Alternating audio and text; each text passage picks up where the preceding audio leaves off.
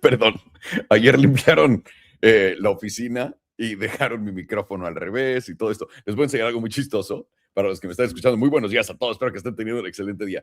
Esto es para poner, voy a poner mi celular al revés para que no lo vean, ¿no? Para poner mi teléfono así. Eh, las damas, las chavas que me ayudan con limpiar la casa, güey, lo ponen al revés, ponen plumas arriba, abajo. Y les voy a ser honesto, al principio, cuando me lo regaló Belén, no entendía, porque aquí va otra cosa aparte, no entendía cómo funcionaba, para qué vergas era, entonces yo lo usaba para poner tarjetas.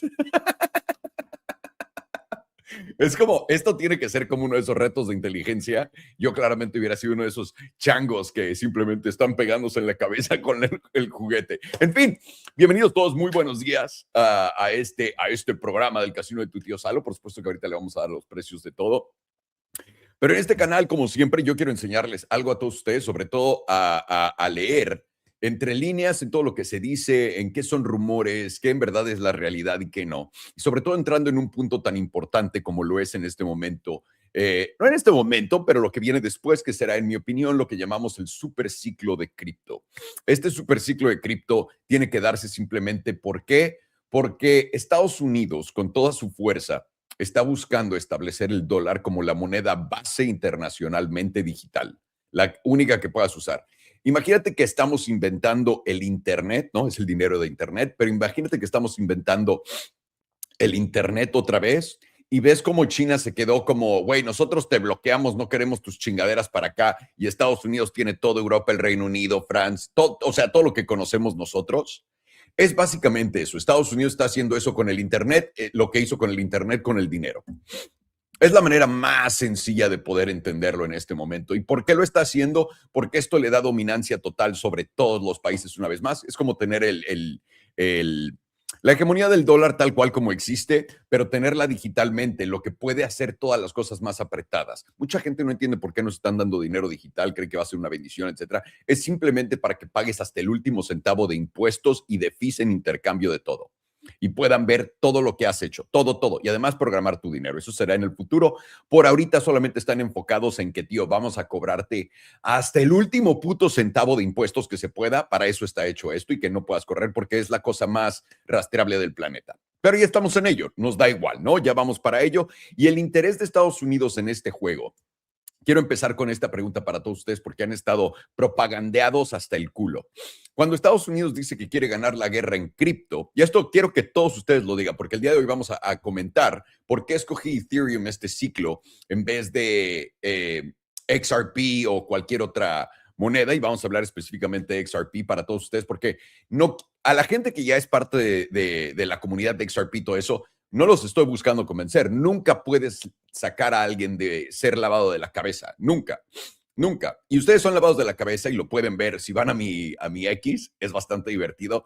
Todas las respuestas de gente emputada. Eres un marihuano, dedícate a los coches, bla, eres un drogadicto. Este güey nos viene a hablar de cripto. Este güey que sabe, solamente le ha dado a todo 3 años seguidos y tiene 100% de accuracy en todas sus cosas.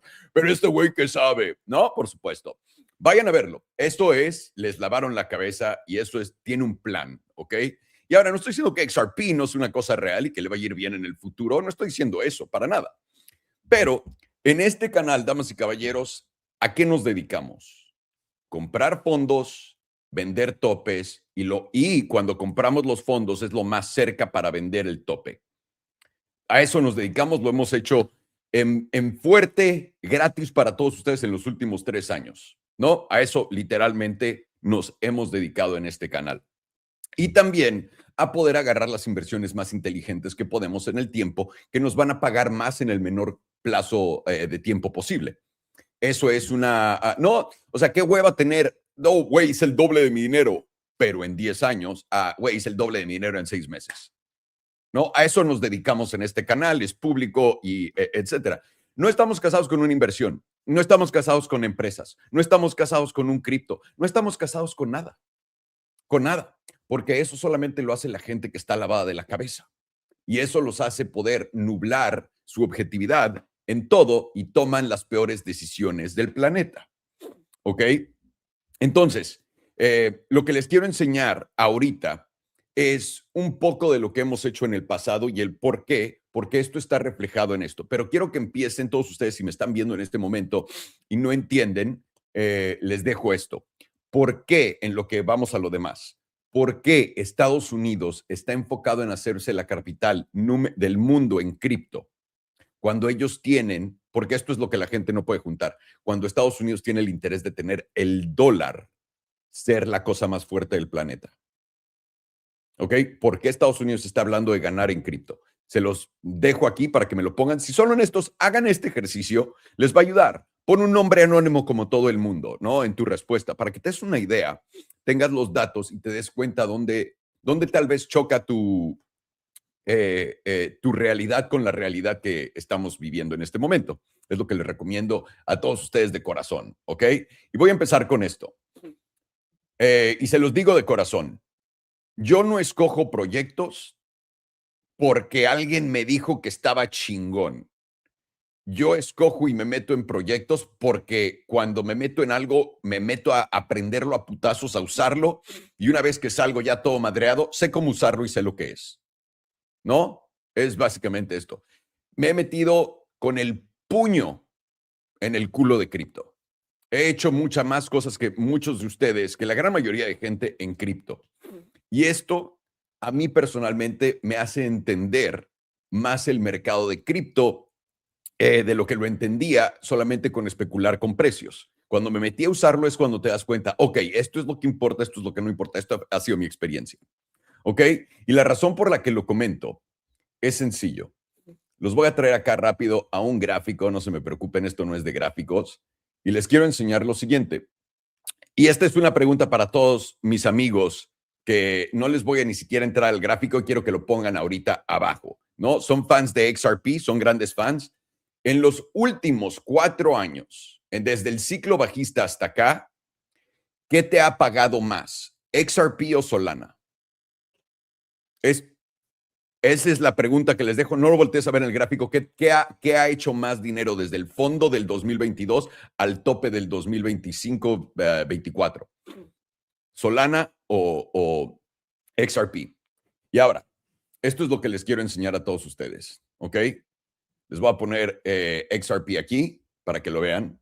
Y XRP, desde el fondo del 2022, es este, ¿ok? Justamente aquí. Al tope hizo 1,200% de retorno.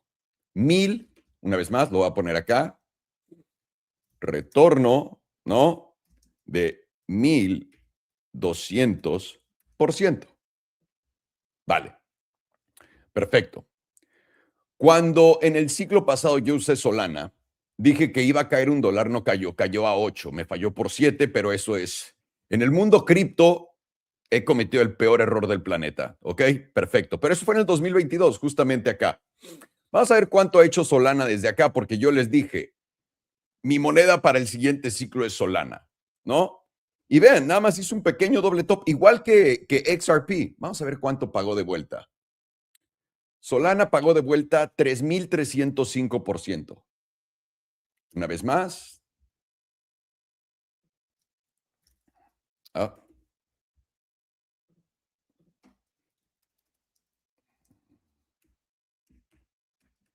Ok. Esto fue en los últimos 4 años. ¿Ok? Y si se lo preguntan, yo empecé a comprar Solana a 12, $13 a través de NFTs. ¿Ok?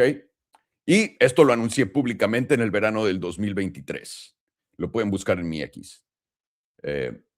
¿Ok? Bien, entonces tenemos retorno XRP. ¿Cuánto fue? 1,200%. Retorno de Solana, 3,305%. Ahora, claramente Solana tuvo un mejor retorno que XRP en el ciclo pasado. ¿Ok?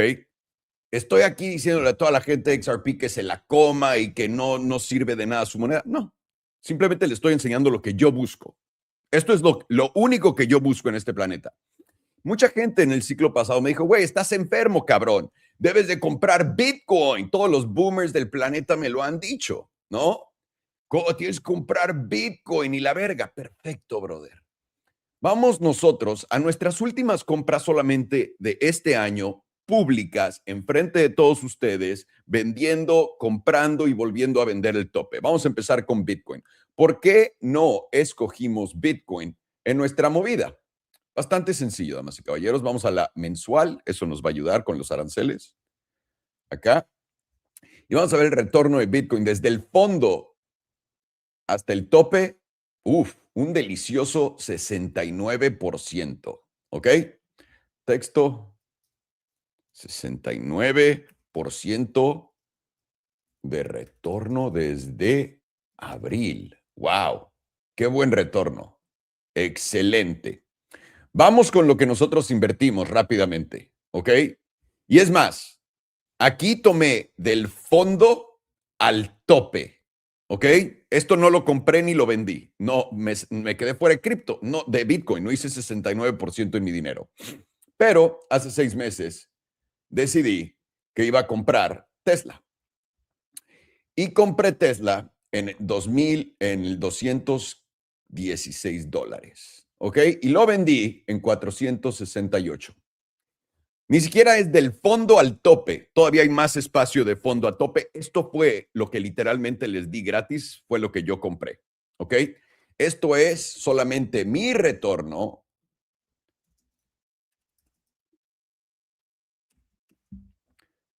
Eran 116%, igual me estoy comiendo, me estoy dando extra, espérenme, 215, 216, 468. Sí, 116. Entonces voy a voltear a ver una vez más Bitcoin, ¿cómo le fue a Bitcoin?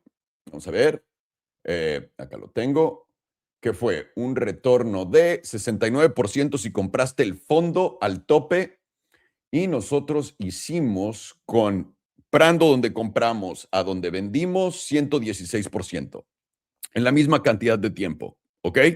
Bien, entendido. Y además también compramos otra cosa que se llama Rivian, ¿no? Bien. Esto una vez más, no es por nada más para que entiendan qué es lo que yo busco en una inversión. Igual y tú eres parte del XRP Army y tú estás buscando solamente ser parte de una comunidad por un largo tiempo en un Discord. Pues güey, perfecto. Tu estrategia es diferente a la mía. Mi estrategia es simplemente poder hacer la mayor cantidad de dinero en la menor cantidad de tiempo posible. Rivian, 2025, marzo, compramos en 10.80. Vendimos aquí en 19.90. No me voy a dar, no voy a poner aquí. 84%. 84%. 84% de ganancia.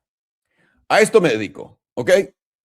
Enfrente de todos ustedes, en público, a esto me dedico. Y no me voy a aventar para atrás cuando compramos gas natural en el fondo del fondo, cuando compramos Coinbase en $120. No me tengo que aventar para atrás, ¿no? Ya estamos hablando solamente de este último año, de lo que hemos hecho con nuestro cash y ahora estando en cash en este momento, estamos en una de las mejores posiciones del mercado, ¿ok? Y ahora viene la cosa. Tenemos que hablar de Ethereum y tenemos que hablar de XRP. ¿Por qué escoges una sobre la otra? Y esto es, les voy a decir primero. La primera cosa que tienen que olvidarse de es la palabra liquidez. La palabra liquidez los está confundiendo a todos ustedes. Muy cabrón, muy cabrón. Ahora entiendo por qué todos van al parque por su liquidez y salen meados y perdiendo dinero.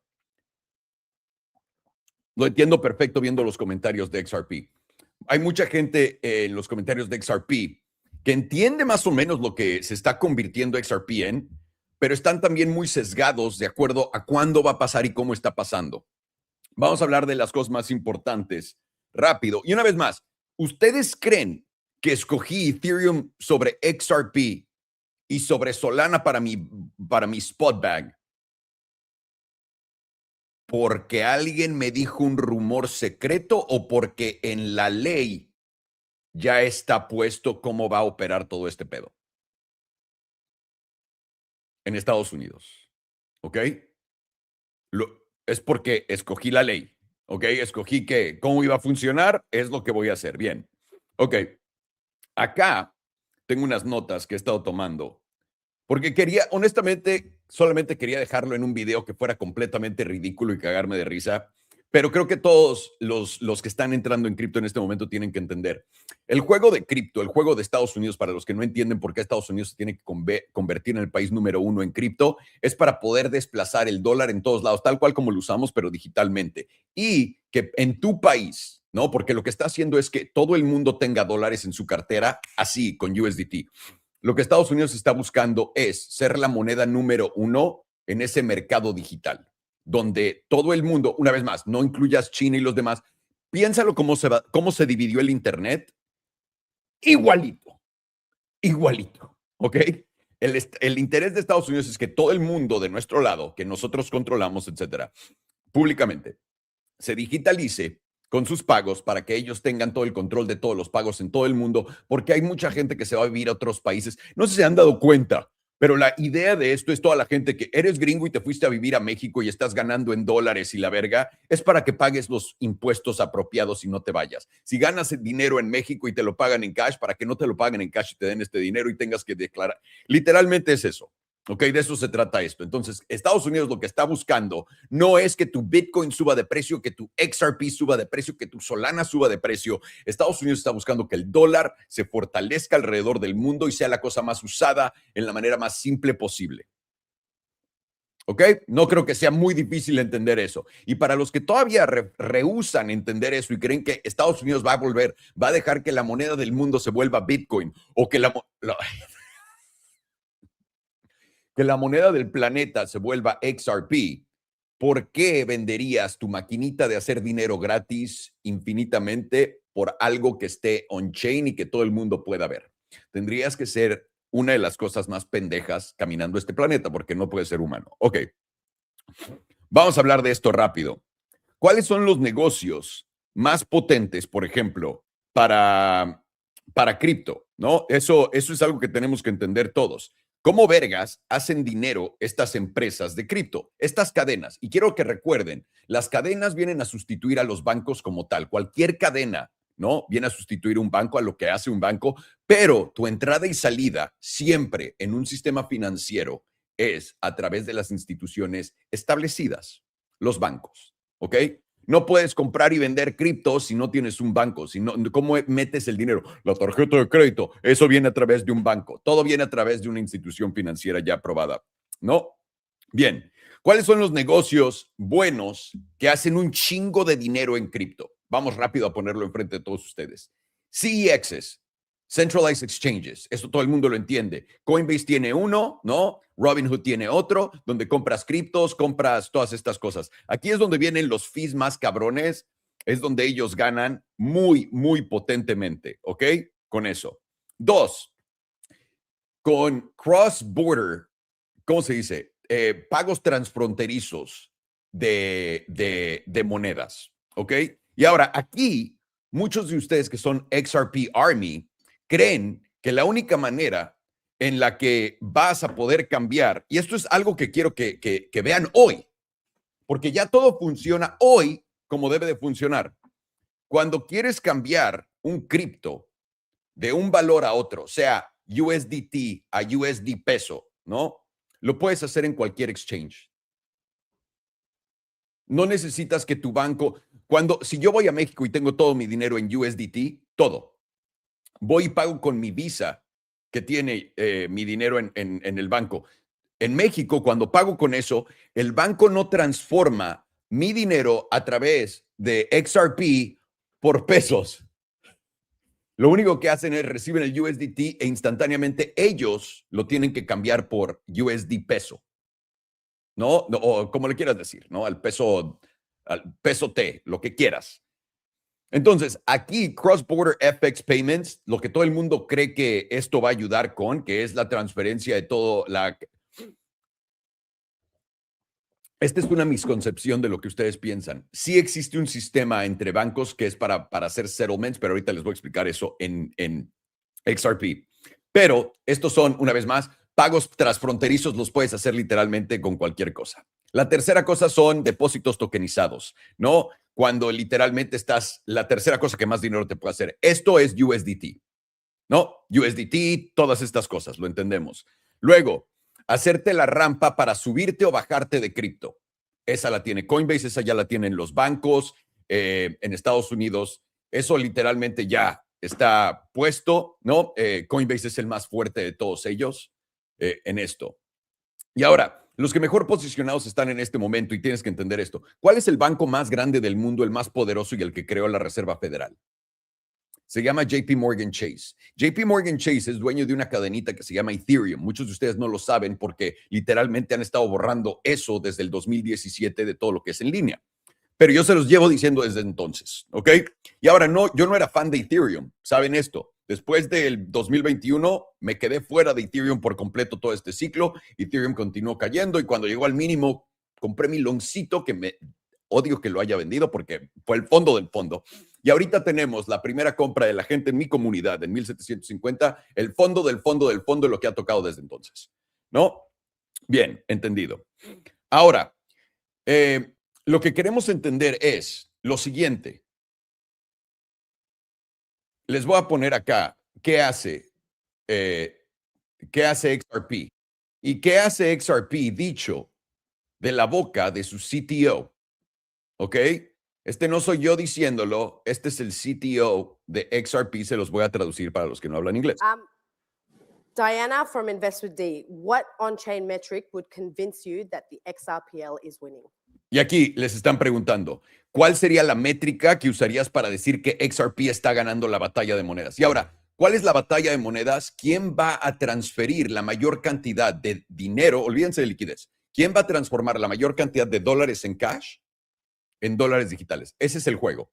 Eso es todo lo que tienes que saber. La segunda cosa después de eso, tienes que saber la cantidad de volumen por transacciones. Visa, Mastercard, Stripe. ¿Ok?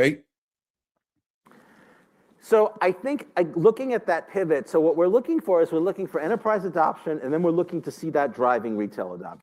Él está diciendo, lo que va a ser la fórmula ganadora es que las compañías, los bancos nos adopten primero y después la gente chica. So first what you want to see is like a high volume of things like tokenized treasuries.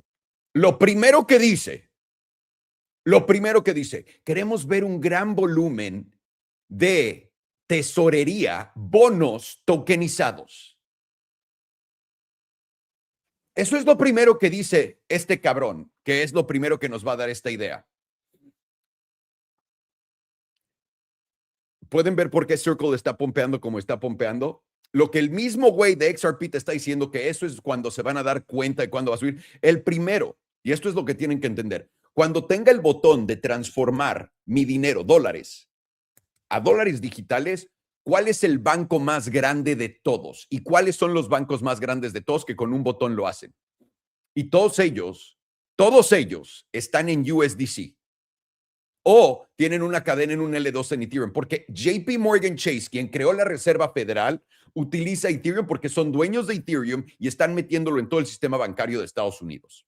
Y ahorita muchos de ustedes van a decir, pero XRP es internacional, y ahorita voy a llegar a ello. Tokenized equity. También, otra cosa, tokenized, no, que tokenices los bonos, tokeniza también acciones. Bueno, esto ya lo tiene Coinbase, esto ya lo tiene a punto de sacar JP Morgan Chase, esto lo va a sacar Fidelity también, Robinhood ya lo tiene en una L2 de Ethereum. Todo esto que está diciendo este man está ya ocurriendo, ya, hoy, con las instituciones que mueven la mayor cantidad de volumen más grande y las que no han sido ya anunciadas en Ethereum, no en XRP, ¿ok? En Ethereum, en un L2 de Ethereum, sea la que quieras. Bien. 2 de 2 Ethereum sobre lo que él está diciendo, el CTO de XRP está ganando Ethereum. Stable coins. You want to see a monedas estables. lot of that. But then what ¿Quieres ver mucho de eso? Ok, las tres primeras cosas que dijo, todo eso, literalmente, Ethereum ya hizo cagada XRP. O sea, hoy me vas a decir, es que en 20 años XRP, perfecto, güey. ¿Qué me interesa a mí? Comprar el fondo hoy para vender el tope lo más cercano al día de hoy posible. No en 50 años, no quiero ser miembro de tu comunidad, no me interesa tu Discord. Gracias. we're going to look for lending as another example. Like we want Otro ejemplo también son préstamos que ya los da Coinbase, ya los da Chase, ya los dan todos los bancos en Estados Unidos a través, una vez más, de estas plataformas. Y los protocolos más cabrones, los protocolos de préstamos en línea más cabrón están en Solana, fuera de Ethereum. Solana, no XRP, Solana, Vámonos. to see those things, but those things could to some extent just be using the ledger as like a database. Pero estas cosas solamente, pero a fin de cuentas, todas estas cosas que son las más importantes, las puede usar nuestra cadena simplemente como una base de datos. What we want is them to use it as a sort of common pool of value. Lo que queremos es que usen todo esto como un pool, o sea, una gran caja de valor, donde hay valor adentro. Eso es XRP. And so then what you're going to start to look for is like, are people taking these tokenized treasuries and then deciding that they want exposure to a portfolio of loans? And so that Ahora, este es el ejemplo que está dando. La gente va a decir, quiero comprar tengo estos bonos tokenizados, pero ahora los quiero convertir en acciones de Tesla. Adivina con qué puedes ya hacer todo eso. Coinbase.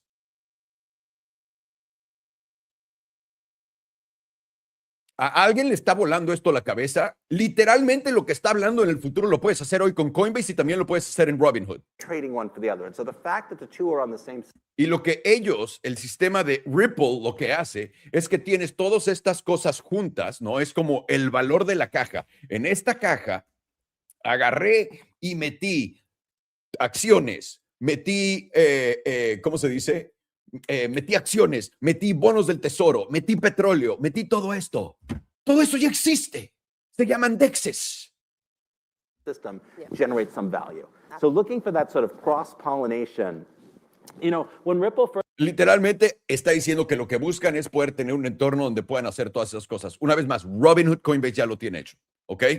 Una vez más, puede que tu idea de que Ripple en el futuro, en el año 2053, sea el primero en esto. Pero en cuanto a volumen puro y duro de dinero, olvídate de la palabra liquidez, de dinero, no hay competencia alguna. Vamos a continuar. did payments, we had to find companies in pairs, like someone sending and someone receiving. Tenemos que encontrar, tuvimos que encontrar para poder hacer esto compañías en pares, para entender cómo es que una compañía que necesita esto y otra compañía que vende esto se pueden juntar. Because otherwise you have a sender and there's nobody receiving, and then you got a receiver, there's nobody sending. Y ahora, está hablando de una estupidez. ¿Cuándo en tu puta vida has tenido un problema en el banco porque quieres mandar una caja de condones y te van a pagar de vuelta con un celular? Esto es lo que está hablando este hijo de puta. Porque según yo, y ahora, de nuevo, estoy seguro que toda la gente que ha leído todos y ha visto todas las cosas en CNBC, todo esto está mucho mejor educada que yo y que han seguido un Discord de Twitter. Pero yo, con mis humildes 59,000 compañías que han fallado y las 2, 3 que le han pegado cabrón, ¿no? Les digo, nunca en mi vida he necesitado más que mandar dinero de un lugar a otro en el mundo. Pero Alejandro, ¿qué tal si quieres mandar bonos tokenizados? Eso, Coinbase literalmente solo tiene que poner la opción para darlo. Pero Alejandro, ¿qué tal si quieres vender el terreno de tu casa? Ripple ya está trabajando en eso. Ya existen miles de ejemplos en Ethereum y también en L2 en Ethereum. Miles. Y también en Solana. Porque cualquier cadena con contratos inteligentes te permite hacer eso. Entonces, ¿qué exactamente es este?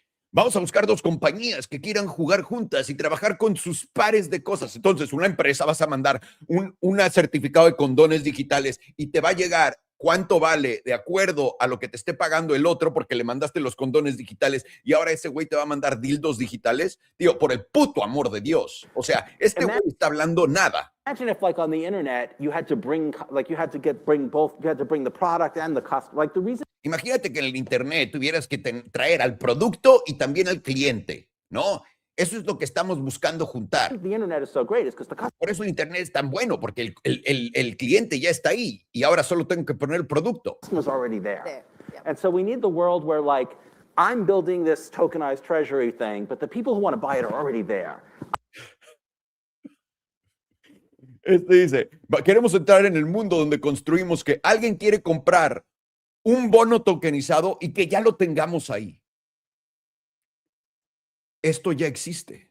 I'm building this lending thing, but the people who. Y ahora, esto me van a decir muchos, ¿no? Esto es viejo, Alejandro, esto no es nuevo. Esto es Sydney, Australia 2026. Donde está mi cara, déjenme la quito, podrán ver. XRP Australia, Sydney 2026. ¿Ok? Esto no vino de ayer ni nada.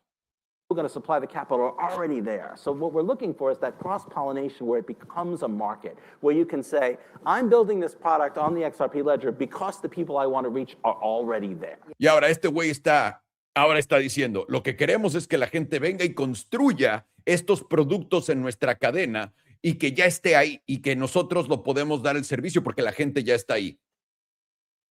O sea, ¿no has empezado ni con eso? That's what that cross-pollination, that's the real maturity. That's the key. The network effect. Well, in fact, that's part of what's missing right now is like, we don't have a browser. We don't have an app store. We don't feel like it, and it can't just be the XRP Ledger. Like it has to be, everybody wants to solve this problem. Like we want a great user experience. Well, browser is a great user experience. You just go to a website and it works. We don't have. ¿Cuál es la experiencia para hacer esto? Un browser, un navegador podría que lo haga porque tienes todas estas cosas. XRP, damas y caballeros, estás haciendo literalmente lo mismo que están haciendo todos. Ahora, en completa transparencia, tengo que compartir con ustedes esto, ¿ok? ¿Qué es lo que hace exactamente? ¿Por qué la gente cree en XRP, no? Esto fue algo que estaba buscando, bueno, no buscando, que junté de todo. Y ahora tengo esto escrito. Que es de IA, pero no es de tu IA pinche. Y tampoco IA sacó esto, simplemente mis pensamientos con lo que se los acomodó. ¿Por qué la gente cree que generará más volumen de transacciones o liquidez XRP contra las stablecoins en Base? ¿Y por qué el argumento de Base, Coinbase, es genuinamente sólido? El argumento alcista de XRP, o lo que la gente cree, se centra principalmente en las finanzas institucionales y tradicionales. Ripple ha pasado casi una década construyendo relaciones directas con bancos centrales, bancos comerciales y corredores de pago en Asia, Medio Oriente, América Latina. La propuesta de XRP actúa como una moneda puente para liquidación transfronteriza, reemplazando el SWIFT. Una vez más, no tienes que crear nueva tecnología. Si quiero mandar Solana y comprar USDT, ¿se puede en tu teléfono, sí o no? Si quieres comprar el peso, cambiarlo por USDT, ¿se puede o no? Ok, entonces, esta cosa de que un banco va a mandar dinero a otro banco por un tercero cuando ya existe la conexión directa a través de cualquiera de estas, bien, ok, chido. Vamos a dejar que eso sea el caso. Y ahora, tenemos que entender esto. A XRP, ¿quién le está echando porras? Estados Unidos, el presidente Trump. Me han compartido muchos de ustedes cuántas porras le estamos echando a XRP. ¿Por qué XRP está centrada fundamentalmente para trabajar en el exterior y no en Estados Unidos? Y quiero que entiendan esto. ¿Cuál es el mercado que tiene la mayor cantidad de volumen en el puto planeta? Solo Estados Unidos. Y ahora, si XRP fuera a capturar China, diría, vale, pero no. Va a ir a capturar Europa, va a ir a capturar pagos en el medio, o sea, literalmente nada. Nada.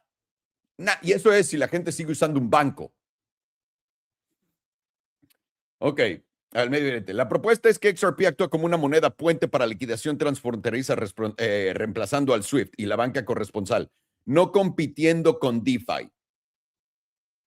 Entonces, literalmente, el sistema bancario está diciendo, güey, en Estados Unidos esto no va a funcionar, pero aquí nosotros vamos a meternos de intermediario como un Uniswap, no es lo que quieren hacer, para poder darte literalmente de tus pesos euros. Es lo que todos ustedes creen. Y ahora, ustedes van a tener que ser clientes de XRP si viven en esos lugares, amén, solamente si los obligan. Porque si no, ¿por qué vergas no usarías el exchange que ya estás usando ahorita? Para operar como estás operando ahorita. Entonces, aquí, y todavía no hay una ley que lo fundamente, se los digo de corazón, ¿no? Como en Estados Unidos, que en la ley Coinbase es el que les va a dar a todos todas sus monedas estables. Aquí no hay una ley internacional que diga que a huevo para hacer settlements transfronterizos, quiero decir, mandar mis euros a pesos, tengo que pasar por una aplicación de XRP. No existe una puta ley en ningún planeta, en ningún país que diga eso. ¿Vale? Bien. Ok. Los defensores argumentan que las instituciones financieras reguladas nunca van a liquidar una cadena controlada por una empresa tecnológica estadounidense como Coinbase. O una fundación respaldada por el riesgo como Solana. La claridad legal de XRP tras el caso del SEC combinada con los contratos empresariales de Ripple le da una narrativa que suena con audiencias de TradFi. ¿Ustedes están apostando al sistema tradicional financiero. TradFi, Traditional Finance. Entonces, si eres XRP, estás apostando al sistema financiero del viejo modernizándose. No en cosas como Coinbase. No. Tú estás... Y aparte internacionalmente. Vale. Ok. ¿Por qué el argumento de Base Coinbase es genuinamente es convincente?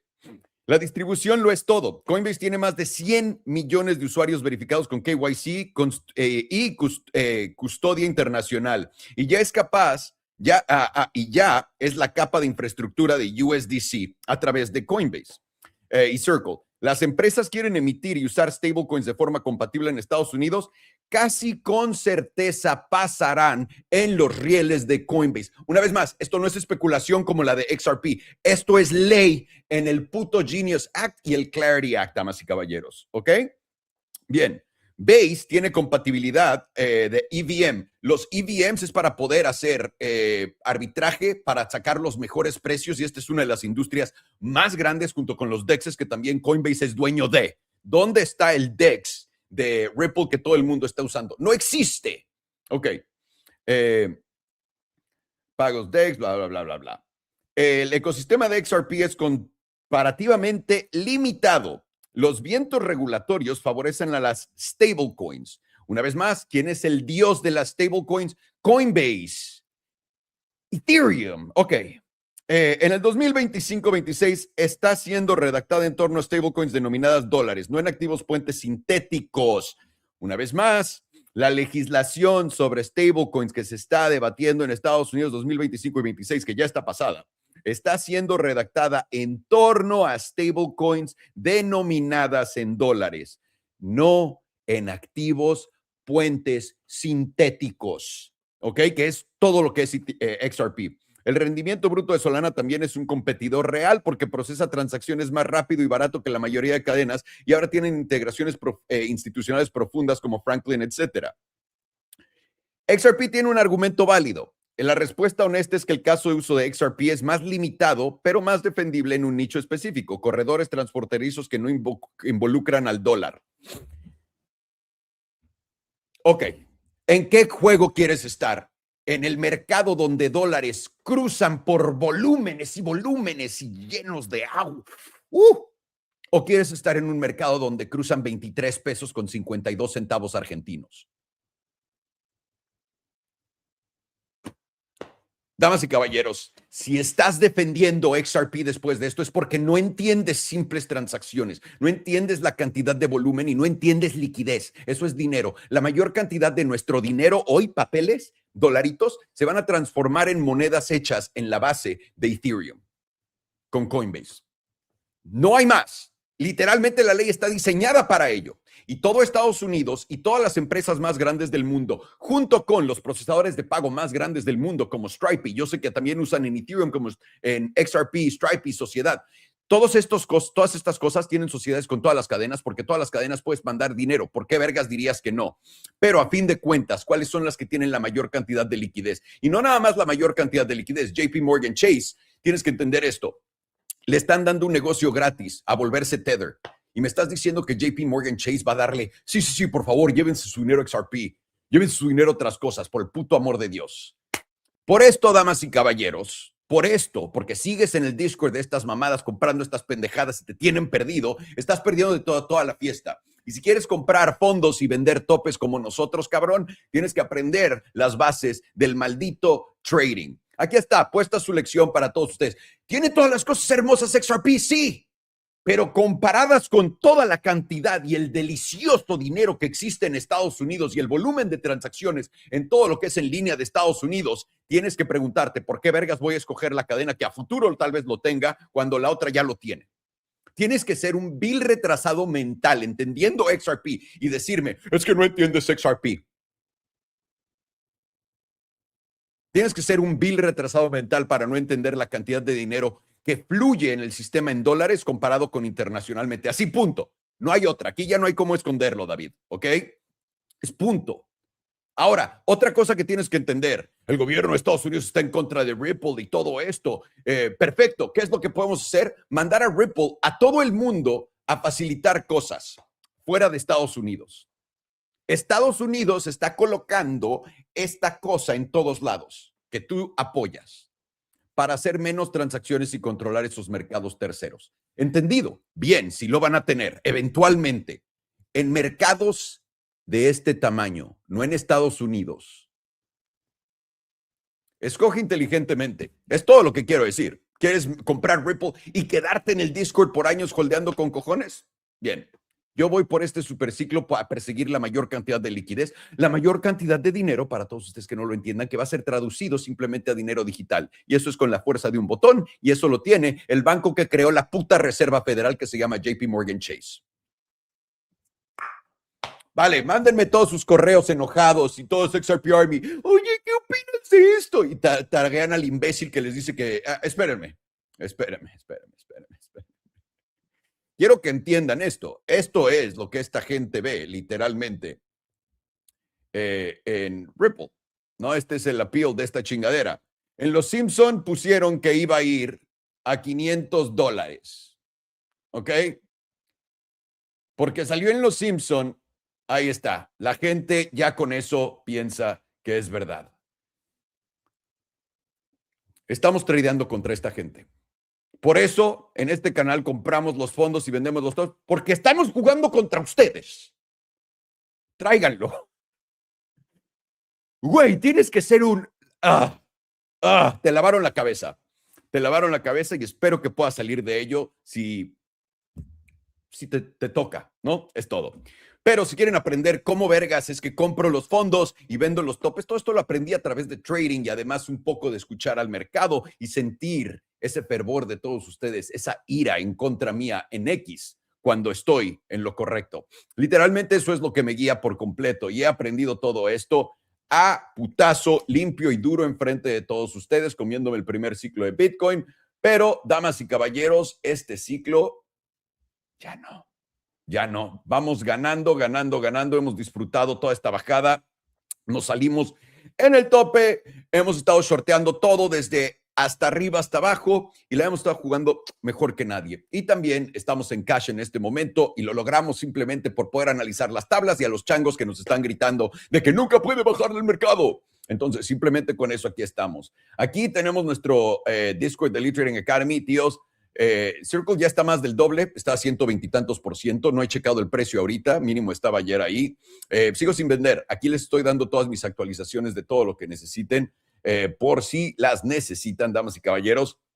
Y está en la descripción del video de YouTube acá abajo para que entren al Discord. Este es el Discord de Elite Trading Academy. No hay un Discord de Salomondrín, ni de Salomundo, ni de nada. Y nunca te vamos a escribir, ninguno de nosotros. Nos vale verga tu portafolio. Estás aquí para aprender y si no puedes aprender, pues caso perdido para nosotros, tío. Ese es nuestro enfoque principal. Si alguien te escribe para decirte que vamos a manejar tu dinero, te lo van a robar todo, tío. No somos nosotros. Acá tienes también los análisis del buen Alex, que los manda potentemente y frecuentemente. Y también tienes los de Farhan, que mandó esta impresionante divergencia alcista con momentum empujando para arriba, diciéndonos que cambiáramos de cortos a largos. Funcionó bastante bien. Este fin de semana me hice ya... no fue fin de semana, entre semana y... bueno, más bien esta semana, casi $10,000 ya rápidos. Hago otros 10, depende de qué tan rápido haga otros 10 y me retiro este mes de tradear. Ya saben que a mí me gusta mi paz, pero también cuando se ven trades fáciles, aquí los tenemos todos. También tenemos una cosa acá que se llama criptolingo para todos ustedes. Y esto es, si ven abreviaciones por acá que no entienden, están en inglés y en español. Y ahora, la mejor manera de poder aprender a hacer trading, en mi puta opinión, es la siguiente. Si no sabes nada, porque recuerda, todo esto lo hicimos pensando en alguien que no sabe nada, como yo. Cuando entré por primera vez a cursos de trading, todos ya hablaban como si fueran profesionales y como si yo fuera a entender estos términos. Y no es así. Nosotros hicimos un cursito, $29, tío, cursito. Con $29, 1 hora 40 minutos te explica todas las bases, empezando qué programa, a qué sitio web ir para poder analizar tablas, qué es una tabla, cómo vergas leer una vela, qué es una vela, cómo la ves, Y desde ahí también qué son tendencias, qué es momentum, qué es volatilidad, todas estas cosas explicadas sencillamente ahí, velo una y otra vez, 1 hora 40 minutos. Y de ahí tienes 3 clases gratis a la semana. Tenemos 3 en vivos de estos, lunes, miércoles y viernes, de 4 horas cada uno, cabrón.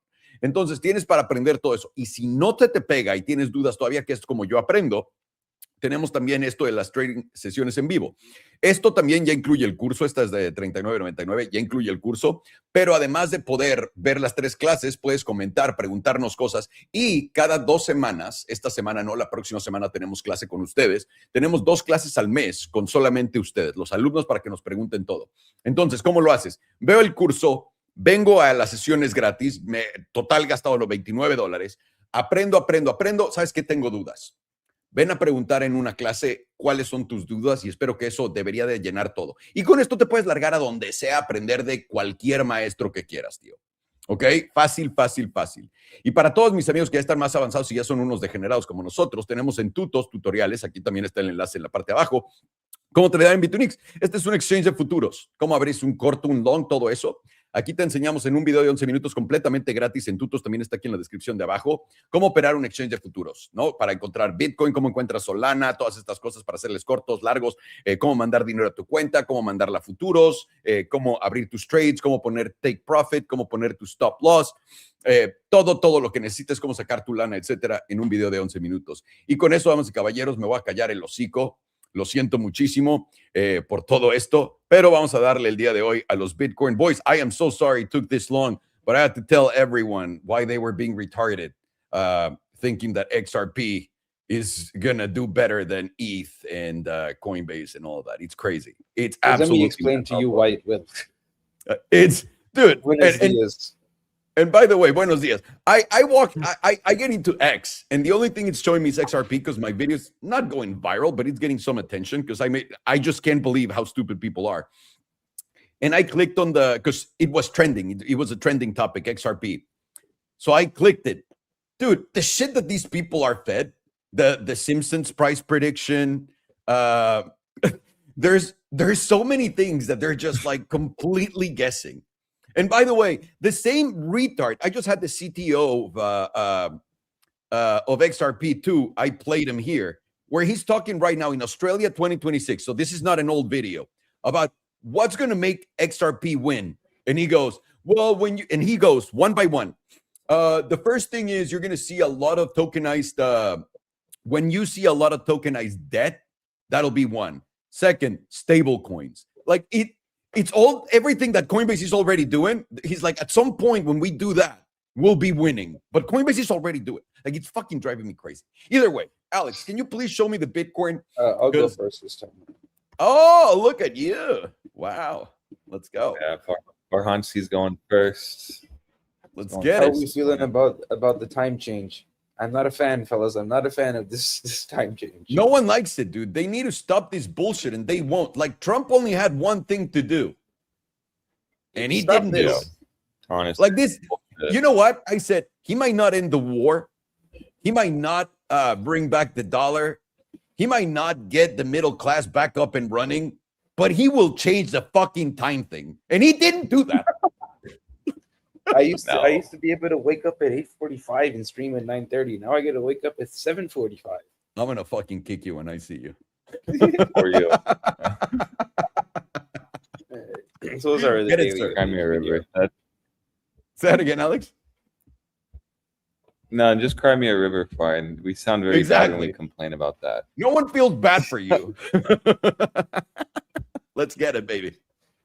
So on the daily, we are getting momentum flipped to the downside, very close entering into the bearish control zone with volatility now expanding from extreme lows. Plus, you have the jewel continuing out on the sell signal with the rejection of the bullish control zone. Let's go back into today's video. And we are getting a little bit of a bounce from our 21 EMA and the 6.9 and the 61.8%, and that is giving us expansion towards the 38.2%.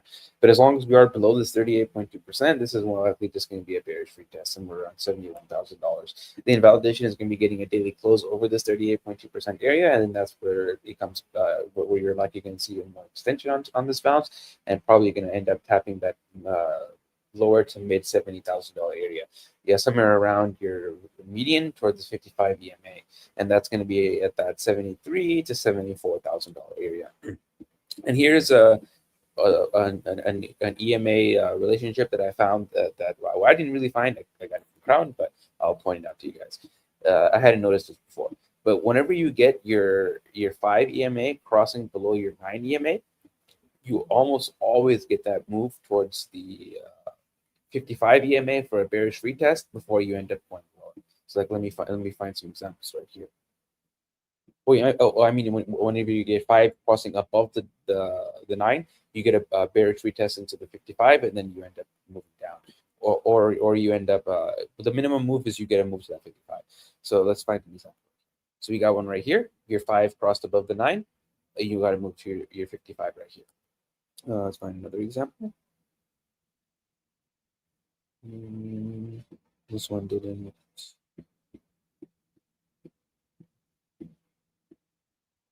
Here's another example. You got your 5 crossing the 9 up here. You got your move to the 55. And it kind of works in the opposite way as well. You got your 5 crossing below the 9. You got a bearish retest of that 55, and then you went low. Nice little relationship between these and these.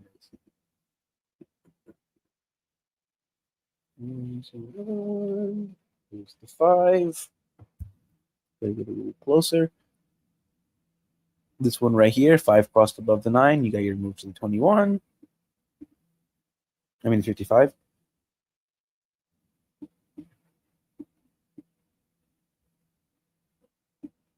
This one to the downside, you got your move to the 55. Well, you get the idea. And as of now, we do have our 5 crossing above our 9 EMA, but we haven't yet gotten the move to that 55 just yet. And that would become actionable once you get to close up to 38.2%. Then you would have 2 different setups giving you that target of that 55 EMA and your median around just below $74,000 once you get that close up to 13.2%. Because right now you do have this one condition with the 5 crossing the 9, but you can't just blindly run that. You have to combine that with something else. Because this is Bitcoin and it does like to give you those fucky moves where it's going to or it could retrace this entire pump, maybe even sweep the lows and then go for that 55 EMA. Let's see what else is forming here. Nothing.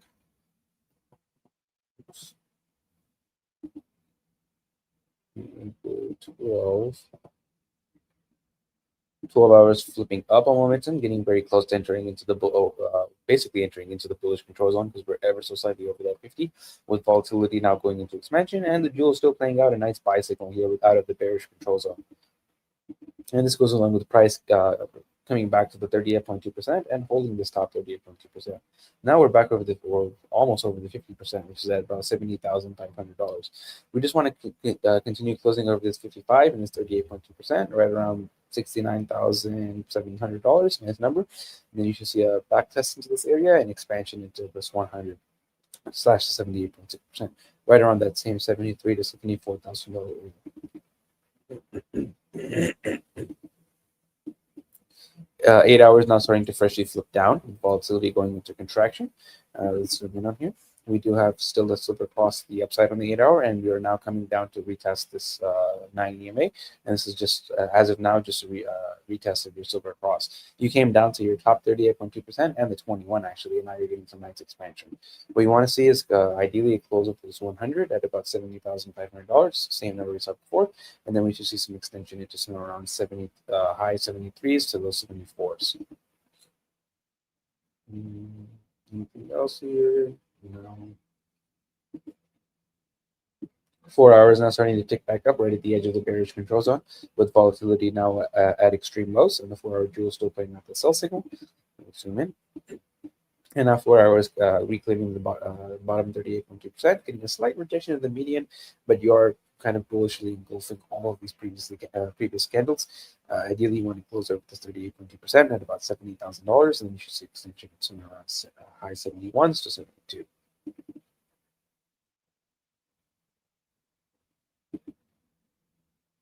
Two hours also flipped up, getting very close to getting into the bullish control zone, with volatility close to going to expansion, and the 2 hour jewel is losing the sell signal in the bearish control zone.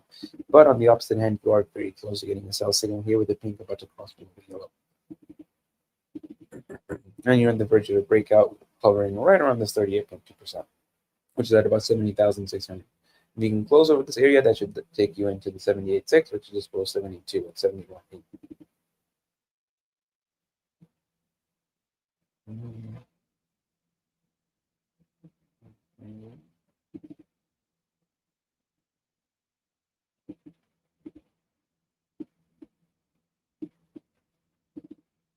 Today still flipped up with volatility going into contraction at extreme lows. Today is playing out a bullish cross here with the pink going above the yellow within the bearish control zone. It's a pretty powerful cross here to have on a 2-day time frame. Let's mark this off and see if the extent of the move has played out here.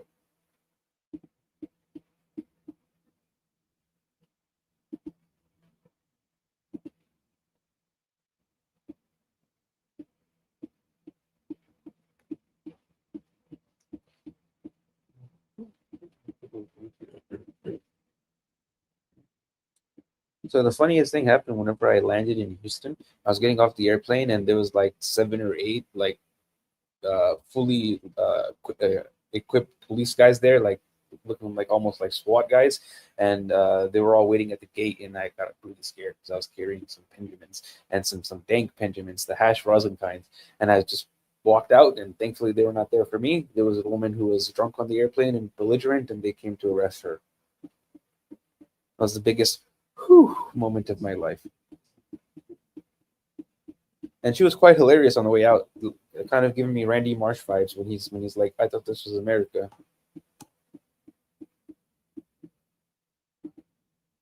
And this is America. I can't pull out 5,000 pesos and get away with it like you can in Mexico.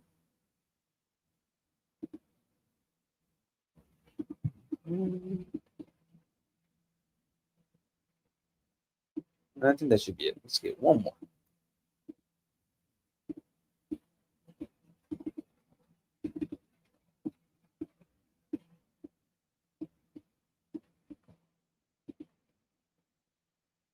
This one kind of got the top at about 4.5%.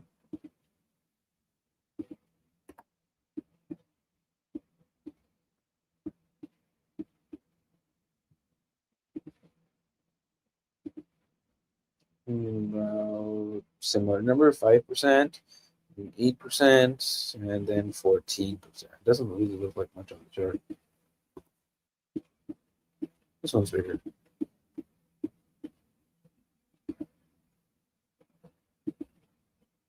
7.5%, 33%, 42%, and 47%. I'm not going to bother with this one because it's too far out.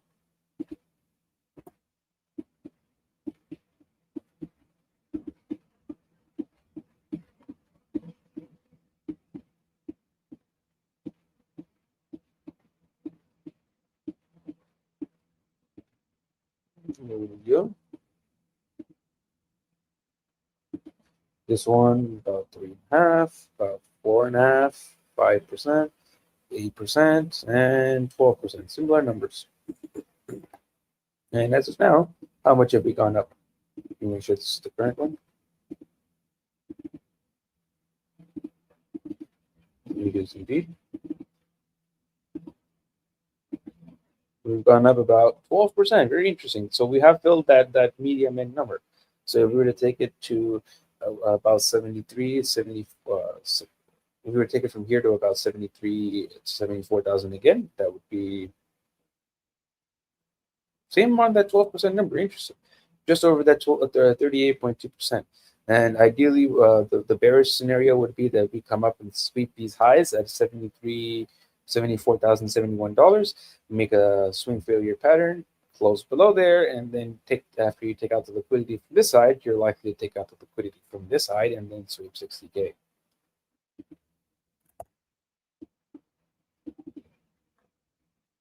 See anything else for me here? What is this? Close? No.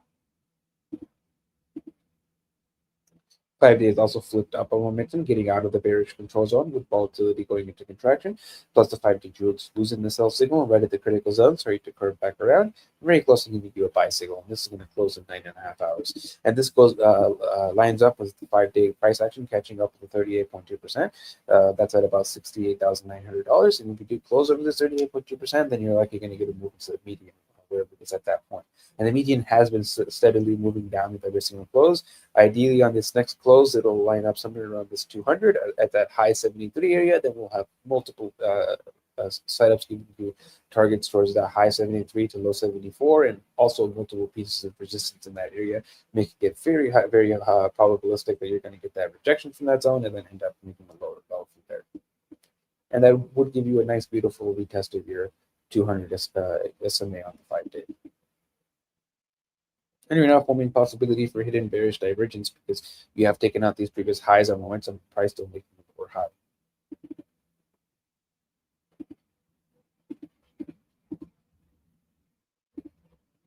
Weekly is also flipping up, getting over the moving average, getting close to getting out of the bearish control zone, with volatility going into contraction, and the weekly jewel is also losing the sell signal, flipping into neutral at the critical zone. This goes along with price getting a rejection of the 9, but getting back over the 5 EMA, giving you if you can close over the 5, this will be a shift in structure because we have been closing below that 5 since about like $94,000. So getting a close back over that 5 likely will give you a movement to somewhere around the 9 to the 50%, which gives you a range between 73,500 and about 77,000. Yeah, 77,000. But I do think it's more likely that you're going to top somewhere between that 74 to possibly 76 number right over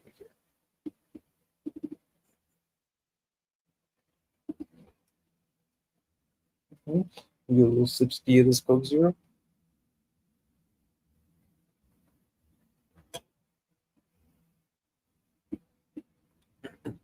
All right, 2-week is also flipping up now, getting back over the moving average, with volatility going into contraction, and 2-week is now getting back over that 100 EMA, but you do close below. So if you do close back over this is going to be a deviation of this 100, and that's likely going to take you a little bit higher attack somewhere around this 5 EMA to the 50%. That's going to be a range between about same 74s to about like, this one's a little bit higher. This one's at about 80,000. I see this as less likely. But if you were to just simply draw a meme line here, let's make the HPDR disappear first.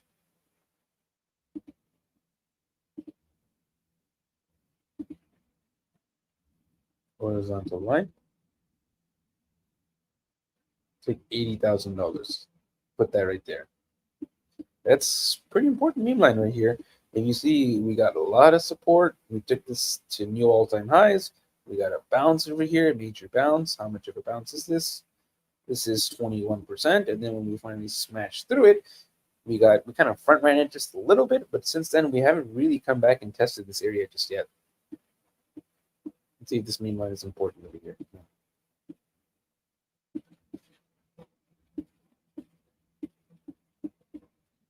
No, let's make it disappear. Put this back.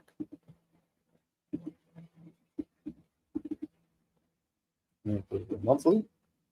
Monthly is also very close to moving back up, although it's still positioned to the downside. And what's more likely to happen here, I think, is you're going to get a bearish retest of this moving average and then likely reject that moving average. With volatility still going to expansion and the monthly jewel is still playing out the sell signal, the pin crossing below the yellow. This is only the second time in Bitcoin's history that you've gotten this signal.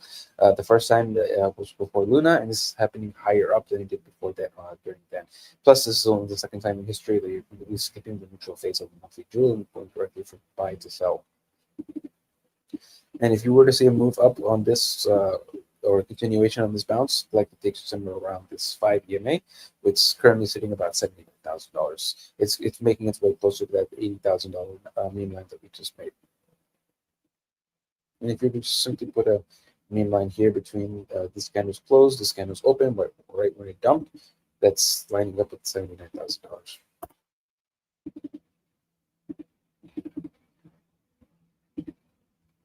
Quarterly is also positioned to the downside and within the bearish control zone, with volatility going into expansion and the quarterly jewels losing this buy signal, flipping into neutral.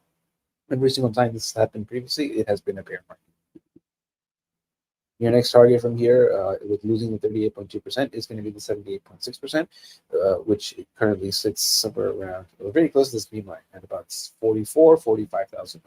And that's also the target of your 6-month bearish divergence.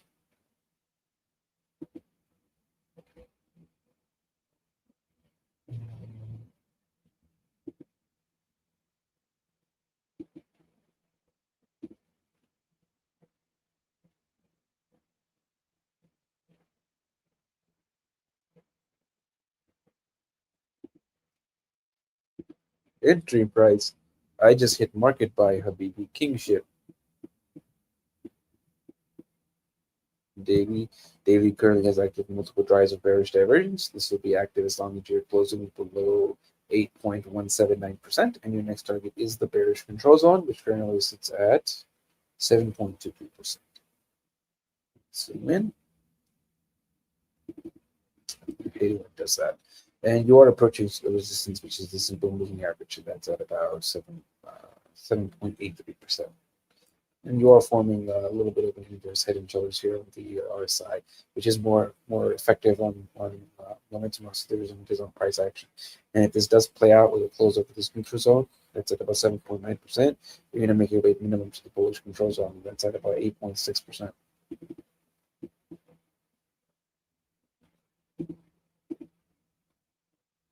$12 hours putting in a fresh drive of hidden bearish divergence. Let me zoom in. This will this is going to be how many drives?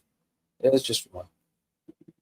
This will confirm with any close below 7.776, and that'll give you a move towards minimum simple moving average, which is a 7.44, and then the bearish control zone, which is more likely, and that's at about 7%, 7.05. 8 hour also has hidden bearish divergence. Next target is the bearish control zone, which is at about 7.7%. 4 hours making a local top here at the edge of the bearish control zone. That would target the critical zone, which is at about 7.23%. It kind of looks like Bitcoin's going to get a little bit of a move higher.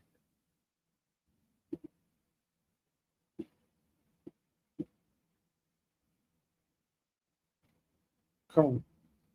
2 hour also has multiple drives of hidden bearish divergence. This is going to be active as long as you're closing below 7.87%.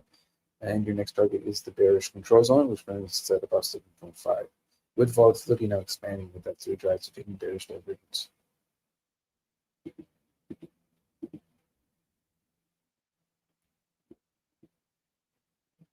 I love this chop here. Really just went sideways. If you were to change this into a line chart, let's see how it looks. Yeah, literally just sideways.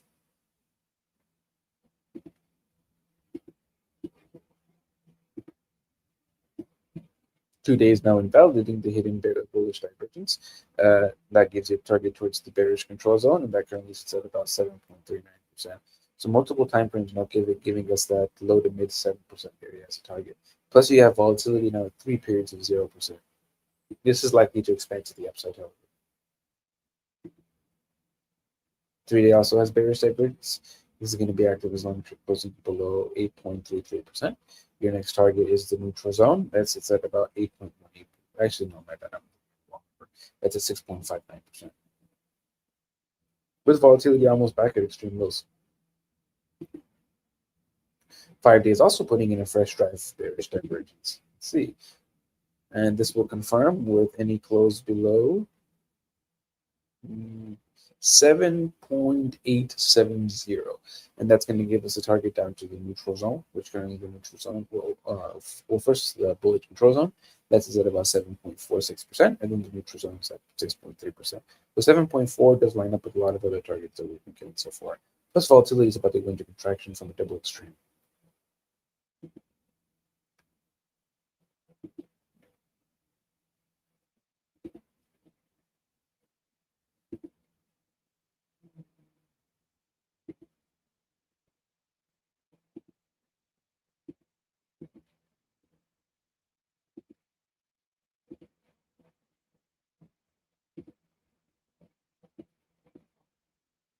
Daily currently has multiple drives of bullish divergence on Bitcoin, and this is going to be active as long as you're closing over 65,979. And your next target is the bullish control zone. That's at about 74.6.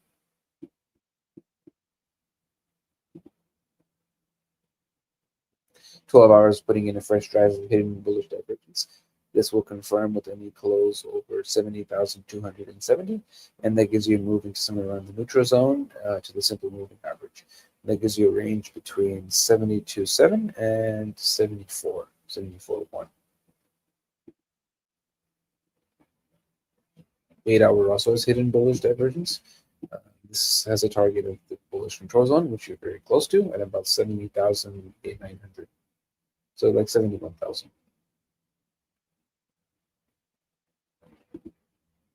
4 hour.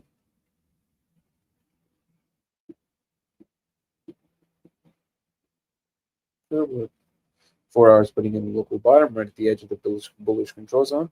This will target the critical zone. That sits at about, it's going to update, but sits at 76.1.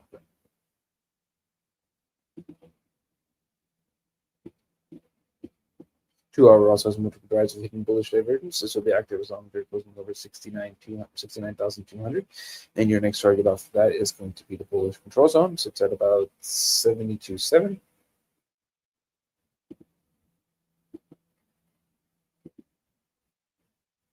Two days also making the local bottom, targets the bullish control zone at 74,000. 3 day also has bullish divergence. That'll target the neutral zone, which is going to update, but it's currently sitting at about 84. 5 days also making the local bottom, targets the simple moving average to the edge of the bearish control zone. Gives you a range between 71.3 and 74,000. 6 days putting in a fresh drive of bullish divergence. This will confirm with any close over $68,600, and that gives you a move into something around the edge of the bearish control zone towards the neutral zone. At the edge of the bearish control zone, it's at about that same $74,000 number, which is likely going to give you a rejection.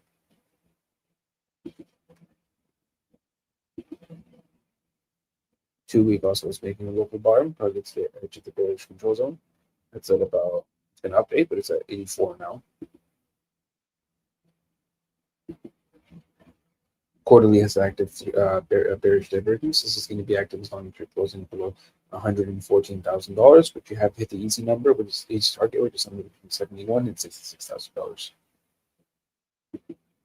And 6 months is now forming 3 drives of bearish divergence, and this will confirm with any close below 74,441, and that gives you a target down to this 21 EMA, which is going to rise with every single close. Right now it's at about 43,000, and on this next close, it's likely going to line up with this beam line right around 46,000, which lines up with this previous closing high.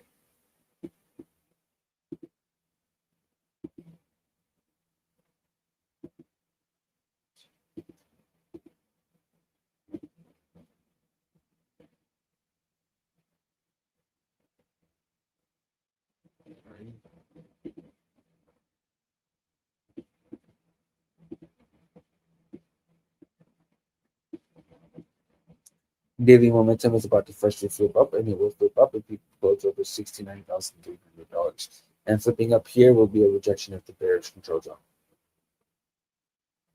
And volatility is now going into expansion again. It's at 69%. Nice number. 69 and 69. Very cool.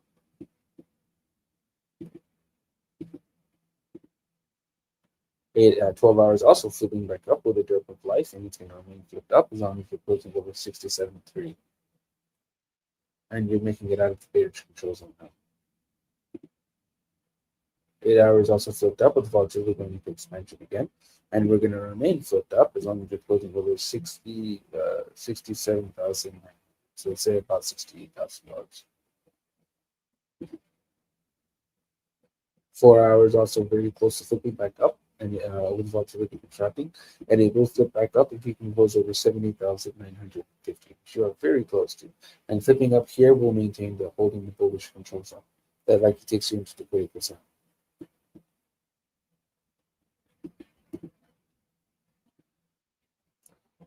And 2 hour confirms that, but already being flipped back up right at the edge of the critical zone. And it's going to remain flipped up as long as you're closing over $69,600 with volatility going into expansion once again.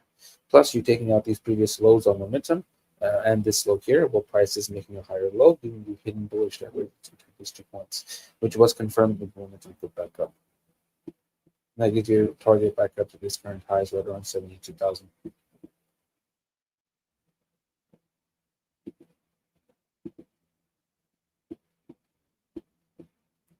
Today is also flipped up with volatility now going into expansion from extreme lows, and it's going to remain flipped up as long as you're closing over 65,750.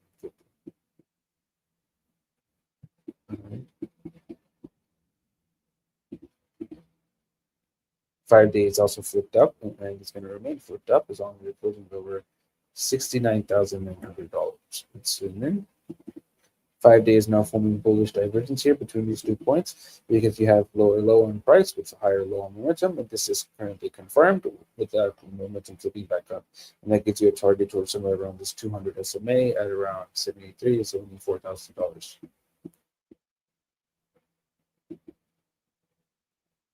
Weekly is currently also flipped up with volatility expansion, and it's going to remain flipped up as long as you're closing over $65,600. Zoom in here. This one's making a lower low, so there's no bullish divergence present on that one.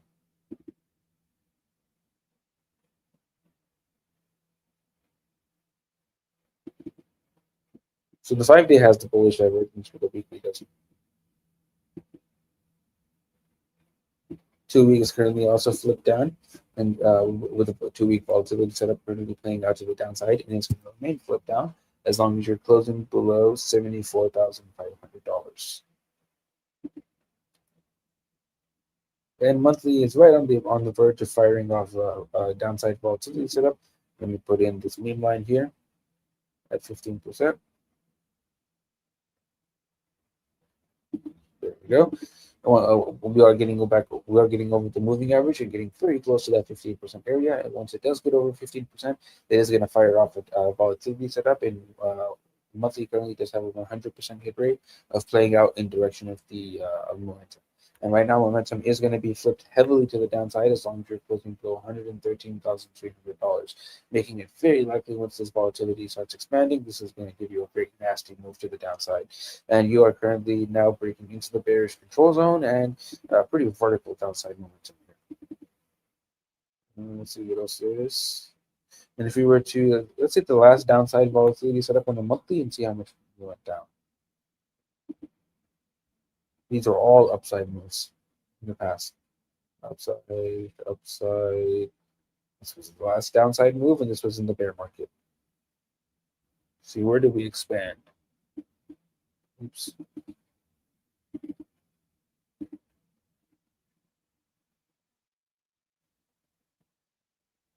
Which one took us over the 15%? Let's see. Not this one. Not this one. This one here. This was an immediate 50% move to the downside, followed by a total of about 58%. So if you were to do about 50% from like 74,000,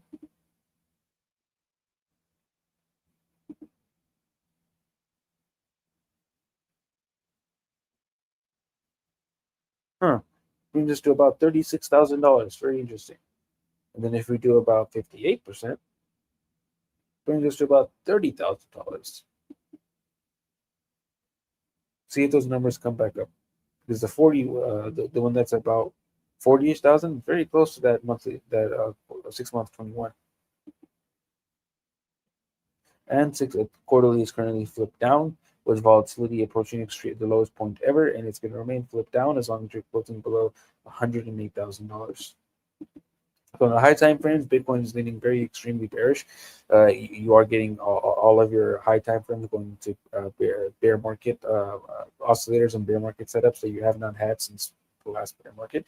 You have monthly very close to giving you a volatility setup here, and as long as you are closing below $113,000, that is for 100% chance that it's going to play out to the downside once you get volatility expansion, but you are very close to getting monthly volatility expansion now, and you do have multiple drives of bearish divergence on the monthly. You also have bearish divergence on the quarterly, plus you have 3 drives of bearish divergence that you're forming on the 6 month, and that will confirm with any close below 74,441, and that gives you a move down to your 6 month 21, which right now is at about 42 to 43,000. But as it rises, the next open is going to be somewhere around 44 to 46,000, which lines up with the previous closing high.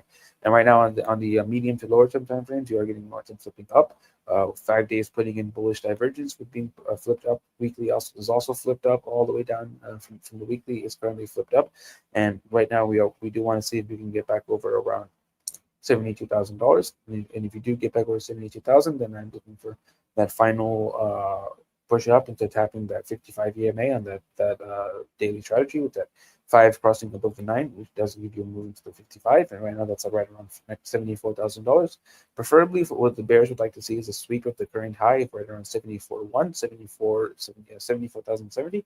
If you can get a sweep of that and then a close below on even a 4-hour time frame basis, I would take that high as my stop and then just go run that as a short and look for the liquidity sweep of the week to the downside, which is then going to be below $60,000. And that would take you towards that weekly 200. Let's see wherever it is now. Previously, it was at about $58,000. Now it is at about saying $58,000, $59,000. Eventually, I am looking for that to get hit after all of this fuckery is over with, and then for somewhere around that zone, 58 to 55,000, I think you're going to give you a bigger bounce, and that'll be the bounce that probably takes a couple of months into sometime around Q3 or Q4 of this year, and the invalidation will be getting a weekly close back over $98,000. Very beautiful, very beautiful. Yeah, pretty insane volatility we're having on Bitcoin. Let's see here though what we have, because really today I'm watching very carefully the close where essentially bulls are going to take this close. You do see yesterday we weren't able to get into a daily buy trigger getting back above daily EMA 34. I think it's already not muted. So we're going to be watching that very carefully. If you get back above the daily EMA 34 and also getting back above the 2021 market cycle high, that'll be my first sign that, yes, perhaps we are going to start breaking out from here, making our way towards that 72,800 region and possibly even reaching that $76,000 area. When we go back to our monthlies, you can see you actually have not hit that monthly EMA 34 quite yet. Into this month, we're gauging that. When we were moving up, we were really watching that spot with the 5-day SMA 200. Now, the 5-day SMA 200 did reject us, but the monthly 34 didn't get hit yet. So if we go to the 5-day really fast, you see the SMA 200 did get hit here after we lost it in the beginning of February. We rallied up, retested it, came down. Now we're at the 5-day EMA 9, and we need to be watching very carefully this zone. We still are on higher time frame resistance per the moving averages. We're just kind of in a tricky spot, which is you have that month 5-day 5 sitting at basically 69,100, while also that 5-day 9 at 71,700.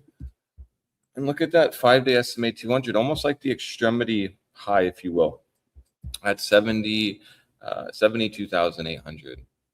So you're kind of just playing between this 5-day range. But the monthly still tells a story. And the monthly still says this is very bearish on Bitcoin. This is bearish posturing.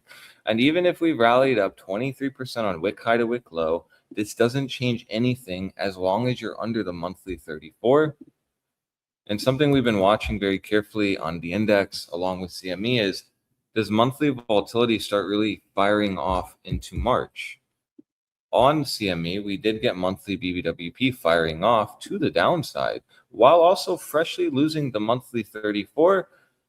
And so that's why when we rally up to the zone around the 69,000, 70,000, I have to be really cautious in my opinion of, well, this monthly flipping red and possibly massively rejecting just based on kind of the posturing of where we closed in February, opened in March. Now, if you do end up getting back above the monthly 34, that'll be your first big sign that, yes, perhaps, we have found some kind of local bottom in this region, and we are actually not going to move down before actually moving up and going towards that 85.5, 86K. The monthly 9 sitting at 86,000, in my opinion, is very important because we still have, and this is a good point for anyone who's like bullish on Bitcoin, to understand that the higher you go, it doesn't solidify we're so back. It just really makes it difficult for bulls to get us to a point where price structure isn't so broken. Like, meaning if let's say we massively squeezed up here, massively, and we went up another 18% from current market price, that would take us right to the monthly 9, while also taking us to the weekly EMA 100, a spot that, well, we saw, consolidate, hold for multiple weeks before we had the breakdown. You have a gap in that region. You have not retested the weekly EMA 100. You also have the weekly 21 touching tips with the 100.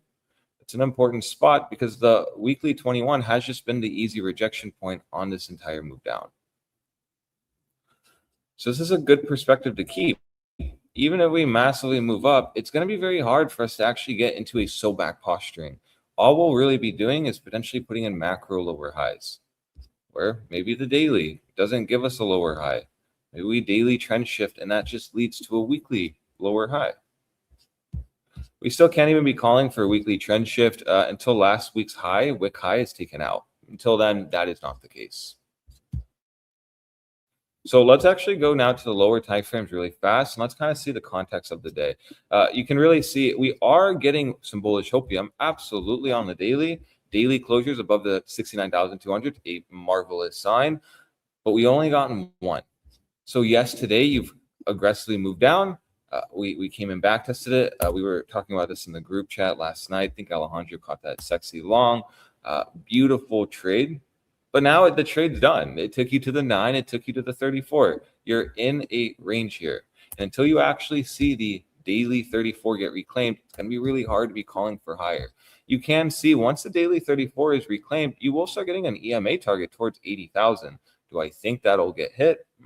Most likely not, but still a target nevertheless that might actually take us towards that 74 to 76,000 on Bitcoin.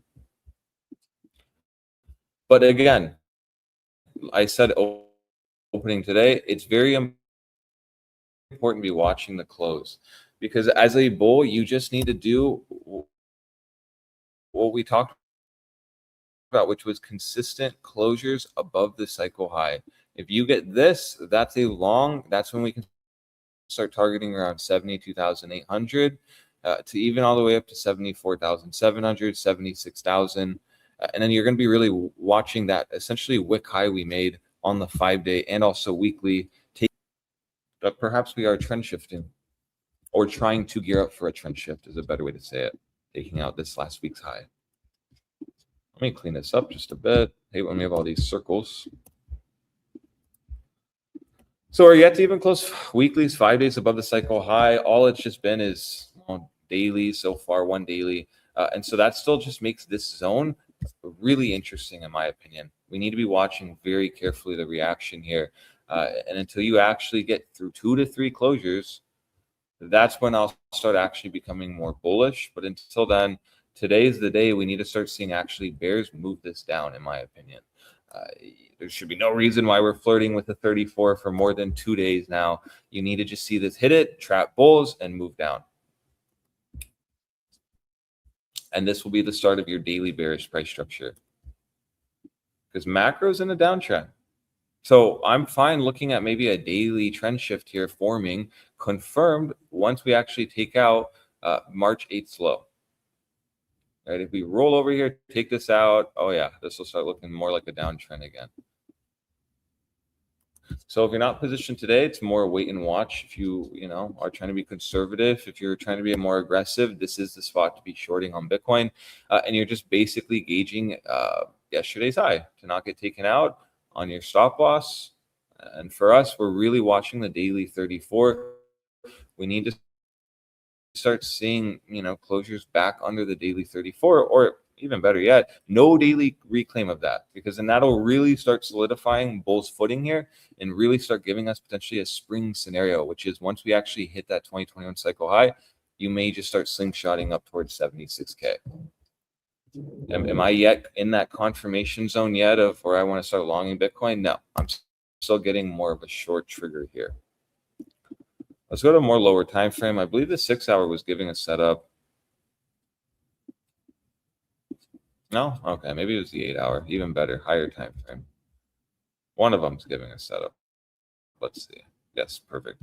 So you are in a deviation setup on the 8 hour here. You just need to be watching the EMA 100. And that means the next hour, we have a very easy lower time frame gauge. You stay under this 8 hour EMA 100, you're going to get another move back down to 69.2. That's where you're watching carefully on today's daily closure, because that's what's going to be important. Does not matter if you're wicking up around 70, 76. Got to get the dailies back above 69.2. It's going to start on this 8 hour.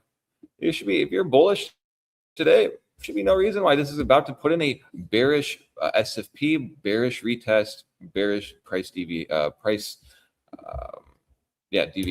No, divergence. There we go. It's not even Monday. So I'm watching this the next hour. Doesn't mean it's going to reject, but if it does start rejecting from this spot, we'll know that, okay, bears on the lower time frame are kind of running with some setups here.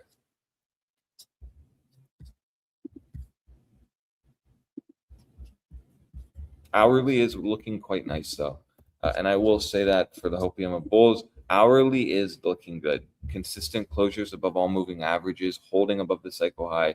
You're just getting these, wicks. So what I'm gauging now is, are we going to take out the previous hourly wick? Or are we going to do that thing where it starts putting in those lower highs even on the hourly before you start moving down? I'm not a perma bear. If we look at an hourly, it looks great. It even looks like we potentially retest this wick high here and then see if we get continuation up.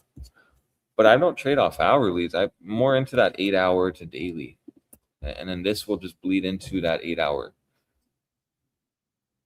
which is closing in an hour, as that makes sense. Let's see here. Bitcoin looking good off first glance. You could argue like we have some kind of lower time frame resistance in this region right here. You've lost it and you're just kind of retesting this zone.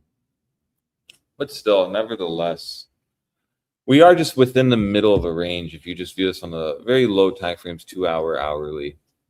And that's why this spot 69.2 is going to be very important for bears to lose. Once you actually do, even on like an hourly, it's going to confirm a trend shift, a loss of support, and potentially a move back down to 65s. Now on ETA, I did post a short. We are currently running with this short. And I don't want to share my trade on stream because I don't know why. 100% of the time I even talk about a trade, it just takes my stop loss. But that short's going marvelously well at 45% currently. And we're just kind of watching for 71K not to get ran. I'm a simple man. And for me, I was just kind of gauging lower time frame. Like what I said, I want to see the hourlies produce lower highs. So we have now the lower time frame strategy, the idea. We kind of have the perspective to watch into today. And that does mean that, we're not so back. I just hope we're all aware on that. We're not so back yet. You see now dailies are closing under the 34. That's your first sign. Going under the 34 starts putting this more in bearish posturing. Because why? Now, if you go to your 8 hour, what are we probably most likely under? The 8 hour EMA 100. And now this is starting to play more in favor of bears. You did take our ETA short this morning. You are very much in profit at this point. So GG on that. Let me see here. Oh, nice. I'm up actually nicely on this. And so now what I said is 8 hour EMA 100 your spot. 69.2 is the area you need to lose. You don't want this to go down and then bounce off again. Because what you've had on lower time frames, let's go back to that beautiful hourly, is very nice bounces off 69.2. So we can actually really solidify a loss of this hourly close here, or even this wick low is a better way to put it. If you can just really take this wick low out, man, I'm going to be really bricked up for this short, and I'm going to start feeling majorly nice about a move down to 65s, because we don't need to be complicating things here on Bitcoin, excuse me, it's just a range. We're just range bound. Are we opening up a new range? Maybe. We need the closures to really, show us that. What we don't want is like this kind of environment where you just couldn't hold support. You went back down to 65s. But this is why 69.2 is going to be your friend. Keep watching that. Keep really being mindful of all of this because it is going to be quite important for us moving forward. And if we're actually bearish or not. I have to look at, a daily close is very nice. We've gotten the reaction up to the 34, but it's going to be really, really crucial to get multiple closures above. Not just 1, 2, and then dump on the third. Like 2 to 3, we always say. So we're on the second one. Can we actually sustain that? Okay, so that's Bitcoin. We talked about the monthly. Because I don't think we should forget about the monthly. This is still putting in a Glock 3000 short setup. And you get confluence of that move back down to around 46,600 or just a monthly EMA 100. We really don't want to be disregarding the setup because how Bitcoin has been is we make these little moves up, bearish consolidation. Let's go to the biweekly really fast. We make these moves up. Gosh, can we go to the biweekly? Thank you. Right, little moves up. We're so back. Let me just get my drawings off so we really can see. So back, and then we're just smacking down. And then all of this didn't matter because you get one red dildo candle taking out 2, 4, 6, 8, 10 weeks of price action, leading to another red dildo. When you get into these environments, it doesn't really matter about, kind of where the chop zone is incurring. It matters where these closes are because that's what's going to really dictate if we're not in a bearish consolidation pattern. And I understand bulls want this to move up. We've been consistently going red since October. But volatility, and this is a big point, is telling us all that's not going to be the case quite yet. And I don't know why anyone on CR is talking about this monthly volatility setup. This is literally like the best thing you could possibly get if you're a bear. Because this is telling you that we aren't going to keep moving up. I mean, if you're betting on, well, we've had multiple red, we got to do this. No, that's not what you're going to get. And I understand why you would think that because of the chop zone in the bull market. Anytime you get into these chop zones, you squeeze up. It's exactly what we identified on that biweekly chop. It's exactly what we've mentally noted. This is bearish consolidation. This is bearish consolidation. Now look at this biweekly EMA 100. You did close under it. Okay, yes, you wicked up a little high. Awesome. You've taken out all shorts in the last 2 weeks. That's how I interpret that. Meaning now we're getting a fresh trade back down to 40s. And how Bitcoin works is it makes no one catch this. So it doesn't want anyone to win. Oh, man. What a beautiful, beautiful trade so far. I know. I was feeling...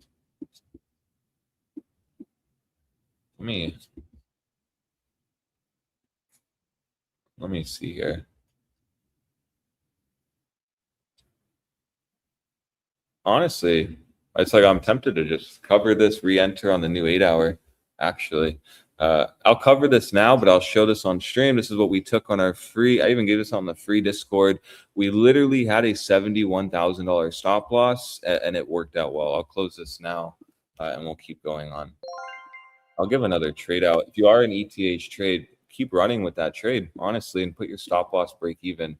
Why I can say that now is because if you go to the lower time frames,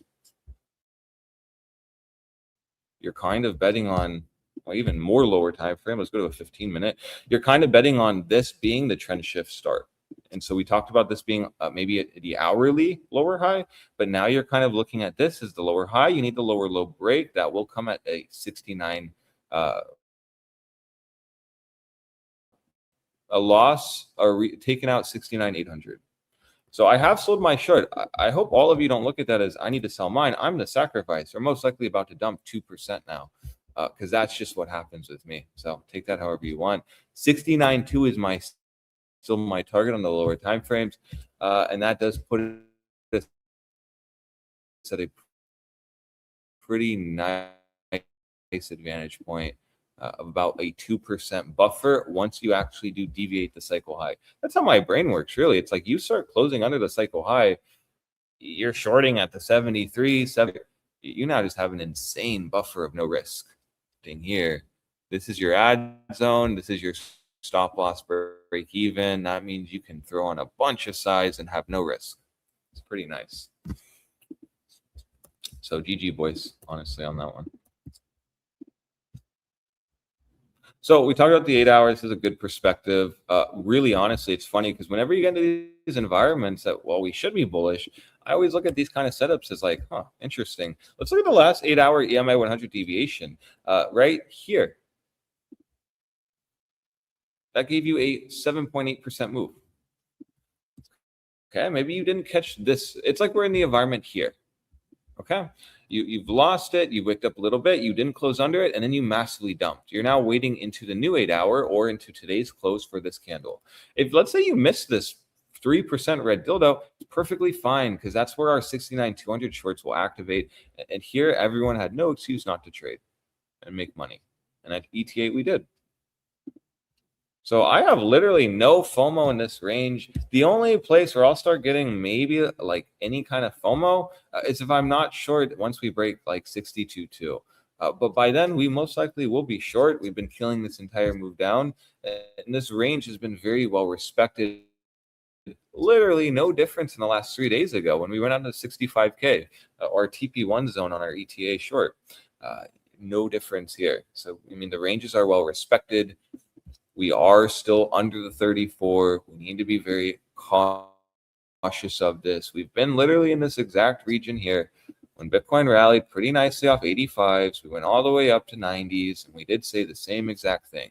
You aren't reclaiming the 34. This is not a buy trigger. So that's all I have on Bitcoin. Let's go to Tether dominance. And if you're not in our free Discord, I will be posting a lot there about this 8 hour trade and possibly daily trade today. So maybe hop in there if you want some free sauce. Oh, there we go. We're getting the move down on Bitcoin after I sold. So there we go, boys. I'm the sacrifice. No, I'm just kidding. But here we have the 8 hour EMA 100. Does this just turn into a bullish retest while possibly putting in a higher low? And then this plays into if you shorted today using my entry, you can just have your stop loss at break even. Essentially, we shouldn't take this low out on the 8 hour. If big word here, if we get back with this 8 hour EMA 100. Again, you made pretty epic moves in this region. And the objective today is we got to get back above the 7.83%. We got to get back above the 7.8.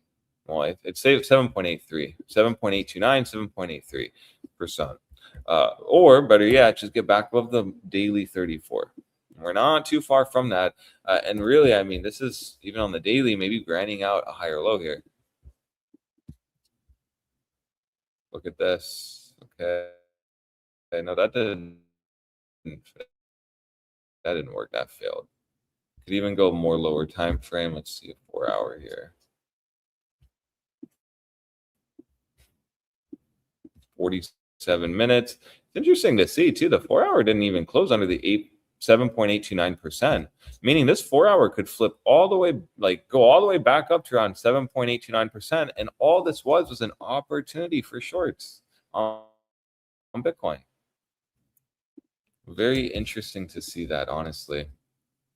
That is honestly, I wish I would have kept my short open, because if I would have seen this right now, I would have kept it open. Seems very likely we're going to move up to 7.82%.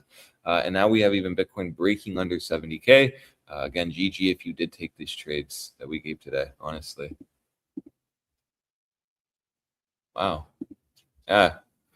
Honestly, Tether dominance has been just like, whenever I'm thinking about covering, I look at Tether dominance, and it really has been kind of guiding me. Here now we're under 70K, and this is starting to push to around that 7.829%. I mean, marvelous stuff here. And again, remember my words here. If we start deviating the 69,200 region, you have aggressive short environment. I hope everyone's aware of that. Ready? Aggressive short environment, paid. Short environment, paid. Short environment, paid. Short environment, paid. Paid. Paid. Paid. Paid. You get the point? Like, this is what we want. We want the money zone to open up. If you're shorting here, it's hard. It's very hard. And if you position now on a short and we do the deviation, now you're in the money zone with a beautiful entry. So that's kind of how my, idea is going. It's my, kind of perspective of the day. And I was running with ETA short solely based on this 8-hour setup. So there you've had it. Now, tether dominance, I have nothing but to say we just need to hold back above the 7.829%. That's going to be your friend for the day. And this 8 hours grinding out the next higher low, it seems to me. Once you actually start taking out this high, you are now in a confirmed uptrend on the lower time frames. And remember, any trend shift, like let's say this was a downtrend, this is a bull trap, or in this case, a bear trap, because there's an inverse relationship. Because when you're in a macro uptrend, like a monthly uptrend, you have to be cautious of bull traps on like dailies, 2 days, 5 days, etc. When you're in a daily uptrend uptrend, you have to be cautious of like a 4-hour bull trap, or in this case, bear trap. I should be just saying this on Bitcoin. This makes a lot more sense. All right, when you're in a daily uptrend, potentially. No, you're not even in it. Yeah, when you're in a daily uptrend, potentially after the higher high break, you still have to be cautious of that being a bull trap based on the monthly trend being down. So, yeah. All right, we'll go to Bitcoin dominance now. I think we get the point here. It's very bullish so far. We're waiting for the 8-hour close happening in 45 minutes at this point, and the daily on tether dominance is looking very good. We're back above the 34, and you're watching for a reclaim of 8.29% today. That will correlate to a 69,200 loss on Bitcoin today. I posted on our ETA alerts comments. If you do start seeing 69,200 on the daily hold today, that'll be my first big sign that we may start moving up. Now, you could maybe do a hanging man here under the 34 and move down. That's why 2 to 3 closures is going to be important for me. We've gotten 1, 2. We got to see today and tomorrow hold. And preferably, I'd like, honestly, to see today lose, because I don't think he should stay. I don't think he should be flirting with a 34 multiple times if you're actually going to reject. It should just be like a tap and go, really trapping bulls here. Okay, let's see here. Stomach's just been absolutely killing me. Might have the Mongolian flu. Who knows? Maybe it's Bitcoin bulls cursing me. No, I'm just kidding. It's my own. It's just my own shitty eating, honestly. All right, what do we have here on Bitcoin D? The D of Bitcoin. Whip it out. No, I'm just kidding. Well, nothing actually. I always, and I hope everyone knows, like I just go to Bitcoin dominance and I just go to the weekly, because the weekly has just been the easy perspective. Okay, cool. We talked about this deviation, weekly EMA 100. We've came up, wicked up to resistance, bearish retest all around. But again, we've rallied up. Okay, fine. But we're now at the 21, and the 21 is still resistance. And you can just see Bitcoin dominance becomes fun back above 59.69% for the culture. We've been saying since October, no buy trigger on Bitcoin dominance as long as you're under the 34. And the same exact thing applies here. As long as you're under the 34, no buy trigger. You've rallied up to resistance. If you get any reclaim back above the 9, awesome. You can maybe move back to around the 21. And really, you're just kind of looking at this to start breaking down this week and next week. You have the biggest weekly volatility setup you've ever had in this chart's history. You also here are, well, let me go to the monthly.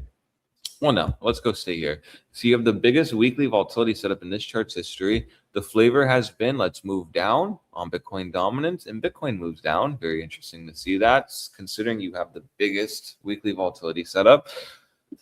We get our confirmation of a capitulation once you lose the weekly EMA 100 on Bitcoin dominance, and you are in a capitulation scenario. What do I mean by that? Well, let's take our indicators off. This pink line's important. anytime you stay under this pink line, you've really honestly capitulated pretty nicely on Bitcoin dominance. Look at this. It gave you a 40% move down off of this 59.69% for the culture. No difference here. Gave you a 15% move down. Conservatively, we'll measure it from that open or wick high, 31%. Most recently, okay, 3%, cheeky, nothing big. But right, are we above it or under it? Well, we're under it. And are we putting in a bearish setup? Well, yeah, we are actually in a deviation setup here. So you have to be watching very carefully here on this breaking down. Now let's throw the HBDR on. Yeah, and this is just in a weekly breakdown. So even confluence of that with BBWP, again, get back above that weekly median, right into that EMA 34, and yeah, you can actually start breaking out towards 61%. Now let's go to the month. This is what I was going to show before, where it's kind of in a range. It's getting tight. It's getting very tight. Visually, you can kind of see that. Weekly volatility is giving you a big setup. Monthly is getting tight. Moving averages are kind of compressing here. You have the 9, you have the 9 and the 21, almost like well, not touching, but just getting tight. And because this range, the 21 has been bouncing us, taking us to the 9.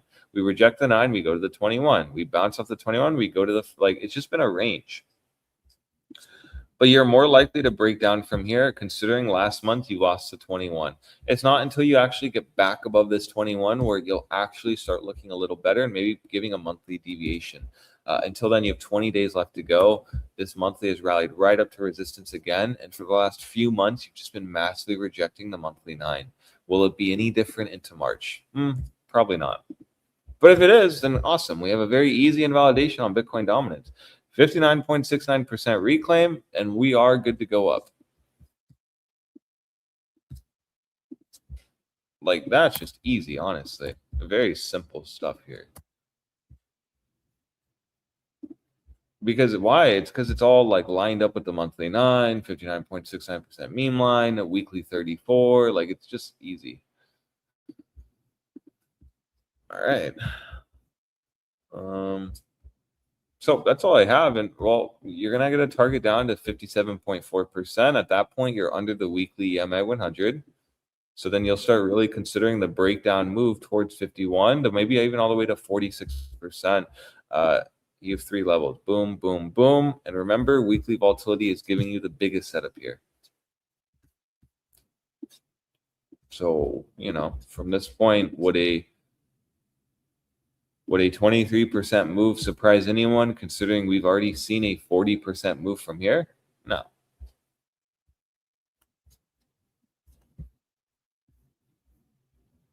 And really fast, I mean, I don't think markets are looking very strong. I mean, look at Sol. It's just in a resistance zone, giving you a bear flag with a daily volatility. To me, it looks like markets are ready to break down. Oh, wow, Dixie's looking actually good. Look at that. Got back above the channel, holding above the daily SMA 200, reclaim of 98.81. Damn, it's looking like this wick, this apparent top on the daily is going to be a trap, and we're going to take that out. Damn. So, right, risk is kind of looking, well, not very like it's going to get a bid. But who knows, right? We'll see how the day goes, and that's how we have our trigger.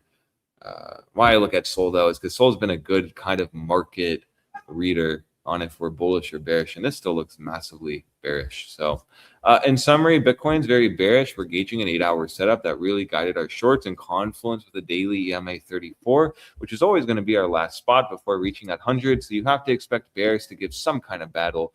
I don't think that they're just very weak and we're going to go up only on Bitcoin now. No.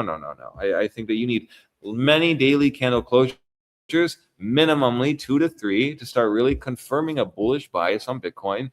And until you actually get that, you're just kind of hoping that this 2021 cycle high holds, while also disregarding a daily 34, which has just been this easy spot that's been rejecting us this entire bear market. Now, I've given an ETA short on Bitcoin that is still very valid despite me even covering my short here live, because I'm simply going to be looking for just another short here. I can just take another short here. And if I'm right on this 8-hour setup, we'll just move down. It's very similar to this. Okay, it's like we get our move up, we short, I cover, we then can just reshort here, boom, we get followed through. Literally looking for something like this. If today's going to be accurately in favor of bears, and that would make a lot of sense to get a massive deviation on this 8-hour, because we don't want to see the daily reclaim 69,200. Bitcoin dominance is in this spot, still is really looking bearish, and until you actually get back above the weekly EMA 34 or 59.69%, you're not going to be bullish on Bitcoin dominance. It looks very, very concerning here. And the weekly is giving you the biggest volatility setup in this chart's history, telling you a major move is coming up or down. Statistically, it's more likely to be to the downside. Tether dominance here is looking absolutely beautiful. No changes. Really, we're looking for across the board last week's high and low to be holding. So far, it is on Bitcoin. The high is holding and the low on Tether dominance is holding. This is still looking more bouncy to me, and you're just getting multiple closures above the 7.829% bullish consolidation. So be fully mindful of that. And really, I mean, this is potentially trying to grind out the next daily high or low while holding the daily EMA 34. So watch very carefully the region that we see on Bitcoin today. It's not that I'm a perma bear. It's just that I need really the trigger to go long here. And I'm still not getting that. Very close to it, but still not getting it. And really, I mean, I'm watching the 8-hour carefully, and we'll gauge the daily close today. 69,200 is your big spot. You need to hold. No excuses. If you don't hold it, we are in the aggressive short zone that I mentioned. And really, that has just been paying ETA very, very handsomely every time we deviate 69.2.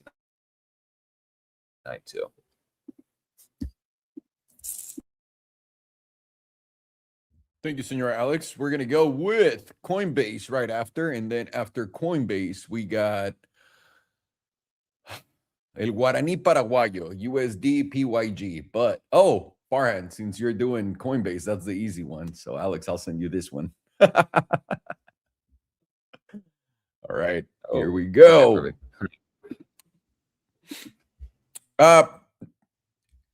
Para todos ustedes preguntándose de Circle, que si ya va a reventar, una vez más, no puedo leer el futuro tristemente. Lo que sí es, aquí está el promedio del 9 mensual que acaba de empezar a popular, justamente donde estamos rechazando.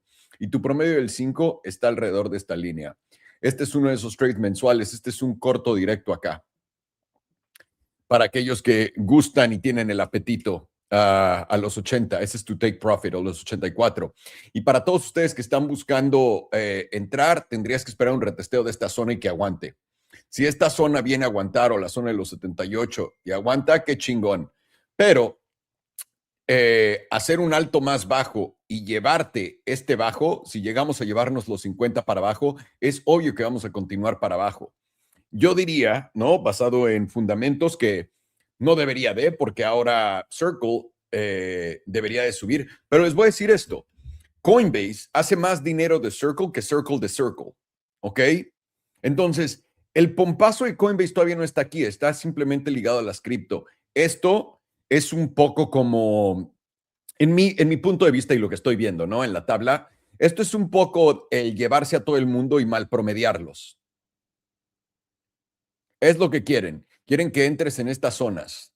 Es mi opinión. Yo no creo que esto nada más se va a dar la vuelta. Nunca he visto una tabla que haga un fondo tan fácil. Nunca, nunca, nunca, nunca. Ahora, una vez más, solamente tengo una tercera parte de mi entrada en esto. Quiero que baje más por eso, sí, obviamente. Pero una vez más, no estoy preocupado y voy a entrar en cualquier otra cosa que me dé una oportunidad si es que esta no se da. Y de nuevo, todavía personalmente pienso que sí. Lo tengo que decir por adelantado. Una vez más, Coinbase también nos rechazó en el promedio del 34. No, fue el promedio del 34, sí. Mensual. Ahorita lo vamos a ver, pero no, fue el 5. Ok. Y ahora va para abajo. O sea, estás simplemente haciendo no habías tenido una vela verde desde octubre del 2025 en Coinbase, cabrón. Mensual. Esta simplemente es una vela verde para continuar. Si toda la bolsa se va a caer, y es lo que quiero que vean, ¿no? Si toda la bolsa se cae, mis estimados, y quiero que vean esto. simplemente rápido. ¿Qué dice aquí? JP Morgan está reduciendo préstamos privados. Se los empiezan a decir, ¿no? Ahora, esto es verdad, ¿no? Se los empiezan a decir. Esta es una cuenta paquísima. Les van a reducir los créditos. Eso quiere decir que no hemos visto el fondo de nada, tíos. ¿Ok? Todavía no han visto cómo se desenvuelve este tipo de mercados bajistas. Es un poco estilo 2022 y ya tenemos QE armado para el 2027. Entonces, yo diría que atentos ahí. Vale, vamos con Bitcoin. Bitcoin está en una posición bastante divertida, en mi opinión. Les voy a poner un gráfico nuevo de Bitcoin para poder empezar de cero. ¿Cuál nos gusta? Kraken, Pepperstone. ¿Cuál es uno de los que más tiempo lleva? ¿Qué les parece? No, no quería hacer ese. Perfecto. Un segundo.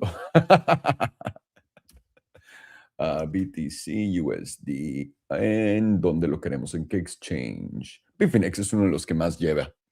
Vale. Y aparte este tiene justamente el dibujito que quería enseñarles. Perfecto. Mámate la casualidad. Esto es sin el ruido del bull market, señores. ¿Ok? Este gráfico que están viendo es sin ruido de bull market. ¿Cuál es el siguiente nivel aquí abajo? Los 48, que es crítico para Bitcoin, ¿no? Que es donde viene el SMA 100. Lo estás viendo en un gráfico mensual. El EMA 100, perdón, que es la línea roja. Y ahora, ¿por qué le estoy enseñando esto? Estamos en una línea muy interesante. Esta línea de acá, permítanme ponerla en 4 puntos para que la puedan ver bien y en mi color favorito. Esto es el tope del mercado alcista del 2021. ¿Y qué es lo que buscamos? Como traders, cuando entramos a ver un gráfico, ¿qué es lo que buscamos? Zonas, por ejemplo, voy a usar esta línea que estoy pintando, ¿no? Que está un poco chueca, pero la voy a usar. Queremos zonas donde el precio rechaza, rechaza, rechaza, rechaza, rechaza, y después rompes, caes y se convierte en soporte. Este tipo de zonas son las que todo el mundo debe de buscar para poner todas sus líneas memes. En temporalidad de semanal, 2 semanas a mensual.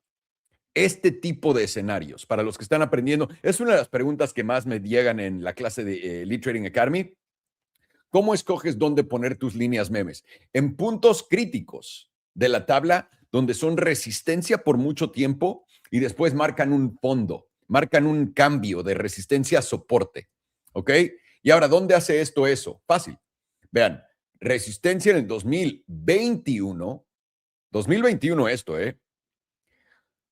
resistencia todo este tiempo, 1, 2, 3, 4, 5 meses, ¿no?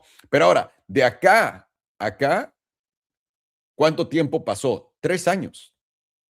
Pueden ver por qué es tan importante justamente este punto y es el punto en donde estamos acá. No, análisis técnico a veces es más sencillo de lo que lo hacen.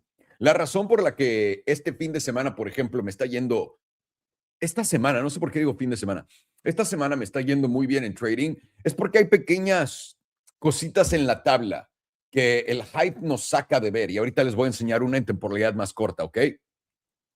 Pero acá es bastante sencillo. Acá ves la línea, ¿no? Arriba o abajo de esta línea es lo que tienes como resultado. ¿A qué me refiero con eso? Porque este es un punto tan importante pivotal en el gráfico. Esto, ¿ves cómo cerraste esta vela roja abajo y esta vela verde está apuntando arriba? Esto es indecisión. Esto está jugando contigo y te está diciendo no sé a dónde voy. Cerré abajo, debería ser bajista. No. Cerré arriba, debería. Y ahora, recuerda, estos movimientos los está dando de 2 a 3 en cada una de estas. Entonces, 1, 2, 3 para abajo. 1, 2 y faltan 20 días y 9 horas, 3 para abajo. Y aparte, esto es lo que sigue el mercado bajista de Bitcoin cada 4 años, que una vez más son ciclos de dinero. No le vamos a decir liquidez, porque si no se los llevan al parque y se los violan parados. Entonces, justamente ahorita, la pregunta del millón es, ¿dónde vamos a cerrar la semanal? Porque en realidad, cierres diarios están chingones, pero no has tenido un cierre semanal desde acá. Desde que perdiste los 69,000 en esta vela el 2 de febrero, no has tenido un cierre semanal por encima, ni siquiera del promedio del 5, hijo de puta. El promedio del 5 es la línea verde que viene acá. Son cositas, ¿no?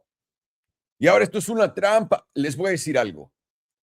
Esto es una gatada. Esta vela de tope aquí, que te la haya dado tan temprano, a mí me dice que esta chingadera va a ser esto para después esto. ¿Qué tanto? No tengo ni puta idea. Pero ¿qué tiene que pasar para yo creer eso? Tengo que cerrar mi semanal por encima de esta línea en los 69,200. Si no puedo pasar de esta línea en un cierre semanal, olvídalo, tío. Olvídalo. Ahora, ¿dónde hay una buena zona para hacer corto? 73, 74. ¿Por qué? Tengo el promedio del 9 semanal. Si les pongo la de 2 semanas, 75 es el promedio del 5. Y si les pongo la mensual, 75 es el promedio del 34. Estos objetivos primero, ¿no? No se me adelanten, ¿no? Que la gente que vive en el futuro con Bitcoin a 250,000 o 180,000 dólares todavía no llega a esa zona. No se me adelanten todavía. Aquí es más fácil de lo que pensamos. Tenemos 4 días y 9 horas. Ahora, yo creo que esto va a ser la jugada limpia. Cerrar por encima, ir a pompear a esta zona y después caer. No, yo lo que creo es que esta vela va a hacer todo lo posible para hacerme pensar que ese va a ser el caso. Si estás entrando por primera vez a esto, vas a decir que sí. ¿Por qué? Porque en la semanal me está haciendo pensar que voy a caer. Eso quiere decirme que, una, han sacado a toda la gente en la última semana de aquí, acá para abajo. ¿Ok? Todos estos cortos los sacaron con estos longs. Esto fue lo que hicimos, esto fue nuestra tesis válida desde el principio del viernes pasado. ¿Cuál fue? Les voy a llevar a la diaria rápido y ahora analizamos todo. Cuando habíamos tenido, este fue el jueves, viernes, este movimiento para arriba, ¿qué dijimos? Toda esta gente no la vas a dejar ganar, güey. Tienes que bajarla. Cortos. Acá, güey, estás consolidando para arriba. ¿Qué es eso? ¿Qué significa consolidar para arriba alcistamente? ¿No? ¿Lo quieres ver así? ¿Lo quieres ver así? ¿O lo quieres ver así? Esta a mí me gusta más. Esta es mi manera de verlo, porque esto me adelanta al movimiento y fue lo que me adelantó al movimiento. SFP, un SFP más grande, continúas para arriba. Si hiciste este alto bajo, debería continuar un alto más alto. ¿Te lo tiene que dar a huevo? No. Bitcoin es un hijo de puta de mierda. La pregunta ahora en la diaria es, ¿qué sigue? ¿Un alto o un bajo? No puede ser un bajo hasta que no te lleves los 68,400. ¿Ok?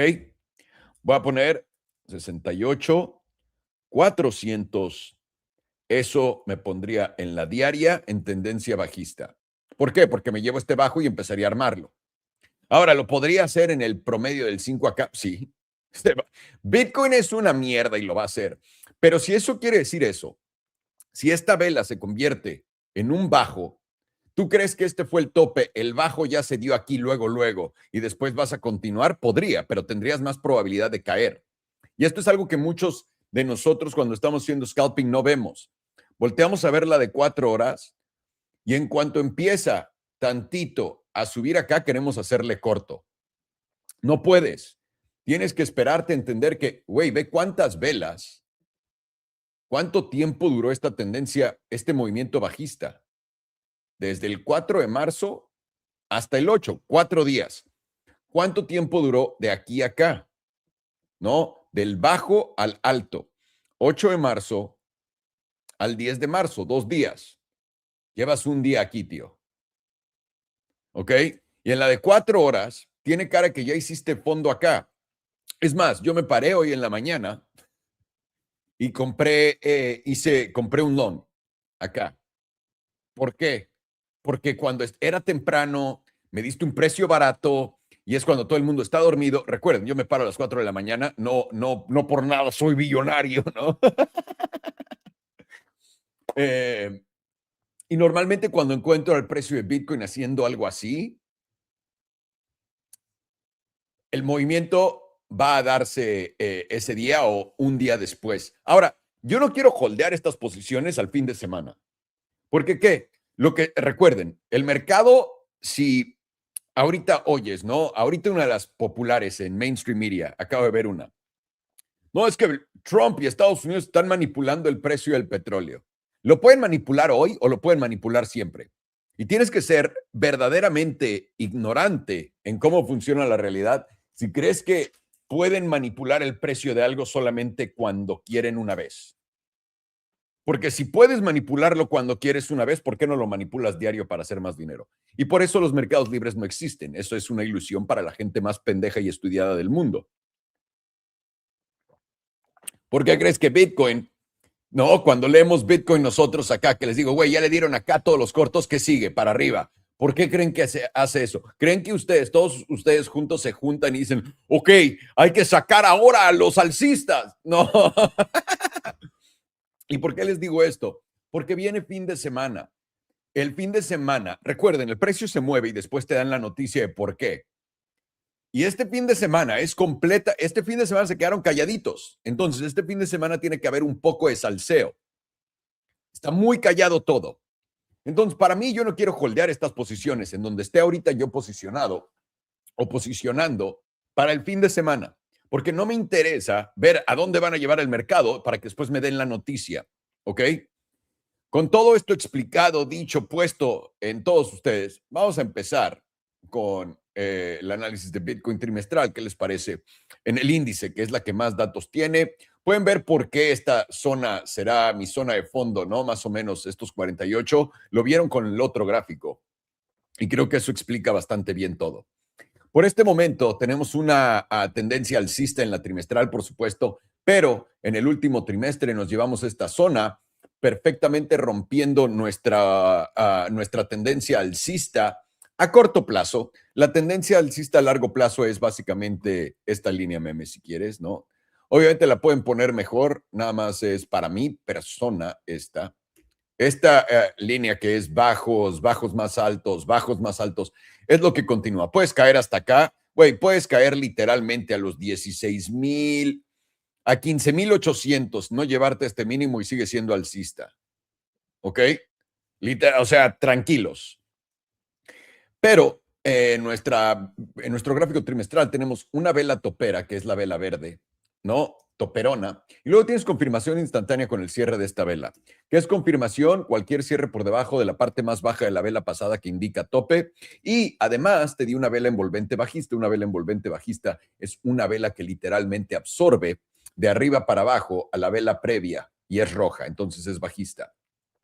Esto normalmente nos dice reversión de tendencia, ¿ok? Es lo que anuncia. ¿Y qué te confirma esta vela bajista? Si esta vela cierra en 20 días y 9 horas con el fin de mes por debajo de $80,000, y es por eso que yo creo que sí puede dar una vuelta aquí a los $80,000 en un long, si es que nos vemos bastante guapos. ¿Por qué?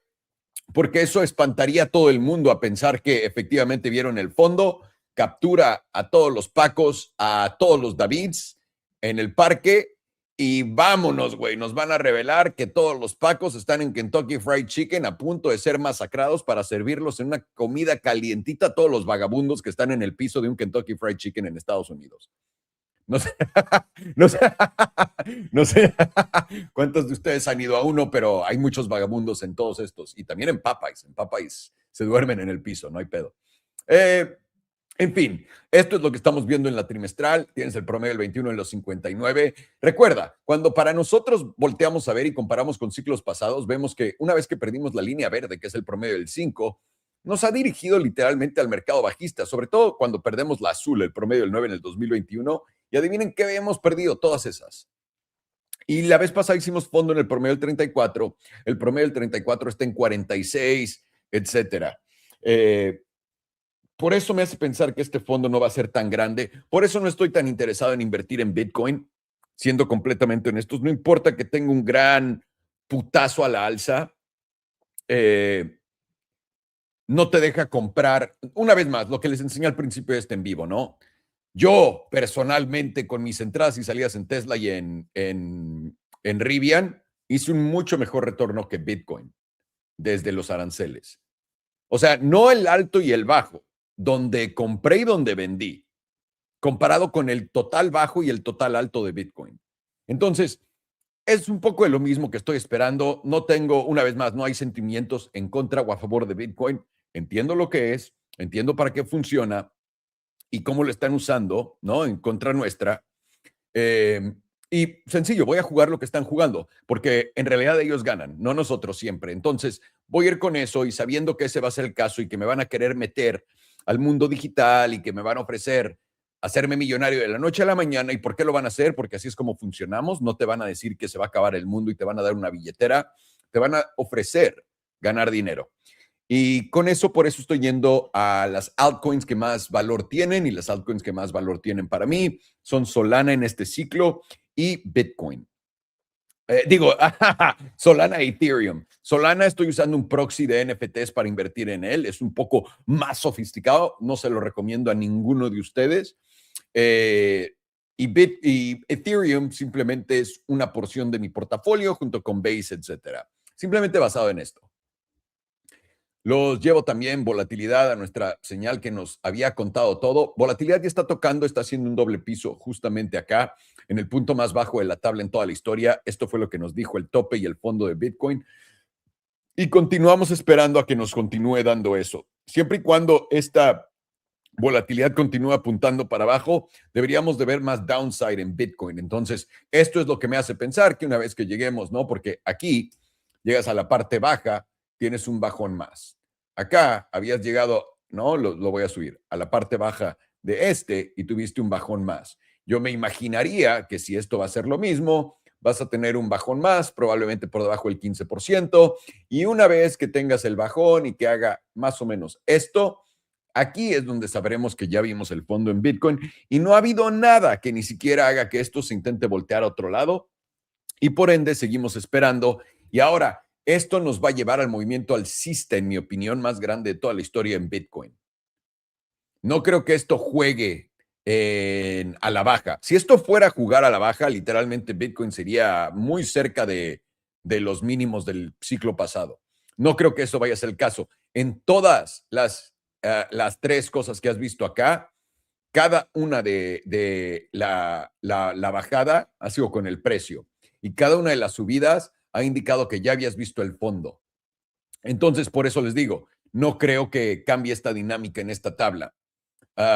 Pero antes de eso, podemos ir a la mensual, por ejemplo. La mensual sí tiene un setup de volatilidad, continúa expandiendo cada que baja el precio. Cuando estaba bajando agresivamente, estábamos muy cerca de la expansión al 15%, pero todavía faltan 20 días para cerrar esto.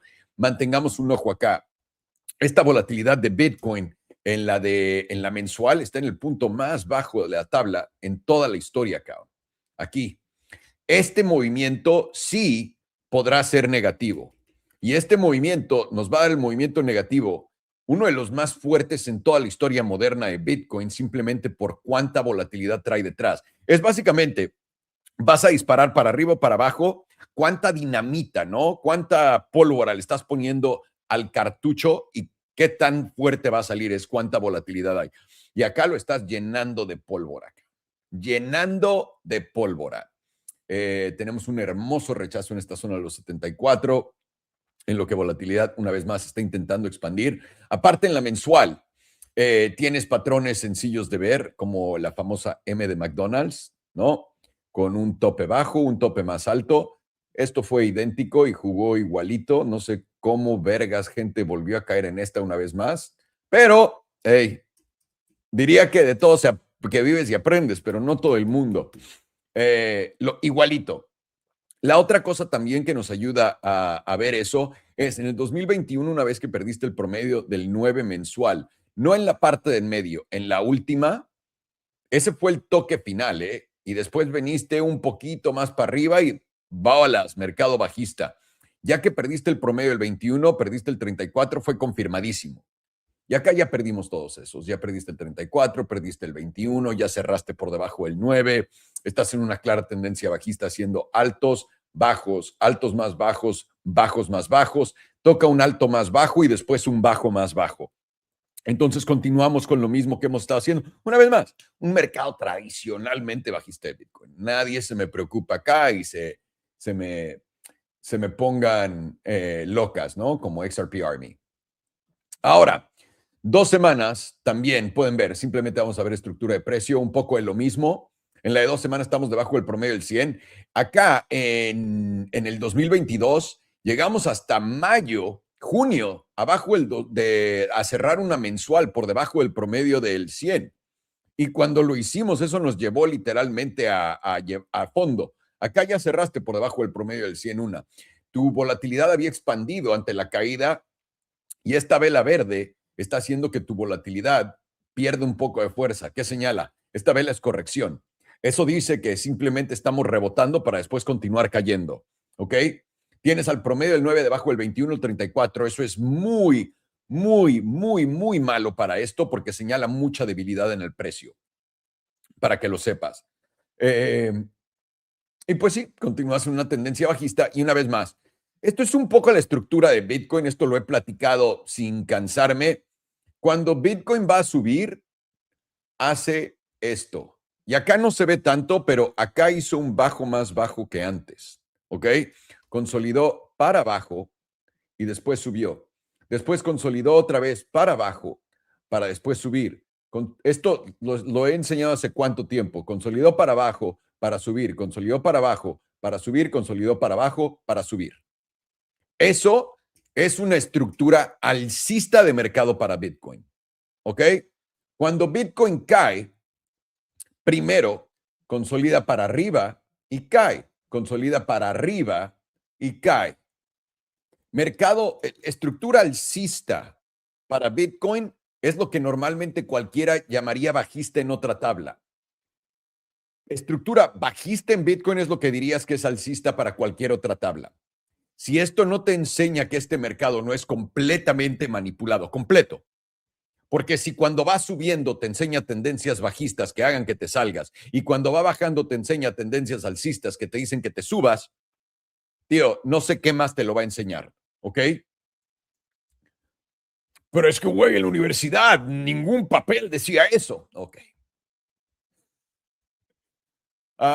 Semanales donde peor se ve porque tienes ya un cruce plateado a la baja. La única cosa acá que te falta es el retesteo del promedio del 9. Parece que ya lo habías hecho acá, pero no lo tocaste. El promedio del 9 está justamente una vez más en los 73,500.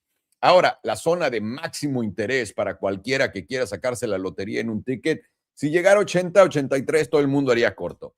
Va a llegar ahí, personalmente no creo que nos dé ese super trade, pero también tenemos que subir a toda la gente a esto que no ha perdido los pantalones y los calzones.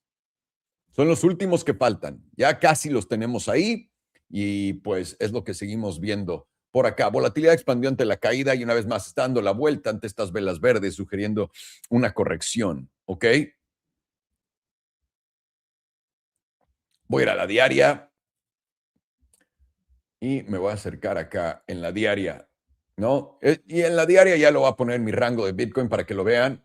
Pueden ver cómo perfectamente este rango continúa pagando a todos mis estimados, ¿no? Para quitarte un poco de ruido, elimina eso. Lo puedes ver de aquí abajo, aquí arriba. De aquí arriba, vamos a ver si va abajo. Es literalmente la fórmula. Cuando alguien ve el precio aquí arriba, corto. Cuando alguien ve el precio aquí abajo, long, si es que no rompe la estructura. Pero hay una cosa que es cierta. Esta consolidación alcista es bajista. Y va a haber más para abajo, aunque en el parque te digan que no. ¿Ok? El parque.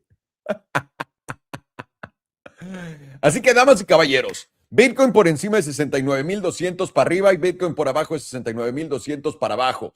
¿Cuántos cierres hemos tenido por encima de acá? 1. Antes de eso, desde febrero no habías tenido cierres por encima de los 69. Tienes tu primero. Si logras cerrar esta vela verde por encima de los 69, yo le daría más beneficio a que puedas buscar tal vez los 73, 75, que venir a buscar los 66. Pero recuerda, aquí, ¿qué es lo que vas a buscar? Piénsenlo. Tuviste ya todo esto, sacaste a todos los longs, ¿no? Ahora estás sacando a todos los cortos. Te faltan todos estos gallos. Si esto en verdad va a bajar y continuar para abajo, tiene que sacar esos gallos para continuar. ¿Ok? Y ahora, si esto se da la vuelta aquí y hace esto ya existe la probabilidad alta que esta fue la sacadota, ¿no? Y esto va a ser literalmente para abajo. Pero yo diría que si aquí veo que vamos acá, yo haría otra vez long acá. Y yo sé que suena loco. ¿Por qué? Porque tienes que sacarme de los extremos, tío. Tienes que literalmente convencerme de que voy a un lado para después tirarme a la verga. Y todavía no lo hace. Esto es a mí lo que más me ayuda, entender cómo, ahora sí que cómo se mueve el mercado de verdad. No lo que ustedes llaman manipulación, pero la única realidad de cómo existe el mercado. Y está acá, damas y caballeros. Vamos a ver Coinbase con el buen Farhan, ¿para qué les digo más? Vamos a que nos diga cómo vamos con la base de las monedas coin. Con Coinbase, que no tiene que esperar, por cierto, a, ¿cómo se dice? Coinbase no tiene que esperar a que, ojalá y en el futuro funcione. A los güeyes que tienen todas las leyes a su favor y que le ha pedido a Estados Unidos que se encarguen de meter todo on-chain a ellos mismos. Vamos a verlo. Mr. Farhano, all yours, sir. I've heard that they will soon be legalizing perpetual futures in America. Haven't they already? Not sure when.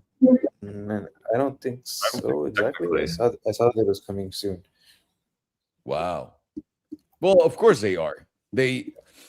I'm amazed. I think we tried options for a long time because it's way harder, but I'm sure they figured out, like, dude, even with fucking open future contract, people are still fucking retarded. So they're allowing us to have it. You can still lose all your money that way too. So yeah, that's what I'm saying. They're like, nah, people not making money on this shit, so let's take it. Yeah, majority will lose anyway, so why not? Exactly. Let's start with the monthly on Coinbase. So we got momentum currently flipped down, but it is coming in for a retest of the edge of this bearish control zone after making it into the bearish control zone. This is the first time Coinbase monthly momentum has been in the bearish control zone since about July of 2022, when the price was trading at about $45. So it was quite low. Not good to make it into the bearish control zone, because from the point that we entered into the bearish control zone, the price was at about, let's see here, you entered right there, $258, and it went from $258 down to about $44 after entering into the bearish control zone. That is a drop of, let's see, percentage wise, that's a 84% pullback. Not too bad. 87.7%, quite tranquilo there. If you look at the similarities between price now and price then, is if you see that we started dumping straight towards the 100% and didn't really see any bounces until we got to the 100%, and then we steadily kept going to the 100%. Now we haven't even made it close to 100%, but that's also because we had a lot less data back here. So now we're more so respecting the rules, where we lost 38.2%, we came down to the 78.6, and now we're getting our bounce. And as long as this bounce keeps below the 50%, this is likely just going to be another lower high before we end up going lower. The 50% right now is at about $230, $229 zone roughly. And you are currently getting your 9 crossing below your 21, which is your faster moving average crossing below your slower one.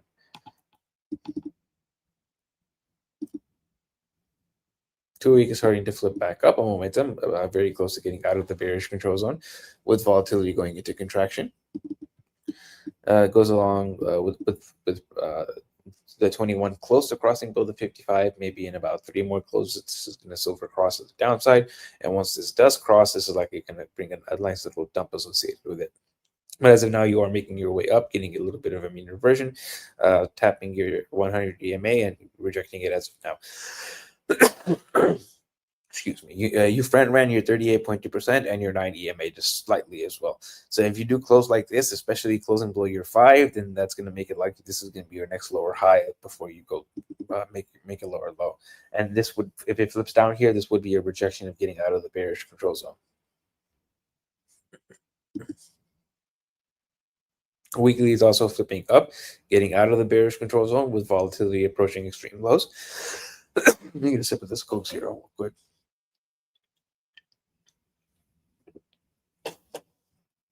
we go. Monthly is flipping up, getting out of the bearish control zone with volatility approaching extreme lows, and the weekly Jewel is now starting to lose the sell signal, flipping into a buy signal within the bearish control zone.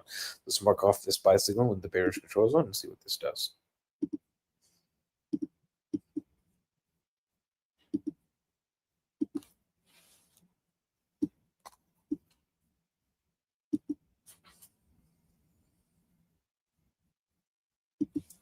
And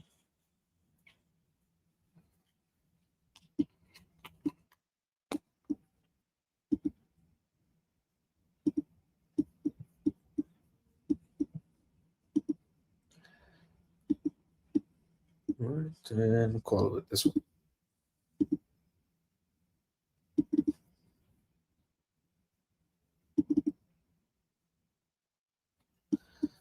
All right, and we'll measure this and see from open. Didn't really go that much up, 4%. Then you went down about, oh yeah, that would have been invalidated.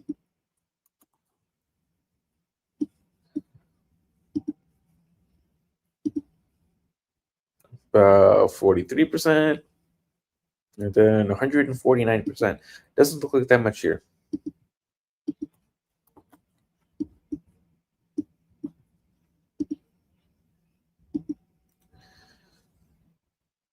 Same 140, 160, 277. We're gonna put these numbers to the side. Kind of unlikely we're gonna get this one. More likely we're gonna get that 5% move followed by the 35% to the downside. This one 4%, 28%, 103.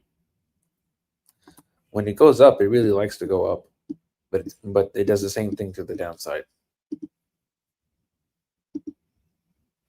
25, 89, almost 200%. Not bad.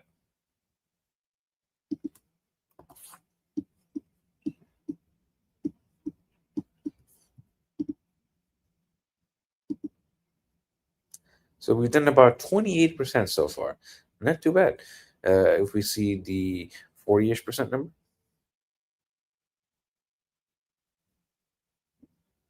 Roughly around there, 21, around that $230-ish number. If we were to take it for funsies, see what the top 38.2% would be, same 40-ish. If we were to see about, just for funsies, 100%. About $330-ish. That'd be tapping the 78.6% to the side. Still, technically, this would be a lower high, even if you were to hit this area. I'm not saying you're going to hit this area, but if you did, that would be a lower high. Pretty crazy. 100% move up, and you're still making a lower high.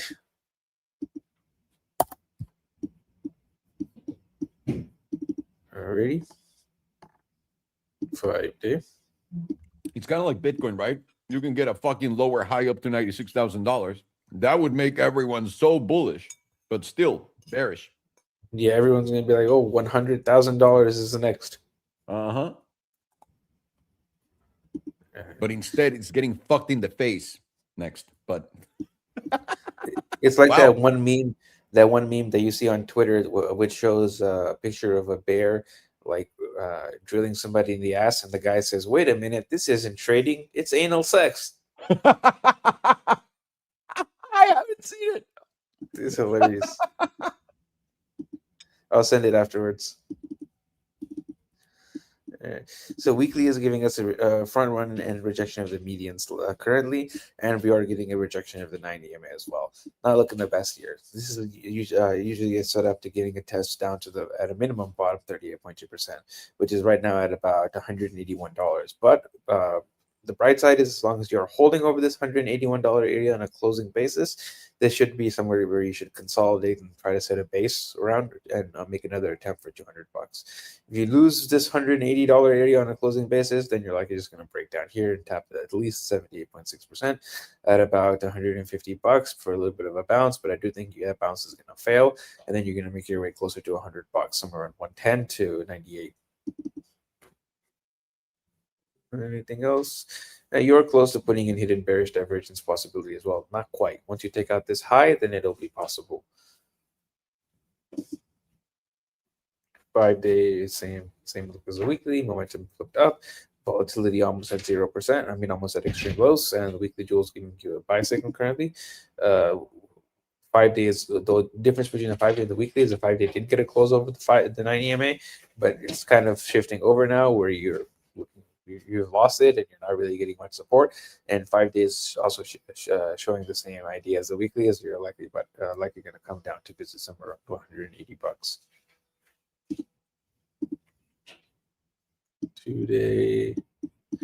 2 days now starting to freshly flip down, volatility going into contraction. Still within the bullish control zone, but it is flipping down now. That likely gives you a setup to tapping this top 30 at 0.2% at a minimum, right around $186, closer to that $180 number. And you are now currently getting on the opposite hand a fresh buy signal on the jewel with the pink crossing above the yellow within the bearish control zone. So you're going to mark this off, see what this does, and see what we've already done so far. And this is happening within the bearish control zone, so this is not going to be a negligible, it shouldn't be a negligible move.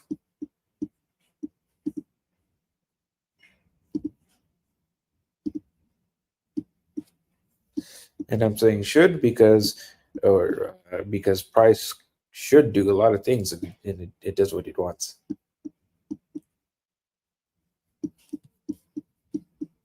Instead of saying it will do that.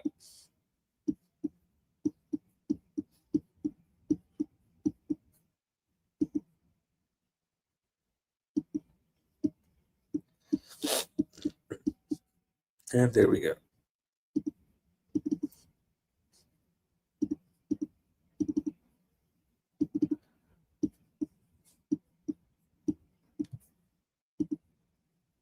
This one was a failure. I don't know if you can consider it a failure. 11%, double digits. And it's a stock. It's a 2-day setup too.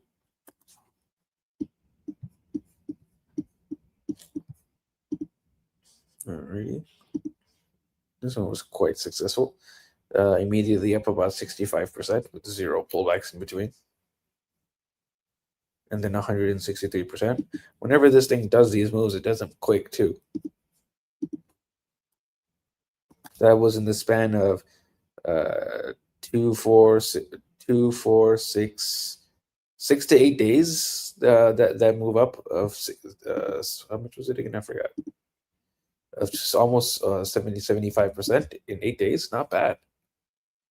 And this was from January 5th until around February 1st. So less than a month, and it did in less than a month.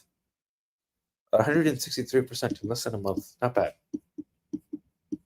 That should outperform Bitcoin right there, probably.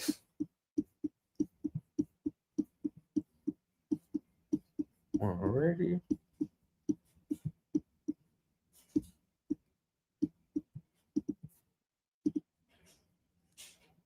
This one went up about 1.9%, went down about 6%, and then up about 35% and 115%. Loves to do the 100% moves on this.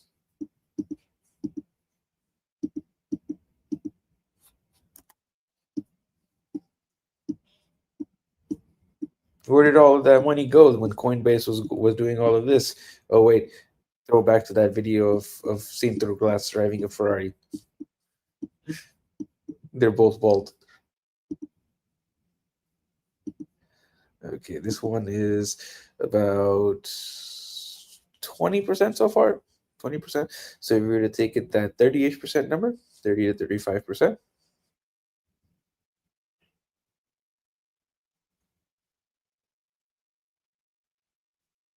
%30 brings us to about 230. 35% brings us to about 240. Interesting, because that 230 number did come up previously. Alrighty.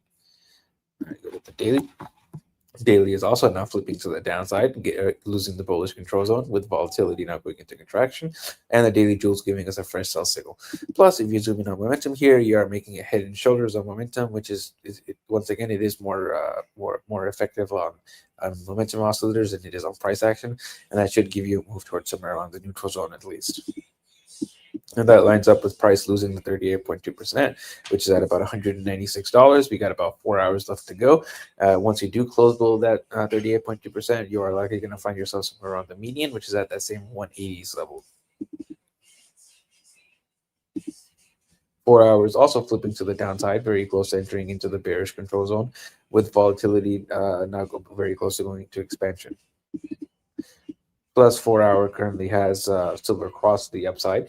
You are losing your 38.2%, so that likely gives you a move down to your 78.6%, which is slightly below this cross at about that same $180-ish level. But as long as you're holding over this 35 on a closing basis, this cross should play out. And coming down to this 180 level would give you this gap fill that you have right here, with this nice little gap ski. Look at RSI.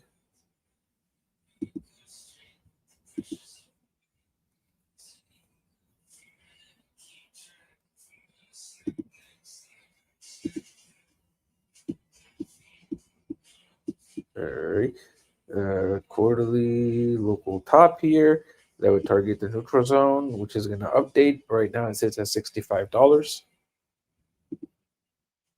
Monthly is about to put in a fresh drive of hidden bullish divergence. Interesting.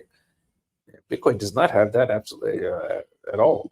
And this will confirm with any close over $190.94. And that will give you a move towards, let's go back in, the neutral zone, which the neutral zone currently sits at about $291, but this level will update. Be interesting to see it line up with 230 after the update. 2 week is also making a local bottom, targets the edge of the bearish control zone, sits at about 212.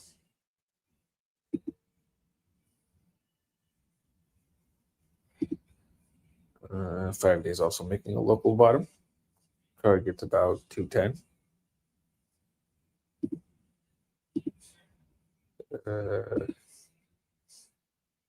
Nothing.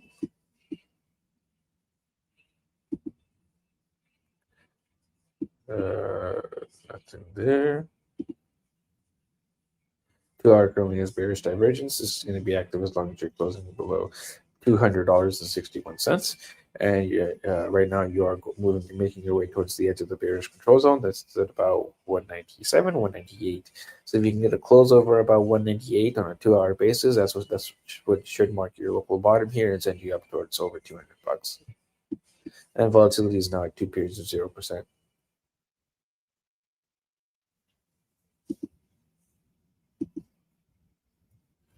Right.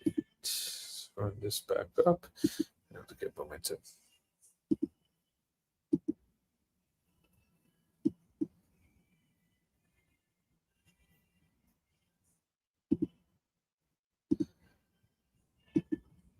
All right. Monthly momentum is currently flipped down with volatility expanding. You're breaking into the bearish control zone, and you are going to be flipped down as long as you're closing below $341. And if you were to just draw this 55 in, if you would have had it, because this is freshly populating, it is pretty important, this 55 EMA area, is this is basically where you've been bottoming at all throughout this area, this region. So right now you are doing sort of a deviation of the 55. So if you do close above this area, that's what gives you that move into the 230s, 240s. 2 week is now starting to flip back up with volatility expanding, and it's going to remain flipped up as long as you're closing over $154. And have you taken out this low yet? This is 173, 175. Yes, you have. So there's no longer possibility for hidden bullish divergence. Right. Weekly is also flipped up, and it's going to remain flipped up as long as you're closing over $149 with volatility contracting. 5 days also flipped up, and it's going to be flipped up as long as you're closing over 149. 2 days also flipped up with volatility about to start expanding again, and it's going to remain flipped up as long as you're closing over 164. Daily is now freshly flipped down with volatility contracting, and it's going to remain flipped down as long as you're closing below 210. and 4 hours flip down with volatility contracting, and it's going to with a fresh silver cross to the upside, and it's going to remain flip down as long as you're closing below $197. So in the high time frames, it is looking kind of more so bouncy rather than continuation down. But the bouncy doesn't mean like reversal; just means that it's going to bounce a little bit before you're like getting a continuation lower. Monthly is very solidly flips the downside with volatility expanding, with the pivot being significantly above price. But you are making a move somewhere around your 55 EMA right now. You're getting a little bit of a deviation. So if you do get a close above there, that sends you back up to tapping somewhere around your monthly 21 to 5 EMA. That puts you around $230 to $240, which is a current target of a lot of your bullish divergences that you're working on and some that you've already confirmed. And then you're starting to flip momentum back to the upside with everything from 2 week and below. But you do start to flip down on momentum when you get to the daily and go below there. So that just make it look like make it seem like you are going to get a little bit of a move down first to tap somewhere around that bottom 38.2%, which is around that $180 off, low $180. And as long as you're holding over $180 on a 4 hour closing basis, you should see a bounce from there to tapping that $230 to $240 zone, and then that's that area. High probability you're going to put in a rejection, and then from there you're going to sweep these lows of around $130 to somewhere around this previous like $100 zone flat for the round psychological number. But I do think it's going to end up coming lower than there to somewhere around maybe 60 to 70 bucks. We'd have to see around that point.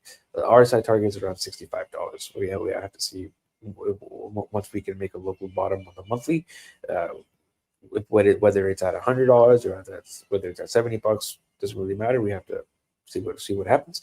And the invalidation will be getting a weekly close back over $263.07. So you can go to nice new all-time highs if that were to happen. A little unlikely though. More likely you get a little move down, tap 180s. From there you tap the 200s, maybe 230, 240, and then run it down again. Very nice, senor. Sorry about that. By the way, I was eating right now while you were talking and doing your analysis, and I almost choked. And I made in consecutive rounds the most old people noises I've ever made back to back. And I was hoping while it was happening that I was muted, because I was like, no way, no. I'll let everyone see how stupid I am, but not how old I really am. Would you mind reenacting that for us? No, sir. No. I think we're good. Started with the traditional, I swallowed the wrong way. I'm starting to choke to the next, and many more. So, yeah. No. Terrible. Jack in the Box is next for you. I know Alex got the wooden peso next in a second. Already. The rupee peso. This is a little bit weirder, but yeah, kinda. All right. Excelente. Vamos a ver Coinbase en putiza. Y antes que nada, un rápido comentario. Acá la gente, buenos días a todos. Bienvenidos a todos los que andan por acá en el E-Trading Academy. José Vaquera, aquí un XRP Maxi que abrió los ojos, lamentablemente después de tragarse toda la subida. Sigo esperando los $5 para vender. Mi estimado, donde hagas tu break-even, tienes que pensar que para que XRP, y ahora yo no sé el nivel de inflación que tenga comparado con Solana, ¿no? Solana, si hubiera subido sin haber tenido expansión, ¿no? Inflación, Solana hubiera hecho el doble del precio, hubiera llegado a más de $550, ¿no? En este ciclo, pero solamente hizo un nuevo alto histórico relativo al del ciclo pasado. No sé cómo le vaya a ir a XRP en eso, no tengo idea, pero lo que digo es, ya XRP en donde estaba, en los 3.2, que era el top, lo que haya sido el top, 3.4, 3.6, lo que sea, ya tenía un market cap demasiado grande. Cuando ves tus monedas favoritas, que no son Bitcoin, ve cuál es el market cap y ve qué tan realista sería que haga esto. Ahora, puede que en este ciclo, con toda la liquidez que nos van a dar, porque yo lo veo que sea como un 2020, 2021, una vez más, una repetición de esto, te dé la oportunidad de salirte. A $5 no tengo ni puta idea, pero mínimo otra vez esperarías poder estar cerca de máximos históricos, ¿no? Porque el pedo para mí siempre fue ese. Cuando está leyéndome Farhan acá, ¿no? La tabla. de XRP, me dice, ahora, bueno, los siguientes son los 4 y luego los $6. ¿Cómo? O sea, ¿cómo? Ya saben, es lo que a mí siempre me hace preguntarme, sobre todo, esto es como para medir rápido de las criptos, ¿no? Esa es una. Perdón por todos mis ruidos de viejito. Entonces, no tengo ni puta idea, pero no sé si sea prudente esperar un número para salirte. En vez de, si te vas a salir, deberías de ver dónde estás parado en todo, ¿no? Yo creo que eso es importante. Me pregunta Pac-Man, mi queridísimo Luis, ¿cómo estás, güey? Salo, la pregunta del siglo. Cuando aprueben el Clarity Act, ¿la noticia nos la darán por CNN, por la Junta del Fed? No. Ve, tío, le van a decir a todos ustedes, la va a poner Brian Armstrong, la va a poner CZ, la va a poner Michael Saylor, la va a poner todo cripto, y esto es como van a saber que mi análisis es correcto. Todo pendejo alcista, toda persona que esté involucrada en cripto, que te ha dicho, esto es bueno para cripto, Estados Unidos cripto, esto. La gente de hasta arriba, todos te lo van a vender como si fuera lo mejor para Bitcoin, XRP, Ethereum, Solana, etcétera, ¿no? Luego van a venir los pacos que van a repetir lo que ellos dijeron porque no están entendiendo nada.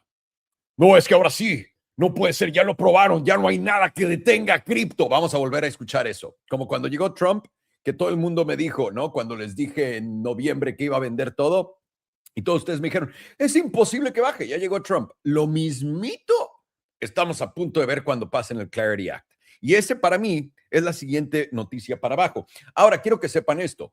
En el momento en que saquen la noticia, va a caer, no, tranquilo, güey. La vas a ver en todos lados, te va a dar tiempo perfecto para ver lo que está pasando, ¿ok? Es importante. Chris, el movimiento del petróleo en los últimos 3 días que he visto ha bajado mucho, pero hoy se está recuperando los 110.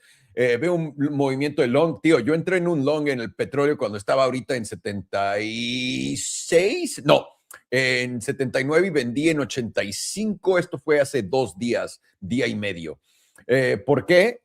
Porque cuando está muy abajo y está castigado, vale la pena entrar. Te voy a decir esto. Si estoy yo en lo correcto con lo que creo del petróleo, el petróleo debería regresar o a esta zona de los 75, 76 o acá. Aquí es donde su tío Salo se va Max Long. ¿Por qué? Porque una vez marcados estos wicks, sabes cuál es la dirección a lo que estás viendo. ¿Ok? Entonces, lo que hacen ahorita, la razón por la que el petróleo tiene este pompazo y luego baja, es para que te empieces, uno, a acostumbrar a ver el precio subir y luego decir, no pasa nada. Esa es una. 2, para que tu Paco favorito que que sigue pagando sus 9 años de universidad o sus 10 años de universidad en geopolítica, ciencias y finanzas avanzadas, para que ese güey te diga, no, es que ya bajó, fue solo un espanto, fue solo un espanto. No van a abrir porque acuérdate, son ya expertos en geopolítica, van a abrir el canal ese que cerraron, que ni me sé el nombre, ¿no? Y ya todo va a salir bien. Ok. Funciona para todo eso. Y la otra, no cae de acá y no cae acá, porque una vez que caiga acá, ya con esto crea un sentimiento negativo en la mayor cantidad de pacos posible, porque es a propósito. Una vez que todo el mundo ve eso y ves que el precio va acá, es cuando va para arriba. Un poco lo que viste con la plata. La plata hizo eso aquí y después cayó hasta acá. ¿No? Eso para mí son los 72, 73 en petróleo y de ahí podemos hablar para arriba. Igualito. ¿Se acuerdan que cuando cayó la plata acá, todo el mundo dijo, ya se acabó, brother, ya no hay más? Se acabó, ¿qué no estás viendo? Y también el oro, ¿se acuerdan? Y ahora, una cosa importante. Estoy viendo a todo el mundo en X compartiendo lo inteligentes que son porque compraron un Tesla y no tienen que pagar petróleo, ¿no? Que no tienen que comprar gasolina. Lo que hay es una crisis energética, ¿ok? No hay una crisis de petróleo, es una crisis energética. Eventualmente, cuando los precios de todo empiecen a exponer el aprieto que nos van a meter, todos, incluyendo los pendejos que cargamos nuestros Teslas en nuestra casa, vamos a ver un incremento cabrón de nuestras cuentas, a menos de que tengas paneles solares, papi. ¿Ok? Entonces, si tienes cualquier tipo de electricidad o energía que no es natural, si no tienes un puto remolino afuera de tu casa o algo así, sea con agua, ¿no? Hidráulico, ¿cómo se dice? Con agua, viento o algo más, vas a pagar mayores precios de energía, ¿eh? No se me exciten. No caigan en esas estupideces. Una vez más, ¿qué es lo que hay? Una crisis de energía, no una crisis de petróleo. Los pacos, de verdad, haciendo su chamba. Güey, quiero que vean nada más. Coinbase, máximo histórico, justamente por acá, 444. Estoy en lo correcto, permítanme, pongo en la mensual para poder verlo. Nuestro máximo histórico en Coinbase, exactamente, 445. Y ahora, ¿qué es lo que estamos notando? Esto es el patrón alcista más potente de toda la historia, cabrones. Esto nos va a dar un objetivo total, y lo estoy midiendo un poco tranquilo, ¿eh? Podríamos ser más mamones y bajarlo más. Así. ¿Ok? Digamos que esto va a reventar algún punto acá. Coinbase se va a ir a $820. Tenía yo este objetivo, lo voy a subir. ¿Por qué? ¿Por qué lo subes, Alejandro? Porque vi que la consolidación, ¿y esto qué es? El patrón de la tasa, ¿no? Y agarradera. La tasa y agarradera. ¿Ok? Esto es una de las consolidaciones alcistas más fuertes que he visto en mi vida, por más que veamos el precio continuar a bajar a corto plazo. ¿Ok? Coinbase va a ser una verdadera mamada. Una verdadera mamada. Porque esto es lo que todo el mundo siempre se imaginó con su cripto favorita, de que se iba a convertir en no sé qué. Coinbase no solamente tiene 7 millones bueno, literalmente tiene más de 7 formas de hacer dinero que les están haciendo fortunas, y todas en cripto y también arbitraje de otras cosas. Pero tíos, tienen que entender que toda la tokenización en Estados Unidos, toda, para empresas gigantes y para bancos, están usando Coinbase. ¿Me entienden? O sea, ¿cuál es la mejor forma de ponérselo a todos ustedes? ¿Qué es un tercero que a huevo tienes que usar en algo?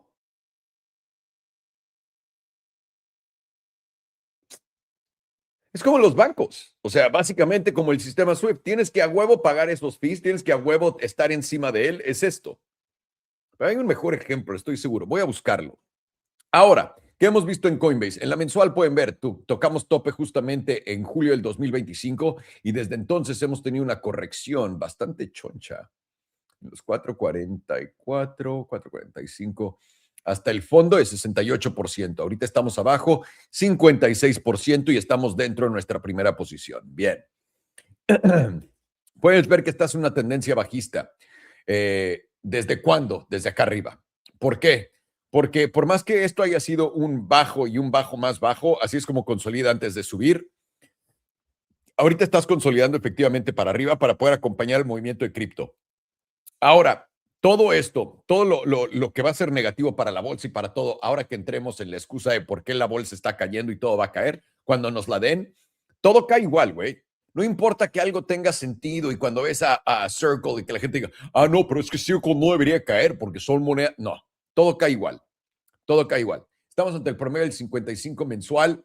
Tenemos volatilidad expandiendo, pero ahora que estamos teniendo esta vela verde ante la caída, teniendo esta vela verde que nos indica una corrección. Esta corrección puede darse, todavía faltan 20 días y 4 horas para cerrar esto, pero literalmente no hemos tenido nada más que 1, 2, 3, 4 velas seguidas para abajo fuertes. Este sería un respiro y la quinta sería el siguiente y eso nos dejaría en el mismo timeline de siempre de cripto. Enero, febrero, marzo. ¿Y cuál fue la que cayó? Abril. Una vez más. Noviembre, diciembre, enero, febrero, Marzo, pueden ver que aguantó rico justamente esta área. Abril cayó. Entonces podemos aguantar esto tranquilo, podemos tener que esta vela nos dé un pompazo y regresemos hasta acá. Y sí, todo eso se puede. En temporalidades altas como la mensual, esto es bajista, lo único que acabas de hacer es un bajo para después plantear dónde va a ser tu alto más bajo para continuar buscando un bajo más bajo. Y eso nos debería llevar a la misma zona que hemos estado hablando sin parar. Justamente acá, hablar más abajo de esto en Coinbase. O sea, cabrón, vendería literalmente, si me dieran una buena lana por Belén, ¿no? A Vini no, pero a Belén se las... Gracias a Dios, mi mujer no ve nada de lo que hago y no entiende nada de lo que hablo. Dos semanas también habíamos tenido volatilidad y tienes volatilidad expandiendo. Se está dando la vuelta ante esto, lo que sugiere una corrección. No hemos venido y ahora vamos a tener eventualmente, esta vela va a cerrar todavía, le faltan 2 días y 4 horas este viernes, pero próximamente vamos a tener un cruce plateado a la baja y el promedio del 9 nos va a dar el mejor corto. El mejor corto en Coinbase. Si esto llega a los $220, por ahí de esa zona, ahí voy a estar en corto, pero como mi nepe, corto, ¿no?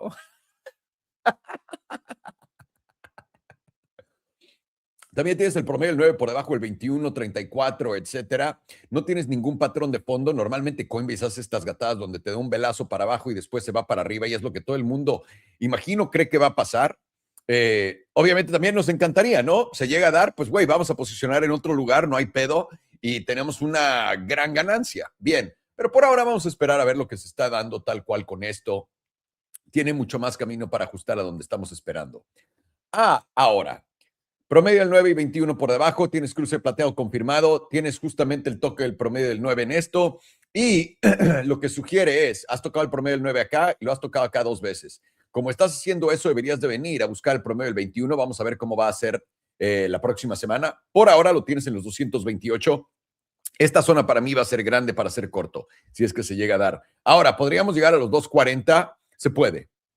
Definitiva, ese sería como el extremo de Bitcoin en los 81, 82. Pero básicamente, Coinbase aquí arriba, 75. Coinbase acá, 80. Para que lo tengan medido. Una vez más, en los 210 Coinbase, 210 de Coinbase equivale a 75, 500 a máximo 76 de Bitcoin. Aquí arriba, 240 de Coinbase equivale a 80,000, 82,000 de Bitcoin, para que lo tengan bien registrado. Esos son movimientos que yo sigo en mi cabeza. Así que suerte. Pero lo bueno es que en la semanal puedes ver, volatilidad empieza a contraer después de esta expansión. Esta expansión fue a la alza en la semanal. Acabó. Tienes volatilidad contrayendo, pero tienes divergencias alcistas porque tienes posiblemente lo que llamarías un fondo. Ahora, una vez más, ¿qué es lo que estás viendo acá? Consolidación alcista, eso es estructura bajista. Consolidación alcista, bajista, consolidación alcista, bajista, consolidación alcista, bajista. Así que todos los que estamos muy contentos todavía porque nuestra posición en Coinbase está en no mames y la de Circle, yo diría que no nos preocupemos, vamos a poder agregar a nuestras posiciones y estar encantados de la vida pronto. Vamos a la diaria, though. En la diaria pueden ver acá que, ahora, esto es lo que más me gusta cuando empezamos a analizar tendencias simple, pura y dura, ¿no? Bajo, alto. Vean este bajo, cómo lo hizo. Alto, bajo. ¿Cuál es el bajo acá? Esta. Low, 192.63, 192.52. Ok. Esta es más baja entonces que esta. ¿Qué dice? Esta vela puede que ya haya hecho nuestro nuevo bajo, nuestro nuevo mínimo en Coinbase. Y esto es fácil de confirmar. ¿A qué me refiero con esto? Si quieres entrar en un long ahorita en Coinbase, puedes. Tu invalidación es básicamente el bajo de esta vela. ¿Ok? De donde está ahorita al bajo de esta vela es un 2%. Puedes meter una posición pequeña con un 10X, ¿no? Y eso te pone una buena posición, en mi opinión. Y una vez más, la invalidación está aquí. Una vez que te llevas este mínimo, no has hecho todavía el fondo. Alto, bajo. Alto, bajo. Estás buscando ahora el siguiente alto. Voy a poner en la de 4 horas para ver. Ok, bajo, alto. No, más bien alto. Bajo, alto. Este es, una vez más, el nuevo bajo. Tienes un cruce plateado a la alza en la de 4 horas. Tienes volatilidad contrayendo ante esto. Estás justamente ante el promedio del 9. Entonces, ¿qué es lo que estás buscando? No llevarte el mínimo de acá en Coinbase. Y si no te lo llevas, es tu señal de long. Si esto se acerca por acá, es donde se va a ver interesante. Ahora, si te llevas esto y aguantas el cruce plateado, también es válido, cabrón. Acá. Tienes la trampa del gap que todo el mundo cree que va a bajar hasta los 186 para cerrarlo. Y aquí es como operes y cómo lo juegues. Puede ser que esto haya sido un SFP y ya nos vamos para abajo, puede ser. Pero para mí tiene mucha más probabilidad de esto que rebote. No acá abajo, que acá mismo se quede con el mínimo. ¿Por qué? Porque eso es lo más confuso para todo el mundo. Este mínimo. Una vez más, bajo, alto. Bajo, alto. Estaría esperando yo esto. Entonces, Coinbase todavía se ve, va a caer eventualmente. Ahorita tiene bastante momentum alcista en cortas temporalidades y también verlo simplemente con este cruce plateado por acá en la de 8 horas. Estás viendo que el 9 está por encima del 34, te está dando fuerza. Tienes simplemente los 199, que es tu promedio, el 5 en la de 8 horas, justamente como resistencia. Una vez que rompas esos 199, vas literalmente a los 206 y de ahí podemos ver. En la de 12 horas, un poco en lo mismo, estás por encima de tu promedio del 9, el 34, y solamente tienes que llevarte estos 200, 199, 20 para poder llevártelos para arriba. Es todo lo que tienes que ver ahorita en Coinbase. Está bastante fácil. Cortos en Coinbase, no sugiero 211. Puedes usar esto como para invalidarlo, que está bastante cerca. 211.51 sería una posibilidad. Vale la pena jugarlo, pero hazlo con poco dinero y aparte bien respetado, ¿no? Que si llegas a los 211.55 y quieres invalidar esto, te va a tomar menos de 1%. Ese es uno de esos trades apretados ricos que le gustan a Alex, donde haces un chingo de varo. Así que ahí lo tienen. Y ahora nos llevamos este mínimo y podríamos esperar venir hasta los 187, hasta los 181 y de ahí rebotar, continuando siendo mínimos más altos para continuar enojando, engañando a todo el mundo a que se metan, básicamente. Okay, Mr. Alex, we're ready for the Guarani. What's it called? The Paraguayan Guarani, yeah. Guarani or something. I'm not going to ask you to say it, dude. I know how it is. I love, the only people that can fuck me up like that is Indian people. Hey, Shawab, I'm like, what's your name? I'm like, there's no fucking way, dude. Do you have like a Frank or a John that I can use? There's no way. Anything else, throw it. But not Indian. I'm sorry. Not Indian. Vikram Prashant Singh. It's a very complicated language. Thank you very much. Come again back and have a good time. Don't have them protected sex. So protected sex leads to very bad things, okay? Don't And do the unprotected things. If you must do it, please buy your Plan B from my guest t-shirt. Please don't go to my cousin Bilal Singh gas station because he is very gay. Sorry, Alex. Get it. No, at that point, I'll just say nice to meet you and move on because I don't know. It's the only solution. Well said, Mucho sir. gusto. You're very smart. Say that again, Farhan? Mucho gusto. Yeah. But PYG, I mean, it's looking weak. It's very weak. It's in a downtrend. You're very close to a monthly silver cross going into April. You just lost that 6,466 zone, or specifically that August first high, or just August high of 2003. So you're losing pretty big zones here, levels that we've been holding for multiple years. This is a big area of concern, considering when we do see the next level is closer to that monthly SMA 200, something you've actually never really retested since the reclaim of 2015. You do see, I mean, we've been playing pretty logically so far. Massive deviation, rejection of the 34, move down. I only used the 55 for crosses, so we're about to get that. We just keep rejecting here the 5, very weak. off the 5 rejection, which keep in mind, oh no, I guess it did hit it. Yeah, here we went down another 4%, where we lost the monthly 100. Tried to bearish retest before making the next leg down. And here you've deviated that high that was formed in 2003 before we actually came down to that $5,700 region. So you have to be using this area as confluence, maybe going down to that monthly SMA 200. But in my opinion, that's where you should start looking for a bigger bounce on this Forex pair. That's when you could actually start solidifying some kind of lower time frame bottom. You have noticed in this chop zone, anytime you come down to the zone, just doesn't hold. That's the big concern. If you don't hold, you're losing that monthly SMA 200. You're moving down closer to 5,300. This chart's already a big concern, but that's where it's like you really don't have an idea, a bullish idea at that point. You can see here you don't hold support, you move down, but you do hold support, and you actually make a pretty nice rally up to the nice move up essentially to that 6,466 resistance zone. So you could argue this is going to be playing into a bigger range into this year until you actually reach that monthly SMA 200. You're not really going to get any kind of bigger bounce. And now that we've lost that monthly EMA 100, with the monthly 9 about to cross it, we already have the 5 doing so. Just a fast moving average crossing below the slower one. You have to really be concerned that the next objective will be this monthly SMA 200. Now, HBDR also says that, that should be some kind of bottom zone in that region. You are reaching the 100%, but that is assuming we keep these ranges going into April. Now, something to watch here is the 88.3% is holding, but once you lose that, there is a pretty big step down to that 95 and 97.5%, kind of playing into the idea that this could be a bigger range opening up here, as long as you are staying under 6,466. So now we kind of have like an easy area of a range. What's the next objective?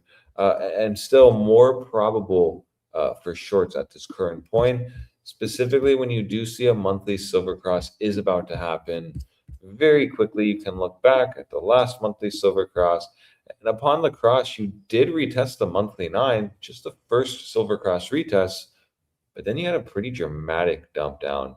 And this is important because I'm sure upon this cross, many were calling for some kind of bounce, hopium, or at least if you're trading this asset, probably not many people, but some people were calling for a bounce. That's just solely based on the psychology of just going down only for multiple red candles. That dog you hear is very annoying, honestly. I've just been hearing that for days. But this is a good point on, even if you've gone down for multiple red candles, let's actually measure this out from here down to the silver cross. So, just 300 days down, 10 months of down only.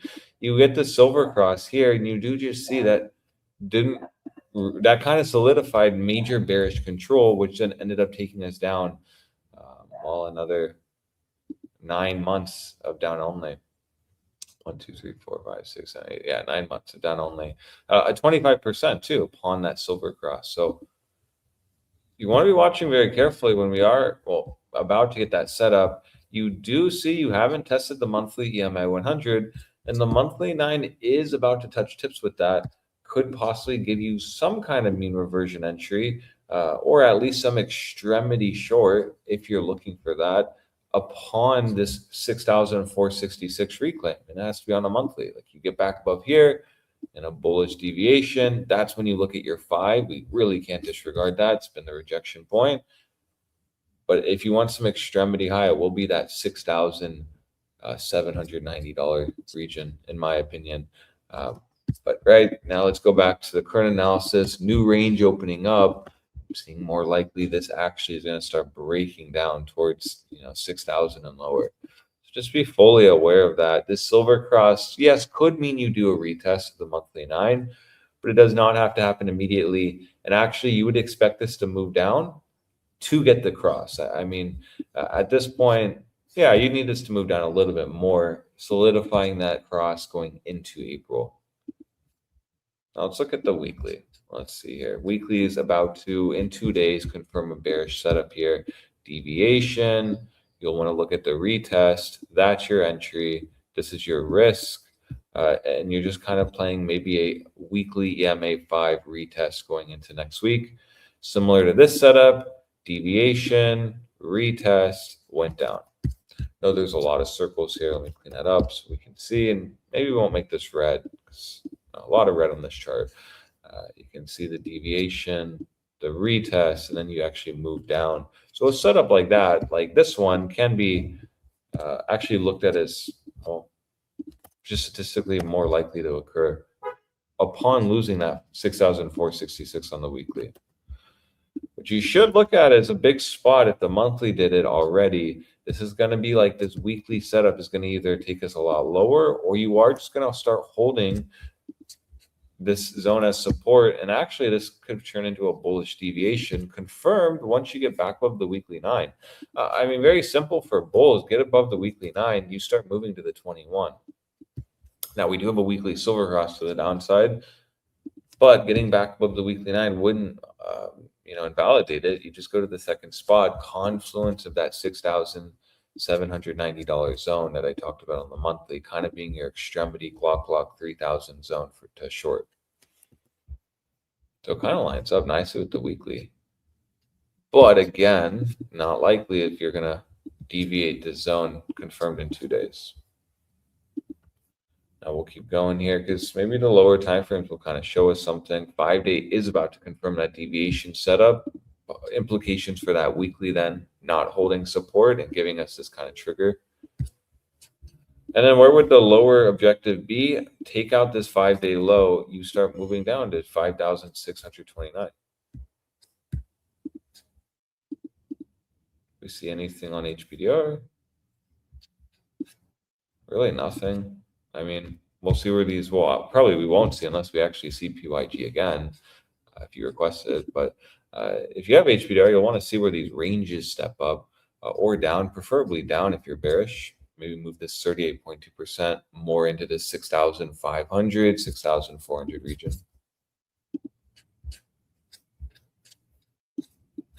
We'll go to the 2-day.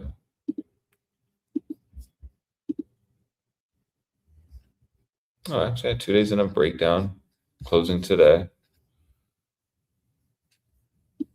Volatility is in contraction mode after, kind of pressing the extremes. Pretty brutal because you've seen volatility contract while going down. Like here to here. I mean, that's just 2, 4, 6, 8, 10, 12. Days of down on volatility contraction before it starts moving up where you move down again.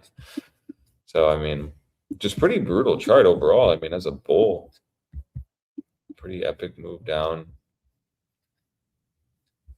8 month, not really getting much. Let me clean this up. Let me get the rainbow chart off. But actually, you do see volatility is at the lowest read on this chart.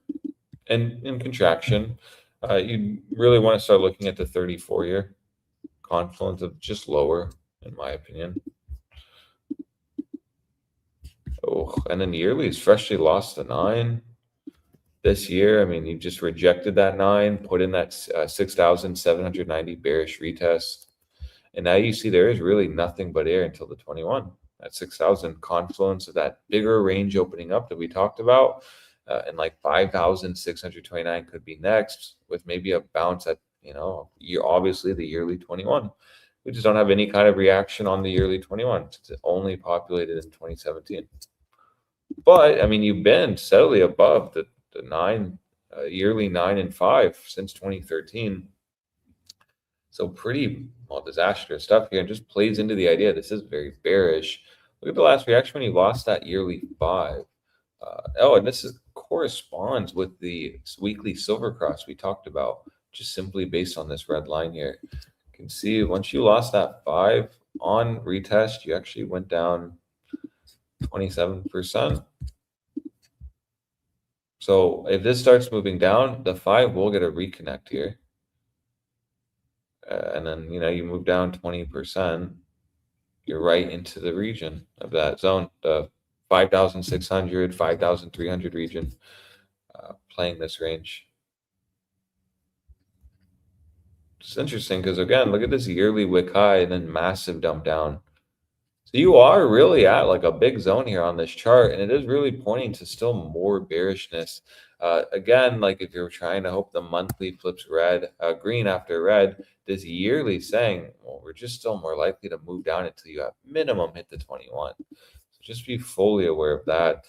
Chart's very concerning. Bi-monthlies in a breakdown, target to the bi-monthly EMA 100.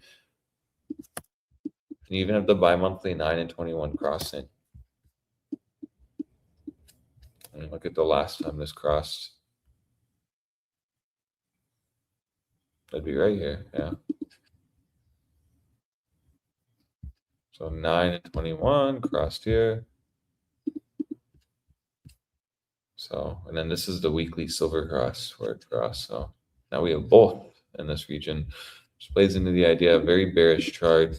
Even daily doesn't give you any kind of hopium, just kind of putting in a retest of resistance while also retesting the daily 9, actually, after losing it. So in summary, chart looks terrible. Once you actually start closing dailies under, let's say, yesterday's low, that'll start really opening up the door to 5,629 to 6,000 flat.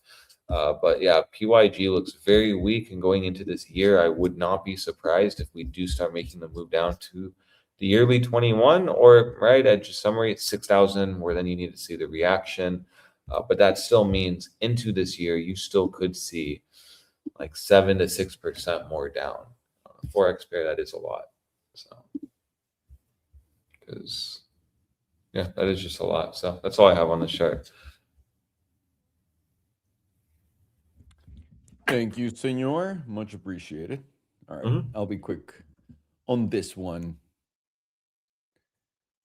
Can you see my chart? Yeah. All right, perfect. No entiendo qué pedo esté pasando con el dólar o el guaraní paraguayo. ¿Por qué está cayendo tanto? Es una caída de 20% desde mayo del 2025 hasta acá. Estás viendo un gráfico mensual. En este gráfico mensual puedes ver que tienes ya un cruce plateado a pasar en 20 días, menos.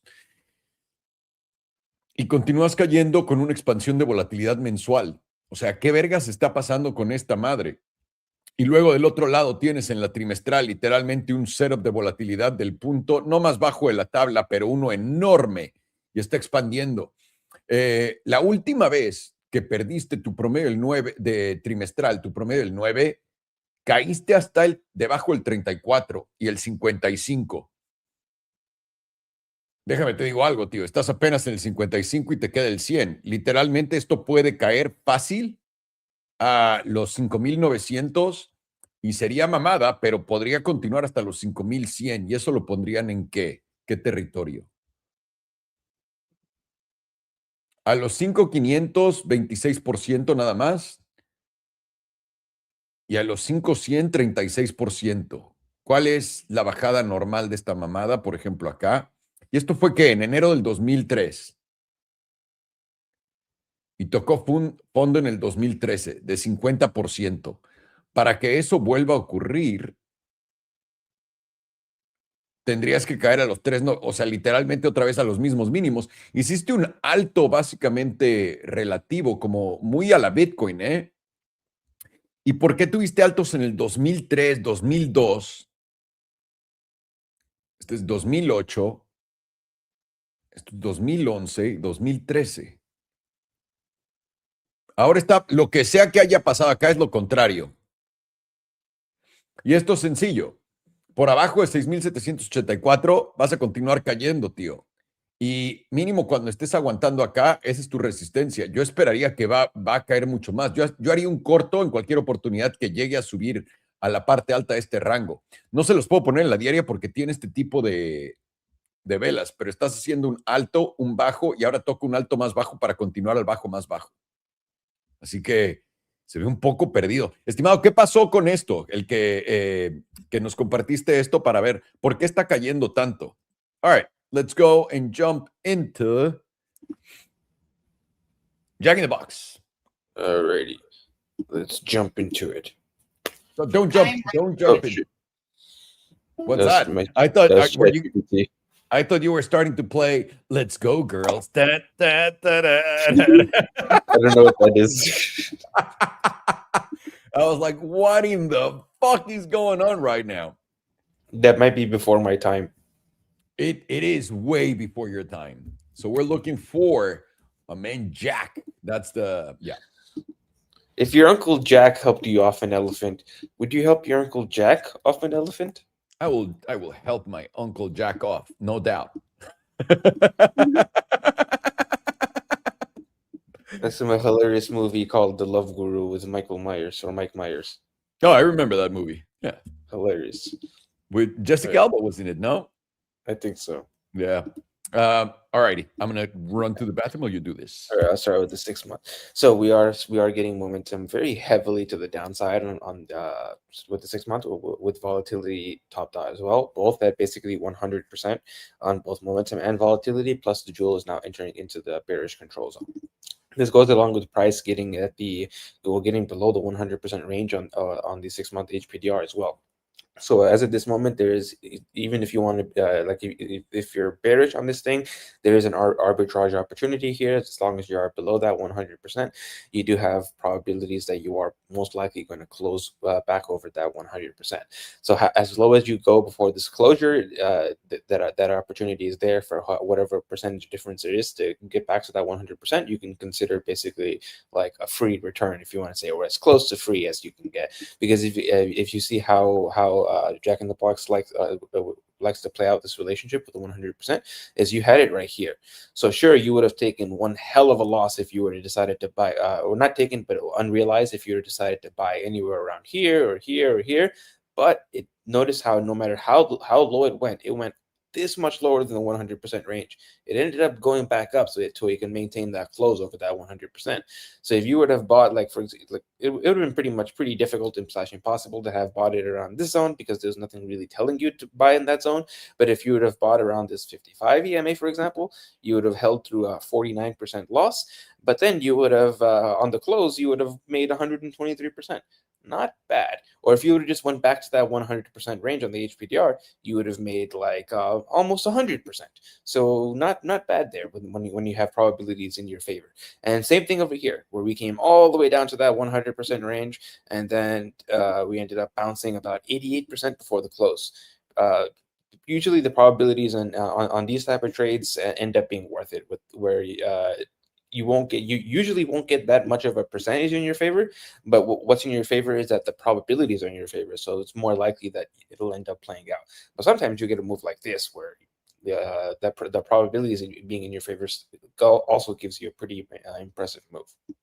Right now, the idea is that as wherever we go to the downside, we are likely to close the 6 month above $13.62. Dyslexia there. Quarterly currently has a silver cross to the downside, and we are currently starting to flip back up on the quarterly on momentum with the volatility starting to contract. And this is flipping back up from very extreme areas on momentum. We have not been to these levels in momentum in, let's see, since the inception of Jack in the Box, since around 1994. This is the first time we've been this low in momentum. If we come all the way down to 2008, we didn't go anywhere near that level of momentum. We just briefly went into the bearish control zone in 2008. But then again, that is because Jack in the Box makes cheap food, and people buy cheap food during economic crises, I guess. What's cheaper, Jack in the Box or McDonald's? I'm not sure. Jack in the Box does have those 99 cents. I don't know if they're 99 cents anymore, but they were 99 cents back in the day for those two little tacos. They were quite shit tacos, but they were cheap. Quarterly, have you gotten a retest of this 9 yet? Not yet.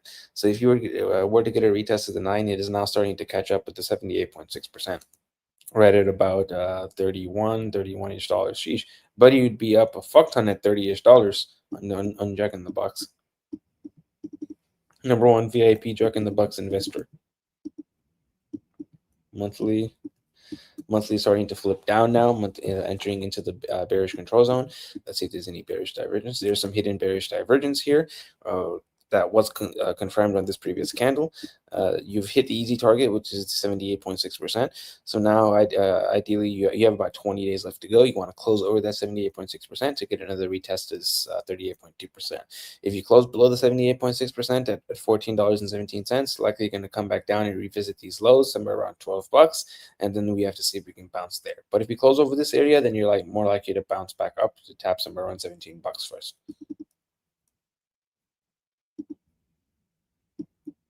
2 week is now very sharply to the downside within the bearish control zone.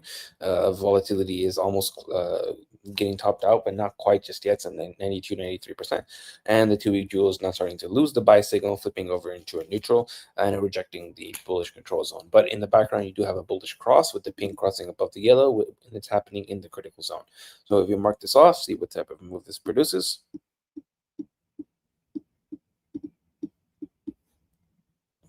Right. It's happening higher.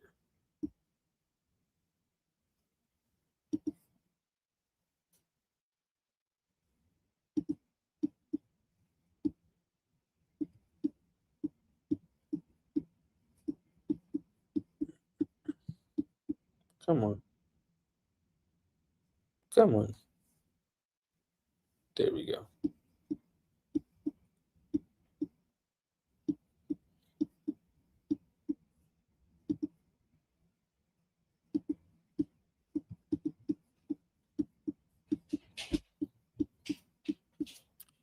So Anthropic says there's like a 15 or 20% chance that Claude could be sentient. That's definitely not absolute. That's definitely not created to generate headlines or anything.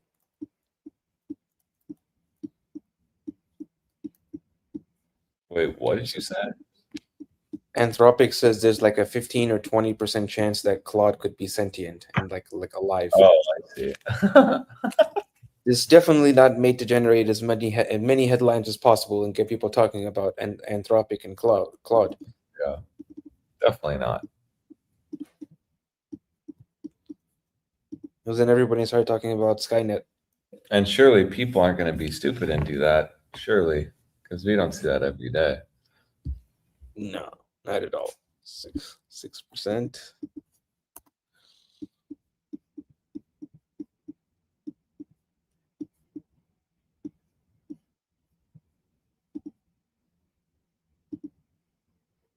About 12%. 29%. What was that controversy about everyone deleting ChatGPT? I didn't really read into that. I was too lazy to put any effort. I didn't hear about that, deleting ChatGPT.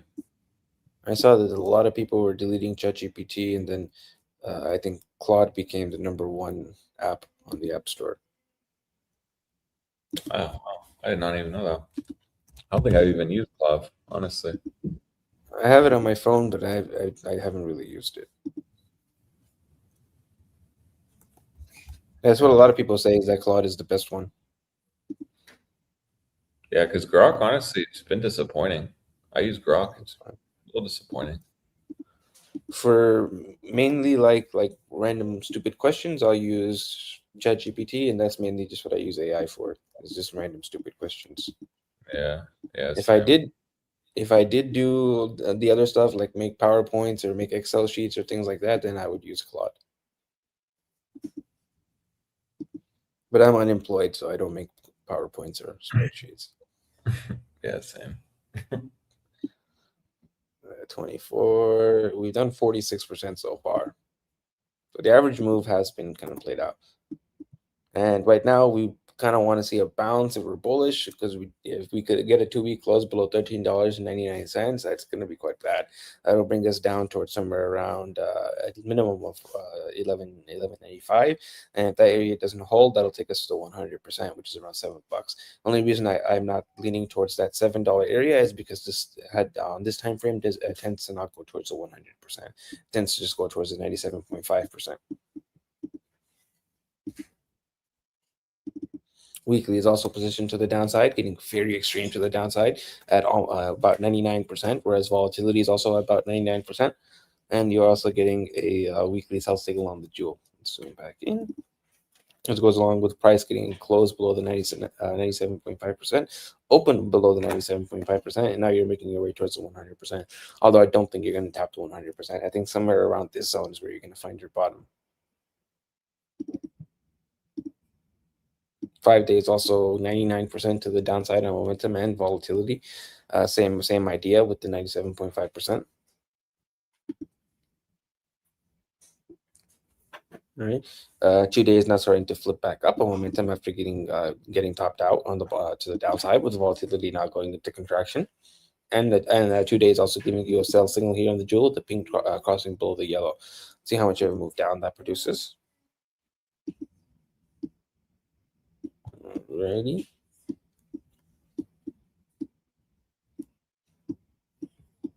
This one is in between the bearish control zone and the bullish control zone.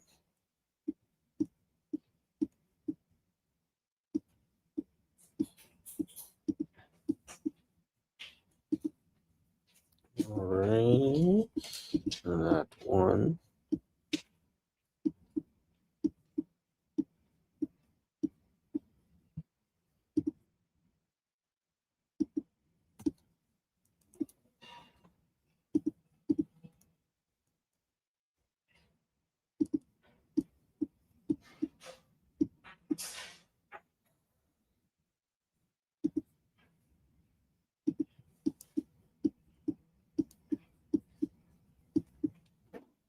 That should be it.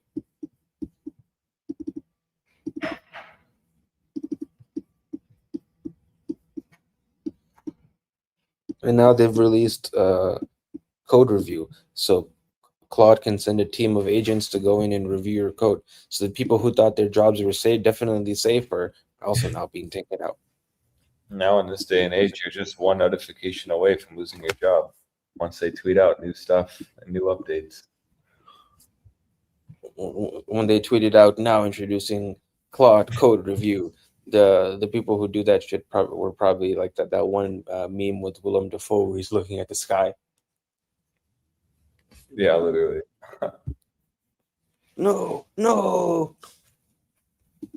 And your job's gone.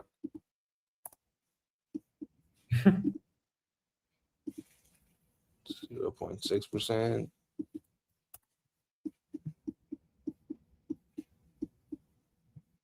These don't really produce that much. 11%. That's pretty good. Double digits. Let me take that last one again. Right here.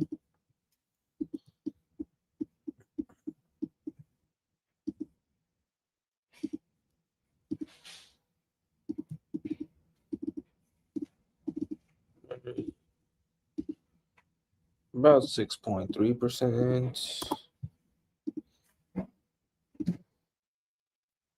About 6% also. Eventually about close to 10%, 9.7.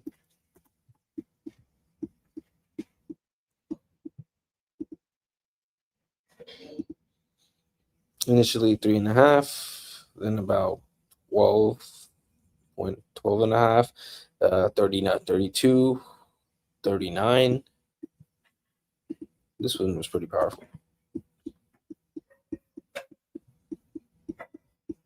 Alrighty. And from the current one, we are currently down from the open about 25%. Doesn't look like that much in the chart, but that is about 25%. And if we were to take it towards somewhere around like 30-ish%, 30% brings us to 35, brings us to about $11. 40 brings us to about $10.50. All right.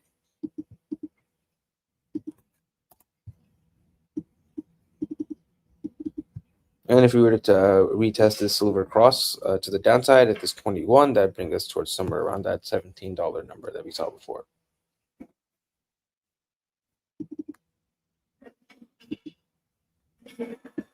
Daily is also now starting to flip back up a momentum with volatility going into contraction.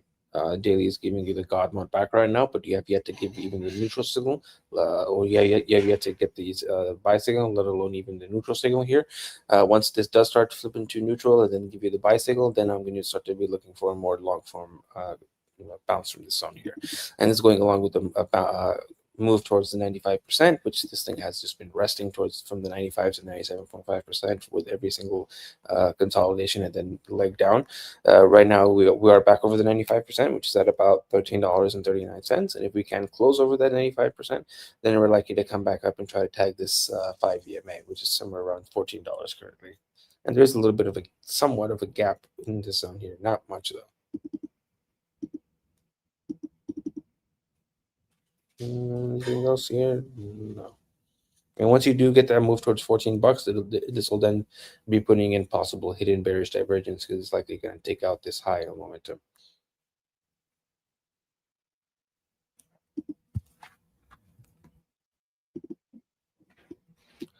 And 4 hours now once again firstly flipping back to the downside with volatility once again expanding. 4 hour jewel still giving you the God mode buy signal, so that has not been invalidated just yet, and you're still bouncing off the 97.5%. All you've done so far is just sweep the previous low. So if it does close like this would be not exactly bullish, but it would give you a little bit of a bounce here because this did sweep all of your previous low on this run.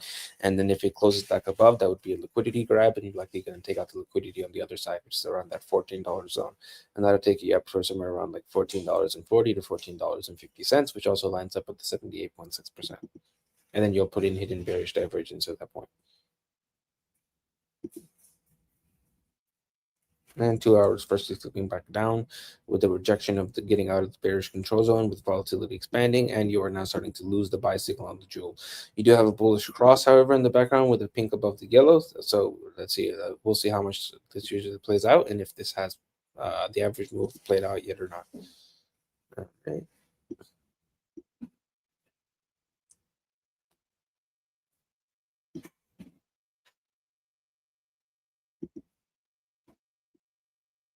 Here or here's good.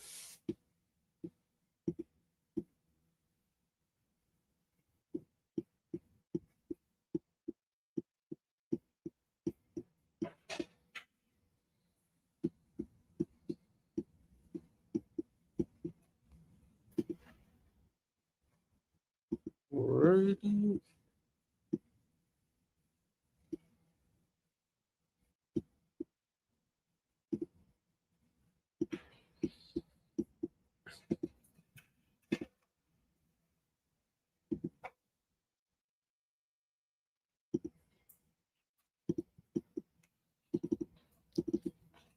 I got a Theo joke for you fellas. I asked God to make me good at shorting, and he said, "Sorry, bud. The best I can do is make you short." Boom. I don't understand.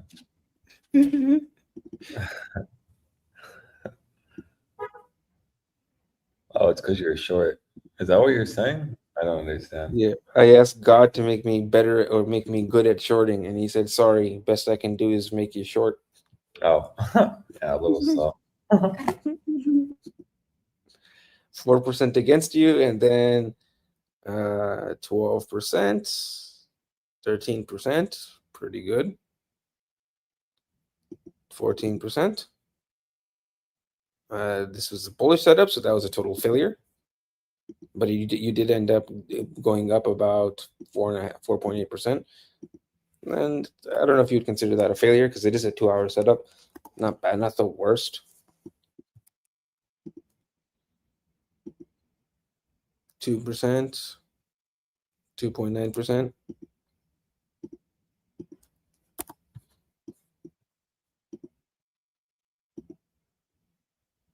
About 2%, 7%, 12.9%. Nice. Pretty good 2 hour setup there. This one's also a pretty good one.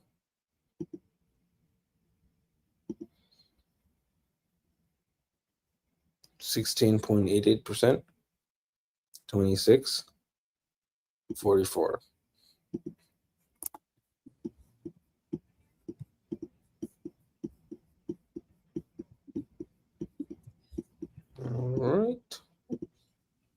about 2.6. That's the low end move. And as of now, let's make sure this is the current one.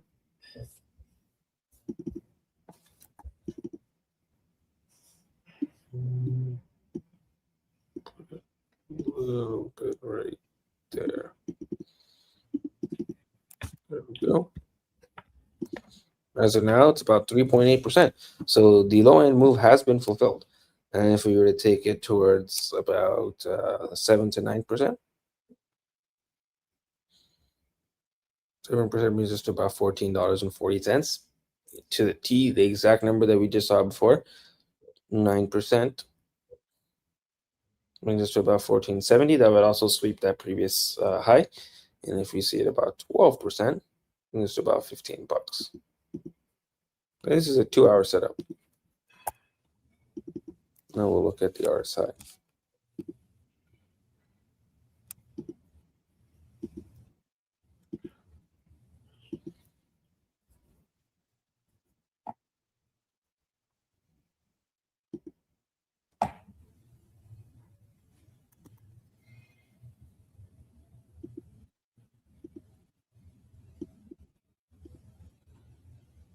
Six-month currently has 3 drives, actually multiple, 1, 2, 3, 4 drives of bearish divergence.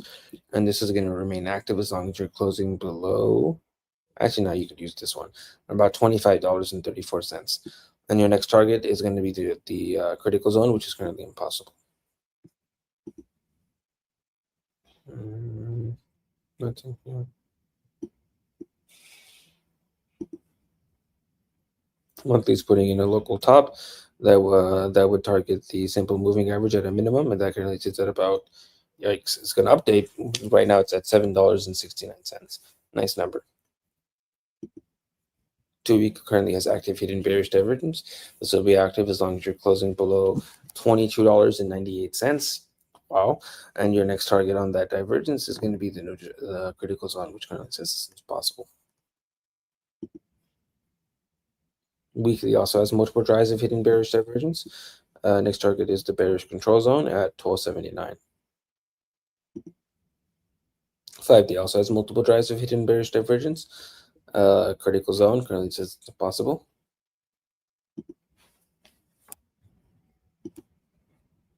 Today also has multiple drives of bearish divergence. Target's about 1193. With a fresh silver cross down.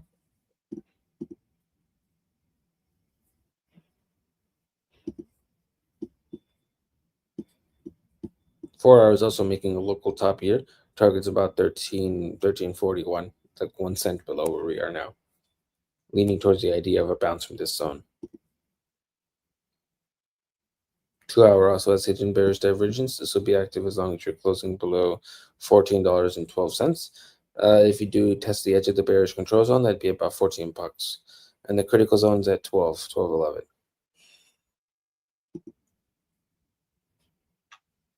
And hourly is putting in a first drive of bullish divergence. This is going to be 3 drives of bullish divergence. This is going to confirm with any close over $13 and $13.23, and then that'll give you a move towards the bullish control zone, which currently sits at about 1430, lining up with that low 14s to mid 14s area.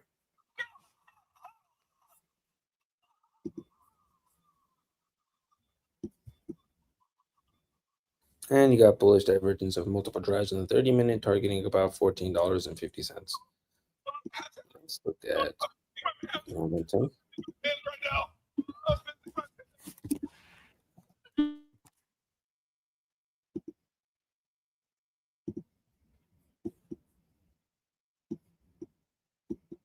Amazing how these candles or these wicks always get filled. Whenever you have one of those stray wicks that's massive to the downside or the upside, takes some time, but always comes in to fill them out. This was 76% down from the close. So if you were to take it from the open, 78%. And then if you were to take it from the low to the close, 364%. Not bad. Not bad. Currently, you are going to flip down. You are going to remain flipped down as long as you're closing below $85.62. So it's about $86. This is like, I think, 4 or 5 times or 6 times what price is currently. And on the projection, you're projected on this next open to make it into the critical zone. Quarterly is currently flipped down as well. The pivot is now closer, but it is going to be flipped down as long as you're closing below $17.79. Monthly is currently also flipped down, but very close to flipping back up, and it will remain down as long as you're closing below $14.34, with volatility now contracting for many periods of 100%. 2-week is also freshly flipping down now, rejecting the bullish control zone, and it's going to remain down as long as you're closing below 1781. Weekly is also flipped down, and it's going to remain flipped down as long as you're closing below $22. And you are now breaking into the bearish control zone of the weekly with volatility expansion. 5 days also flipped down as long as you're closing below $22 with volatility at extremes. 2 days also flipped down with volatility at many periods of 100%, and it's going to remain flipped down as long as you're closing below 1445. So if you were to go up to the 1440s or 1450s, you would just tap that pivot. Daily is now freshly flipped up with volatility contracting, but it is close to expanding for a double extreme, and it is going to be flipped up as long as you're closing over $13.33. And 4 hours also currently flipped up after the sweep of the current lows, and it's going to remain flipped up as long as you're closing over $13.32. So on the very high time frames, kind of, I wouldn't say it's bearish, because the bearish move has kind of been done already. The time to be bearish was somewhere around this zone here. Now it's more so looking for a mean reversion. After we sweep these current lows, we swept that low, we swept even that low, and we swept these current lows in this zone here. So plus we see that the momentum pivot has gone on the high time frame, has gone significantly closer to where price action is now, although it is still a good amount away. Then we see on the as we go even closer, like with the monthly, it gets much closer to price action with the momentum pivot, making it much easier to flip back up. Then you get to the 2-week where you see it freshly flipping down with our current rejection and lower high at around the $20-ish zone. Then you come down to the weekly, you start to see also flip down, also playing out that move with that rejection. And then as you go lower, then momentum starts to go more extreme to the downside, and it becomes easier to flip back up. And when you get down to the 2-day, it's very close with not very close, but it is right around that 1450 number that we saw would be the pivot. So if we were to go up and tag that area, take that previous high, and take the liquidity from that side, like we just took the liquidity from the downside, that would just be a tag of this 2-day pivot, and momentum wouldn't really change. It would just remain to the downside if you were to do that. And if you get to the daily, daily momentum is now starting to flip back up, already flipped back up after we swept these current lows. Same thing with the 4-hour momentum. It's quite kind of bullish to see that still flipped to the upside while we're sweeping these current lows. We want to see how this closes, and if this does remain to the upside on this close after sweeping these lows, this is likely going to get a little bit of a mean reversion bounce here, and how high that bounce takes you is likely going to be somewhere around $14 to maybe $14.50. You have to watch somewhere in that zone. Ideally, if you're bearish, you're going to get the rejection around $14.50 to $15, and then you're going to make your way towards somewhere around like $10 first with a psychological figure, and then somewhere around $7 to $8. If you can get a close over $14.50, then you're on a daily basis, and this is likely going to make continue upwards and make its way towards somewhere around like high 18s to maybe $20 after that. Really going to depend around $14.50. And the invalidation for being bearish on this will be getting a weekly close back over about $23.86. If that happens, then you're probably going to come towards somewhere around like $50 to $60. Really just waiting for these closes. Closes are going to be key. So now that you've taken this liquidity from the downside, I'm looking for the liquidity from the upside to be taken. And if you just make that a rejection and another lower high and a series of lower highs, then you're likely going to take the lows out again. Yeah, very nice, very nice. EOS will do. Oh, nice. Yeah, it's very easy on EOS. EOS Energy Enterprises. You're basically into this next month, 2 months, watching for $7.39 to get reclaimed to really solidify some kind of bullish momentum here. Because if not, you're really going to run the risk of actually taking out the low of January, which was at $5.51, coming all the way down to this $4.97 to $5 psychological number. To then maybe get a bigger bounce from that point. The issue is bi-monthly closed terribly. I mean, major rejection down, deviation of all major moving averages. You've got to really the next month, 20 days, look at essentially that $7.39 region to get reclaimed, or you will come all the way back down to $4.97, possibly lower. I mean, look at the reaction under that bi-monthly 5, consistent red dildos every bi-monthly, leading all the way to, well, kind of where we're at now, 630, all the way down to that $1 region. So you got to be watching very carefully. For me, I would be watching 497 to give some kind of bounce. And then if you don't hold that going into that bi-monthly close, that's when you can start considering a lot lower, around 330, maybe even around $2. Because even monthly here isn't a massive sell trigger. You rallied up to the 34. And at this point, if you are bearish, you're just looking for the move down, preferably this monthly to flip red. Let's see here what the HBDR has to say.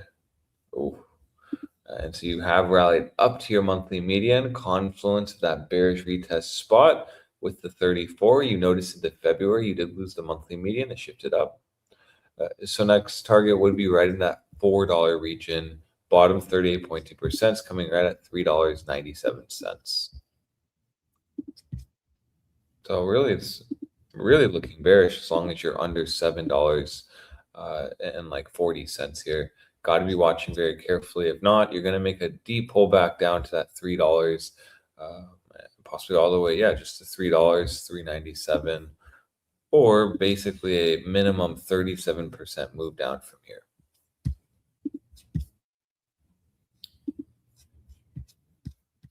Okay, weekly's in no man's land and via the range, but still more likely to come down to 497 and also give some kind of bounce towards the weekly EMA 100. You can see on the weekly here, once you get back above the weekly EMA 100, you can start possibly making a move back to around $9, possibly even all the way up to $10. That just plays right into this being a range breakdown, this being, major resistance. But you get back over the weekly MI 100, boom, you're opening up that new range. We saw that, play out very nicely. It took you all the way up to around that $11 region.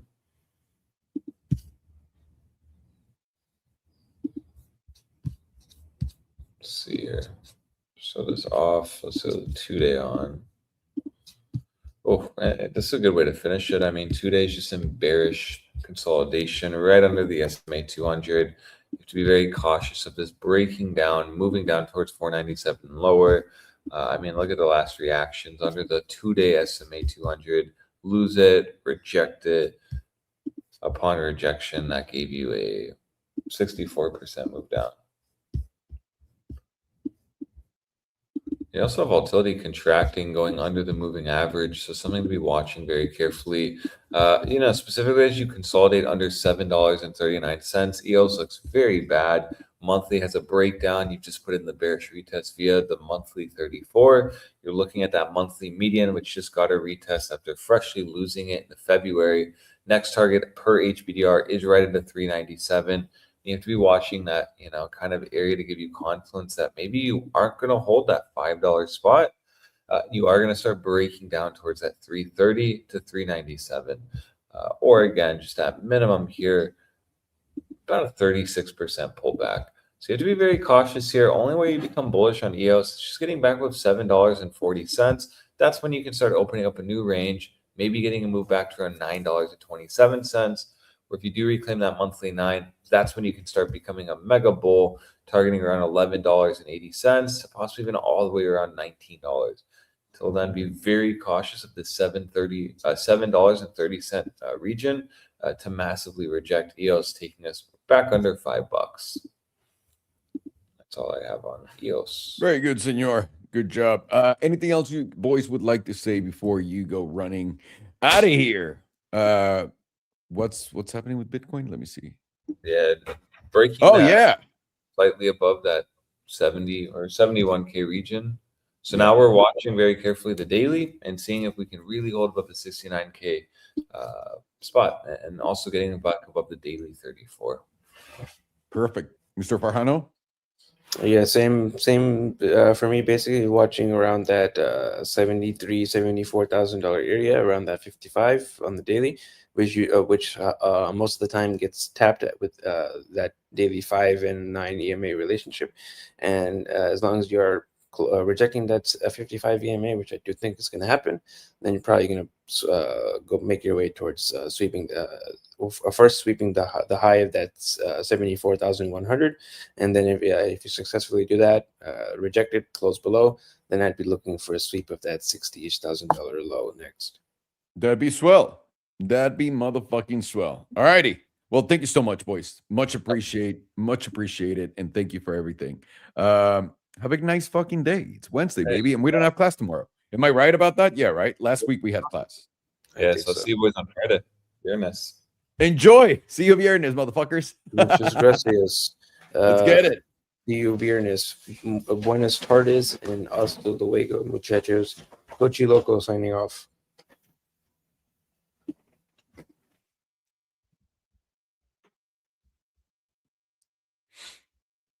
Ok. Bien. Vamos a empezar esto bien. Perdón, este líquido me hace más bueno en trading.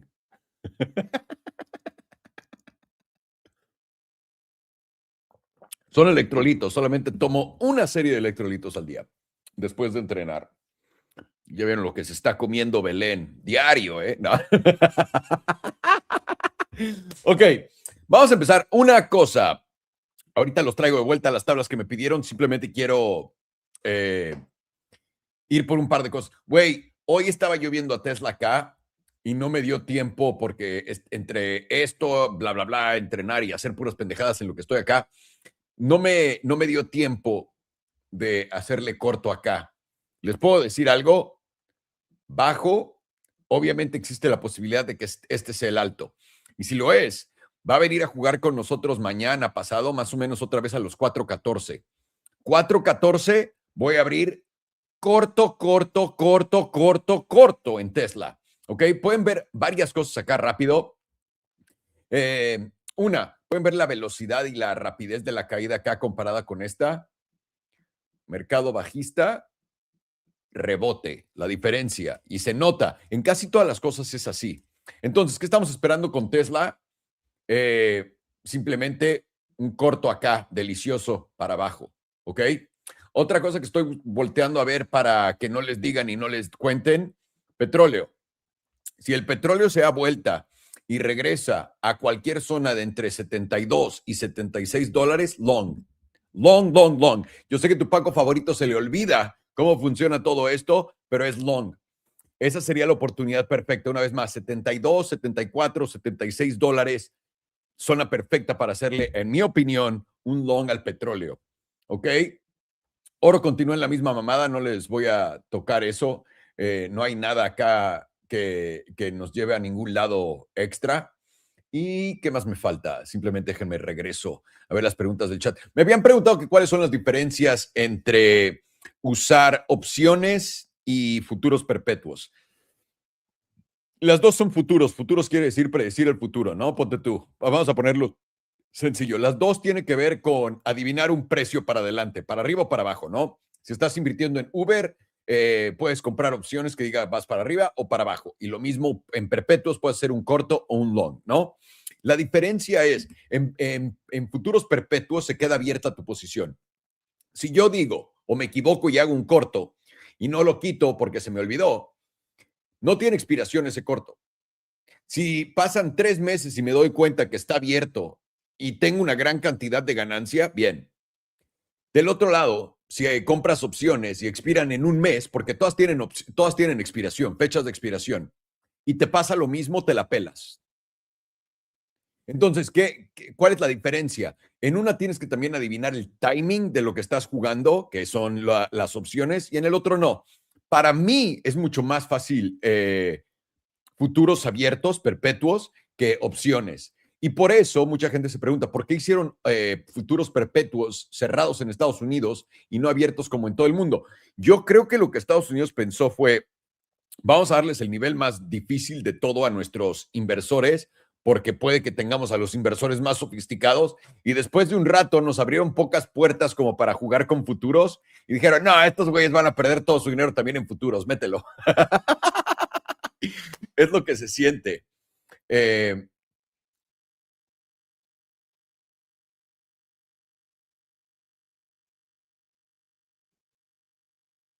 Ok, Ramón, tarde pero presente es muy importante para nosotros en México cuando lo dices, no voy a vender Jack o Lucid en menos de un año por los impuestos porque les cobran ustedes, nosotros en México en un año aún no nos chingan tanto, es por eso que compré Jack contigo por tu recomendación. Tengo que decir, Ramón, yo nunca recomendé que compraras Jack in the Box, dije, este es un juego para mí, este es un chiste. Y lo tienen en el video puesto. Es por eso que les digo, no me copies, haz lo que estoy haciendo. Ahora, lo que iba a hacer ahorita y lo que voy a hacer ahorita enseñándoles la tabla de Jack in the Box es voy a reentrar otra vez en estos niveles bajos. Mi stop loss era exactamente donde entré. No perdí nada. Estoy seguro que centavos o algo así se lleva mi banco, pero algo así, ¿ok? Y creo que voy a volver a reentrar. Voy a enseñarles la tabla ahorita y todo eso, ¿ok? Porque una vez más, puse solamente $10,000. Iba a meter una posición de 20,000 y no dije, esta la voy a holdear con cojones por 5 años al final. Jack in the Box, si me dices, va a quebrar, yo te creo. Yo solamente compro cosas que me quedo para un rato cuando creo fundamentalmente en el negocio y lo entiendo lo suficiente para decir, esto no va a quebrar, esto no se va a cero. Y eso es muy pocos. Entonces, una vez más, y es por eso que no me gusta hacer esto, no les estoy recomendando nada, les estoy diciendo en voz alta lo que yo hago. Y esto es lo que les digo también de las señales. Si solamente se están suscribiendo con nosotros o con cualquier pendejo que hace trading, ¿no? Por más verga que sean, hay mucha gente que con el mismo tipo de señal pierde dinero comparado con los que hacen, porque no funciona como todos creen, que simplemente es, bueno, voy de aquí a acá y ya. El precio hace unas jugadas y tienes que estar viendo y decir, ok, me voy a salir, me voy a meter, etcétera. Y si no has desarrollado, que en tu caso, Ramón, da igual porque te has vuelto muy bueno en hacer lo que estás haciendo acá, lo hemos visto a través del tiempo. Pero en la mayor cantidad de casos siempre les digo, no me copies, güey. No me copien. Sé que mis números y mis resultados son de huevos y la chingada, pero también tienen que ponerle peso a lo que digo. Cuando digo estoy comprando algo de chiste, es un chiste. Y no quiero, jamás, se los digo de corazón y por eso no pongo números en lo que yo estoy comprando, en cuánto entro y cuánto hago esto. Lo que menos quiero es que crean, este güey tiene o muy poco o mucho dinero, depende de quién sea que me estés viendo. Y por ende, yo nunca voy a poder hacer eso o yo no debería hacer. No se trata de eso. Yo no quiero flashearlos, apantallar a los que se vayan a pantallar con mi dinero y los que lo volteen a ver que este güey todavía es pobre. No los quiero hacer todavía sentir mejor, ¿no? Pero lo que yo diría es, aprendan sus bases y hagan sus apuestas. Y cuando encuentren una tontería como las mías, si tienen extra dinero, una vez más, $10,000, se lo tiras, ¿no? Hicimos el round trip en Jack in the Box, sí. Pero con saber jugar un poco al juego, ¿qué es lo que haces? Tienes un stop loss. El stop loss yo lo puse ni siquiera arriba, al precio. Me saca. Y yo dije, voy a agarrar ese dinero y lo voy a meter en algo más. Pero ahorita que Farhan me estaba enseñando Jack in the Box, les voy a enseñar esto a ustedes. ¿Qué les parece? Para que estemos todos en la misma página. Jack in the Box podría continuar cayendo. Una vez más, esto es un chiste. Jack in the Box no va a volverse el Taco Bell de la futura de Demolition Man. Jack in the Box no me va a hacer billonario. Jack in the Box no estoy esperando que regrese a altos históricos. Jack in the Box lo estoy comprando porque literalmente puedo poner que soy el inversionista más grande de Jack in the Box en mi perfil. Así de pendejo soy, ¿ok? Y siempre lo digo por adelantado. Si estuviera comprando XRP, les diría, güey, estoy comprando XRP porque leo que en Los Simpsons salió esto y es por, se los digo siempre por adelantado, ¿no? No hay como un ángulo más allá de esto. Les estoy dando esto una vez más. Esto es un chiste para mí. Y voy a usar una referencia estúpida. Si les dije, tengo menos de $50,000, tengo $50,000 en NFTs, ¿ok? Les dije que iba a poner menos de 1% de mi cash en eso. Piensen cuánto es el total y cuánto me importan $10,000. Esta es la única vez que lo voy a decir. Cuando digo voy a jugar, y si el número de mi jugar, te estoy diciendo, va a poner $10,000, tiene ya un efecto en ti, tengo que aprender yo mismo a que tengo que decirles, voy a jugar aquí con centavos, para que entiendan la relatividad de lo que estoy haciendo. Y una vez más, solamente por el chiste, voy a jugar otra vez en Jack in the Box y porque estoy viendo la tabla. ¿Ok? Entonces ahorita voy a volver a unirme a ustedes como el trader más sofisticado que Jack in the Box ha tenido. Y ahí les va el por qué. Estamos viendo una trimestral, ¿ok? Gráfico trimestral de Jack in the Box. Podemos ver que vamos cayendo con fuerza, cruce plateada a la baja. Pero lo interesante de Jack in the Box es este bajón de acá del 2020 y este de acá del 2008 es donde estamos. El del 2008. Voy a eliminar estas cosas. Voy a pretender que no hemos hecho análisis técnico de esta mamada y vamos a llevarlo tranquilo, ¿ok? Para que entiendan esto. Y voy a poner otra línea acá. Si te llegas a llevar esta segunda línea morada, ¿ok? Ya estarías hablando de cuando hicieron IPO en 1992. O sea, te vas para atrás 35 años, cabrón. ¿Ok? Si llegas a perder este nivel. Ahora, el nivel del 2008, ¿ya lo venimos a tocar o no? Todavía no. ¿Qué tan lejos está de donde estamos ahorita? 10%. Si te equivocaste y compraste Jack in the Box creyendo que es una inversión para mí a largo plazo, etcétera, todavía estás bien, güey. Todavía estás bien. ¿Ok? Todavía están bien. ¿Por qué? Porque obviamente está cerca del fondo, tío.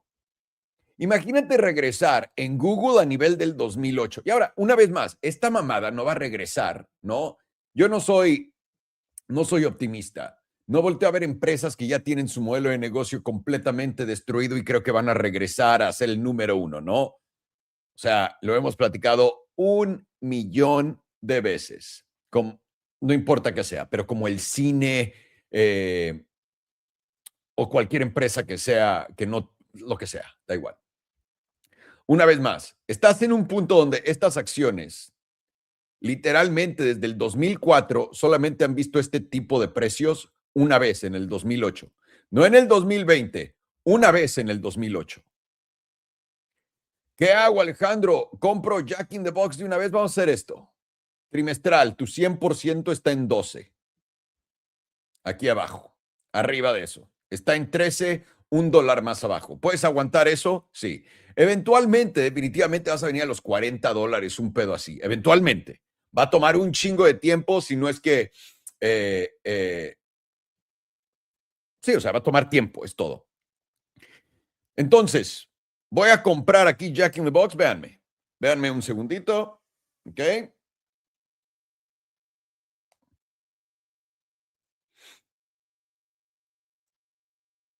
Ok. Acá. Trade. Stocks, ETFs. Jack. Buy. Market order. ¿Cuántas voy a comprar? Ok.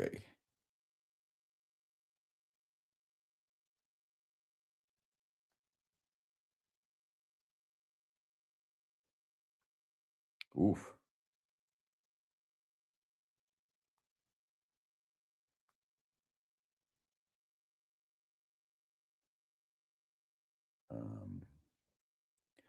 Voy a comprar 700, ¿no? Puede ser. Ahí está. Ok, no. 47. Ahí está. Voy a comprar 747 acciones en este momento a 13.37 de Jack in the Box y lo voy a hacer como un chiste para seguir diciendo que soy el mejor inversionista del mundo que se llama Jack in the Box. ¿Creo en la empresa? No. Creo que puede tener un rebote definitivamente. ¿Por qué? Porque estamos en niveles del 2008 que solamente la tabla ha visto esa vez. Eventualmente tienes que tener un rebote por más mala que sea. O se puede ir a cero. ¿Estoy dispuesto a perder estos grandes $10,000 que estoy metiendo acá? Sí. ¿Tú? Porque literalmente estamos haciendo algo pendejo. ¿Ok? Si estás dispuesto a hacer esto, entonces bienvenido al club de los retrasados mentales, carnal. ¿No? Espérame, hago mi compra de una en vez de solamente decirles. Hago mi vieja. Ok, compra mi orden. Ahí está. Confirmado, bla, bla, bla. Aquí lo tienes. Listo. ¿Ok? Ahí lo tienen. Estoy de vuelta con ustedes en Jack in the Box. Les digo, para mí es un juego y lo puedo tener como juego. Iba a aprovechar. No encontré nada que me haya gustado a buenos precios. No le metí esos extra. Ahí están de vuelta en Jack. Estamos en el mismo barco y que nos hundamos juntos. Me da igual. Quiero que quede claro, ¿ok? Que no nos metamos en estas pendejadas nada más. Entonces, Jack in the Box, literalmente, en la trimestral estás en el 100%, tío. La última vez que eso pasó fue el 2020, literalmente, y lo tiraste, ¿no? Caíste más. Puede que caiga más, me importa, Nel. Si cae más, probablemente, honestamente, si llegamos al 11.80, le meta más. Esto no se va a ir a cero así de la noche a la mañana. No, o sea, va a tomar tiempo, ¿no? 8.46 sería mi siguiente nivel. 8.46. 8.46 en Jack in the Box. ¿Por qué? Porque en Jack in the Box ese nivel es el IPO. ¿Ok? No, bueno, el IPO es en realidad aquí, en los 7.62. ¿Qué les parece si lo movemos al bajo del IPO? Ahí está. Bien, lo estás viendo en la trimestral ahí. Vamos a ver en la mensual dónde está el movimiento. En la mensual todavía tiene más camino. Podría llegar aquí a la parte de hasta abajo. Antes ha llegado al 100%, sí, también lo hizo acá atrás, que fue lo que nos hizo comprar. Haber visto que ya habíamos llegado y estábamos más abajo. Ahora está subiendo dentro del rango. Fuiste arriba, caíste, y ahora es a ver qué tanto estás cayendo en este rango. 2 semanas, tienes volatilidad expandiendo para la baja, tienes que saberlo, y tu 100% está aquí abajo en la caída de, ¿cómo se llama? En el 100%, que sería el IPO. Acá abajo está más abajo en los $6 del IPO. A mí ya me cuesta esto bastante trabajo creerlo. Y diaria ya estás en el 97%. Se ha caído y sí, pero no al 100. Al 100 en la diaria no lo has visto en un rato. Para que tengas una idea. ¿Ok? Jack in the Box, otra vez, vamos a jugarla. Vamos a jugarla como pendejo. Ahí estamos.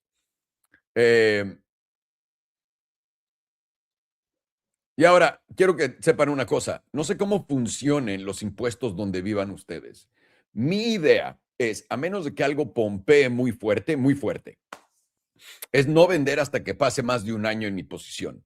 Ahora, esto lo intenté con Tesla y con Rivian, con lo que compré, pero se me hizo muy fácil entender cuál era el tope, en mi opinión personal. Decidí salirme con más de 100% de retornos que acabo pagando. Tengo como un net de 65, 70% casi, entre X, Y y Z de esas inversiones. ¿Ok? Y con ese cash estoy armando todavía el nuevo portafolio. Es mi idea. ¿Por qué? Porque en Estados Unidos, después de que compras algo por un año, te bajan los impuestos de capital gains, cabrón. ¿Ok? Es mi incentivo para holdear. Pero si veo que hay oportunidades, si veo que se va a dar la vuelta, etcétera, lo voy a vender. Ahora, ¿por qué no he vendido Circle? Literalmente no me importa. Ese es mi seguro. ¿Qué tal si me estoy equivocando en este ciclo? No quiero estar aquí, no me importa. Esa es mi primera entrada. Estoy contento con ella. No importa si llega a $20. Voy a seguir poniéndole. ¿Ok? Esa es la idea general.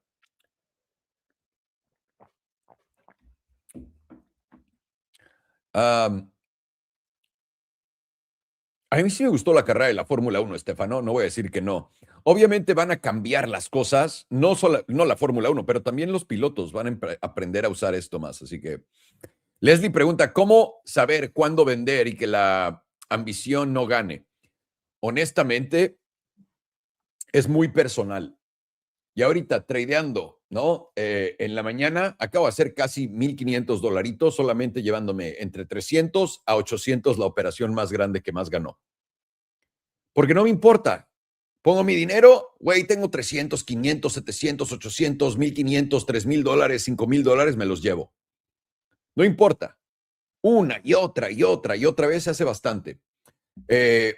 ¿Dónde no te quieres quedar con? Yo creo que lo más importante para todos es entender esto. Lo bien que se siente cuando tienes dinero, cuando lo sacas y tienes ganancias. Porque el holdear con cojones, tenerlo en la bolsa todo el tiempo y no verlo, no lo hace real. A mí me gusta hacer real mi dinero. Eso yo. Si, por ejemplo, mañana volteo y tengo $77 millones en la cuenta, estamos en tope del mercado alcista, y hay $77 millones en mi cuenta de banco, voy a liquidar todo. Güey, pero qué pendejo, puede seguir subiendo. Tengo dinero. Y me voy a esperar 1, 2, 3 años si tengo que, a volver a colocar todo mi dinero en la bolsa. Me han visto hacerlo. No tengo prisa. ¿Warren Buffett tiene prisa? No. No me estoy comparando con él. Me gustaría aprender del señor, pero si quiero aprender del señor y ser como él, tengo que notar lo que hace, que lo hace tan diferente. ¿Ok? De esto se trata, cabrones, este juego. Así que es muy importante que lo entendamos. También no los quiero ver, honestamente, cuando se voltee la bolsa y caiga y esté Coinbase abajo, Circle abajo, lo último que quiero ver y escuchar son mensajes de, güey, ¿qué vamos a hacer? Está bajando. ¿Sí crees que? Güey, para eso estamos aquí. Ahorita que está arriba y la chingada y todos están contentos, bien, pero estamos en un mercado bajista que va a continuar cayendo. ¿Ok? ¿Y por qué lo sabemos? No ha habido noticias de capitulación, por más que te digan que en el parque ya hubo. Están empujando una narrativa que sigue los simples pasos económicos de fin de ciclo. Y literalmente las narrativas debajo, ¿no? La guerra. Ahora la guerra se llama Irán contra no sé quién vergas en vez de Ucrania contra ¿quién? Rusia, del 2022 al 2026. Antes de eso había una crisis de dólares. Es que no había dólares por COVID, aparentemente, ¿no? Bien. ¿Qué es a donde estamos entrando? En una crisis de dólares. Cuando ocurre la guerra del 2022, ¿qué es lo que sube? El petróleo y la energía. ¿Qué está subiendo ahorita? El petróleo y la energía. Dios, tenemos que ser ciegos para no ver dónde estamos parados. Es lo mismo, son ciclos repetidos. Entonces, no pierdan la cabeza. Disfruten este mercado bajista, que hasta si me están copiando deberían de estar en una excelente posición de cash, ¿no? En este momento. Y disfruten honestamente una oportunidad que se va a dar pocas veces en su vida como esta, donde en un mercado como este estás comprando cosas que son relevantes para el ciclo económico al que está entrando. Eso quiere decir, con retornos, es como invertir en Amazon cuando empezó Internet o Google, o invertir en Tesla cuando empezaron la fiebre de los coches eléctricos, o invertir en Mastercard, American Express y Visa cuando empezaron las tarjetas de crédito. Estamos ante esa oportunidad. Y aparte, va a durar un rato, así que disfrútenla. No se me vuelvan locos con estas mamadas. Más allá de esto, ¿habrá algo más que discutir? Rápidamente voy a ver. Nel, ya quedamos. Bueno, pues ya quedamos. 4 horas, 20 minutos, mis estimados. Sin más ni más. Una vez más, para el petróleo, espérense al retroceso. Todavía no les da el bueno. Está jugando con ustedes todavía. Todo continúa tal cual. Mantengan un ojo en el dólar. Una vez que vean el nivel de los 99.4 roto para arriba, el DXY. Una vez que veas este nivel para arriba, la fiesta va a empezar, güey. Una vez que estés arriba de 100 puntos en el dólar, ahí es donde deberías ya empezar a ver el deterioro de las únicas acciones que siguen arriba, y arriba del 104 ya fue tarde. Solamente para que lo tengas en mente cómo va a funcionar esto. ¿Cuánto va a tardar? Empezamos con caídas más rápidas que el 2022 y ahora estamos aguantando un poco más que en el 2022. Este ciclo tiene un sabor 2018-2022, es como una combinación perfecta, pero lo mismo está ocurriendo una y otra vez. Manténganse en ello, no se me distraigan, no pierdan la cabeza, todo sigue jugando de acuerdo a lo que hemos estado viendo, planeando, etcétera, y no se equivoquen, ¿no? No se equivoquen, y a lo que me refiero con eso es no escojas que va a subir y cuando va a bajar, no te salgas del plan que tienes. Tenías el plan cuando todavía esto no era un escenario real. Fue cuando se los di. Antes de que todo bajara, antes de que hubiera estas oportunidades, les dije, me voy a salir del mercado, voy a comprar de vuelta, vendo mis acciones acá y voy a esperar en cash. Todo el mundo dijo que estaba loco, que no iba a bajar nada, ¿no? Porque la inflación venía a subir. Todo bajó. Bien. ¿Y ahora qué estamos haciendo? Siguiendo el plan desde el principio. No te distraigas, es cuando pierdes. Estás ante la oportunidad del siglo. Lo único que tienes que hacer es no promediar tan pendejamente. Es todo. Nadie está diciendo, vamos a agarrar el fondo del fondo del fondo. Simplemente vamos a promediar chingón sin estrés. Es mi chamba. Poder hacer esto que no haya estrés en la jugada. Que estés jugando esto y digas, no mames, está de huevos este partido. Es mi jugada. De lo fácil que es. Se ha dado por adelantado. Se ha dado con todo lo que va a pasar y ahora nos están dando las excusas de por qué está pasando. ¿Me entienden? Ya que empiezan a construir las excusas de fin de ciclo, es lo que es, tío. Y es en donde estamos. No se me desesperen, no pierdan ello. Sepan que sí, va a haber un super ciclo de cripto, pero viene después de este bajón. Y QE, en verdad, quantitative easing. Y tienen que entender esto. Mucha gente dice, los bancos centrales. Esto es otra cosa de la gente de XRP. Espérame. Dicen, los bancos centrales van a comunicarse entre ellos usando la red de XRP. Todo ese dinero impreso hace en la red de XRP. Para todos los que llevan aquí ya un rato y lo entendieron, QE viene a manos de las empresas y los bancos más grandes del mundo, no a manos de la Reserva Federal esta vez. Es irrelevante eso. Totalmente irrelevante. Que te digan, la Reserva Federal va a imprimir no sé cuánto, da igual. Lo han visto, ¿no? Se los dije desde que empezaron a torearlos en diciembre. El 12 de diciembre, la Reserva Federal y toda la gente que tiene esos misilitos apuntando para arriba se emocionaron. Güey, vamos a ir al infinito, QE infinito. QE infinito empieza en enero del 2027. 2027. Y una vez más, yo esperaría tener y ver inflación para el 2029. Y cuando digo inflación, es inflación de verdad, no en una cosa, en todo otra vez, donde tu puto coche va a valer 3 veces más de lo que vale. 2029, 2 años después de que esto se vuelva en todos lados algo bastante usado. Ahora, si empezamos 2027, el principio, y literalmente seguimos en las mismas y nadie tiene tokens y nadie está usando nada, 2030. Tenemos que esperar una vez que lo empecemos a usar. 2 años es máximo lo que puede pasar antes de que tengamos otro spike en inflación. ¿Ok? Es simplemente por la velocidad. Esta vez la velocidad del dinero va a aumentar, cabrón. No es que la velocidad del dinero aumente la inflación. Lo que aumenta son las transacciones, actividad económica, todo se empieza a ver positivo, pero va a haber un exceso. Me estás diciendo que estás dándole el poder de crear dinero a todas estas empresas y bancos y no se van a pasar de huevos. ¿Me entiendes? Entonces, una vez más, no jugamos con adivinar el futuro. Sabemos cuáles son las leyes, sabemos qué es lo que están haciendo, sabemos cuándo entran en vigor, sabemos qué significan, ¿no? No tenemos No tenemos que pelearnos con narrativas inventadas en algún Discord. Literalmente tenemos ya leyes detrás de lo que estamos siguiendo, qué instituciones van a hacer qué a través de ello.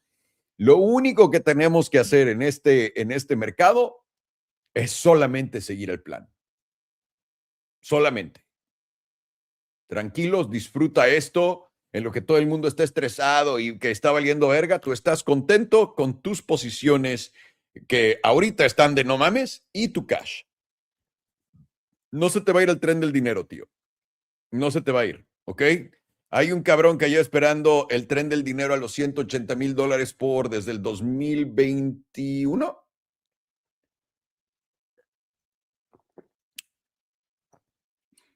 Y todos los demás que lo siguen esperando.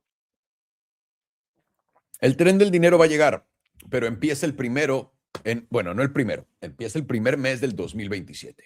Ahí lo tienen, damas y caballeros. Nada mal. Continuamos monitoreando Bitcoin en este momento, arriba de 69,200. Recuerden, ese es el close que estamos buscando. Arriba alcista, abajo bajista. Ahora estamos jugando en un rango muy pendejo. Tíos, no les puedo explicar cuántas veces de arriba para abajo y de abajo para arriba está pagando rico.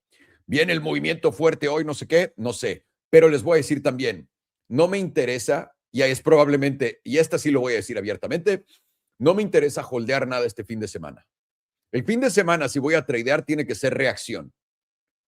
Tiene que ser una reacción extrema. ¿A qué me refiero? Que si abro mi tabla y Bitcoin está en 80,000, voy a hacerle un corto. Pero solamente si está ahí. ¿Por qué? Porque ellos mueven el mercado y el fin de semana pasado nos dejaron sin nada y normalmente te tiran una así, una. Es como tienes que adivinar cuándo se nos antoja crear lo siguiente y no hay nada de ruido. Nada. En nada. Entonces, eso me llama mucho la atención. Por ende, no voy a holdear posiciones a fin de semana. Si estoy ahorita posicionado en algo, voy a buscar mi salida antes. Y si no, si entras a fin de semana y tienes tu posición, tío, pon todas tus barreras de protección. ¿Ok? Si hay un tiempo en donde te van a apoyar es estos días. Y recuerda, Bitcoin cae cuando tiene sus caídas monumentales en una hora donde todo el mundo o está cenando o está dormido o hay un evento grande, es cuando lo hace. Una vez más, no es porque sea manipulado, es porque todos nosotros nos organizamos al mismo tiempo y lo hacemos. Pongan atención. Todo esto está enfrente de nosotros, ya lo tenemos, estamos listos, seguimos para adelante y no se pierdan en la salsa de las narrativas pendejas, tíos. Volteamos a ver todas las leyes y es todo lo que nos vamos a basar en todo lo que estamos haciendo para este nuevo ciclo monetario que se viene enfrente de nosotros construido. Listo. Les mando un abrazo a todos, cuídense mucho y nos vemos el viernes. Aunque nos vemos mañana para un Nadie Me Preguntó. Lo siento, van a tener que escuchar todas mis pendejadas, brother.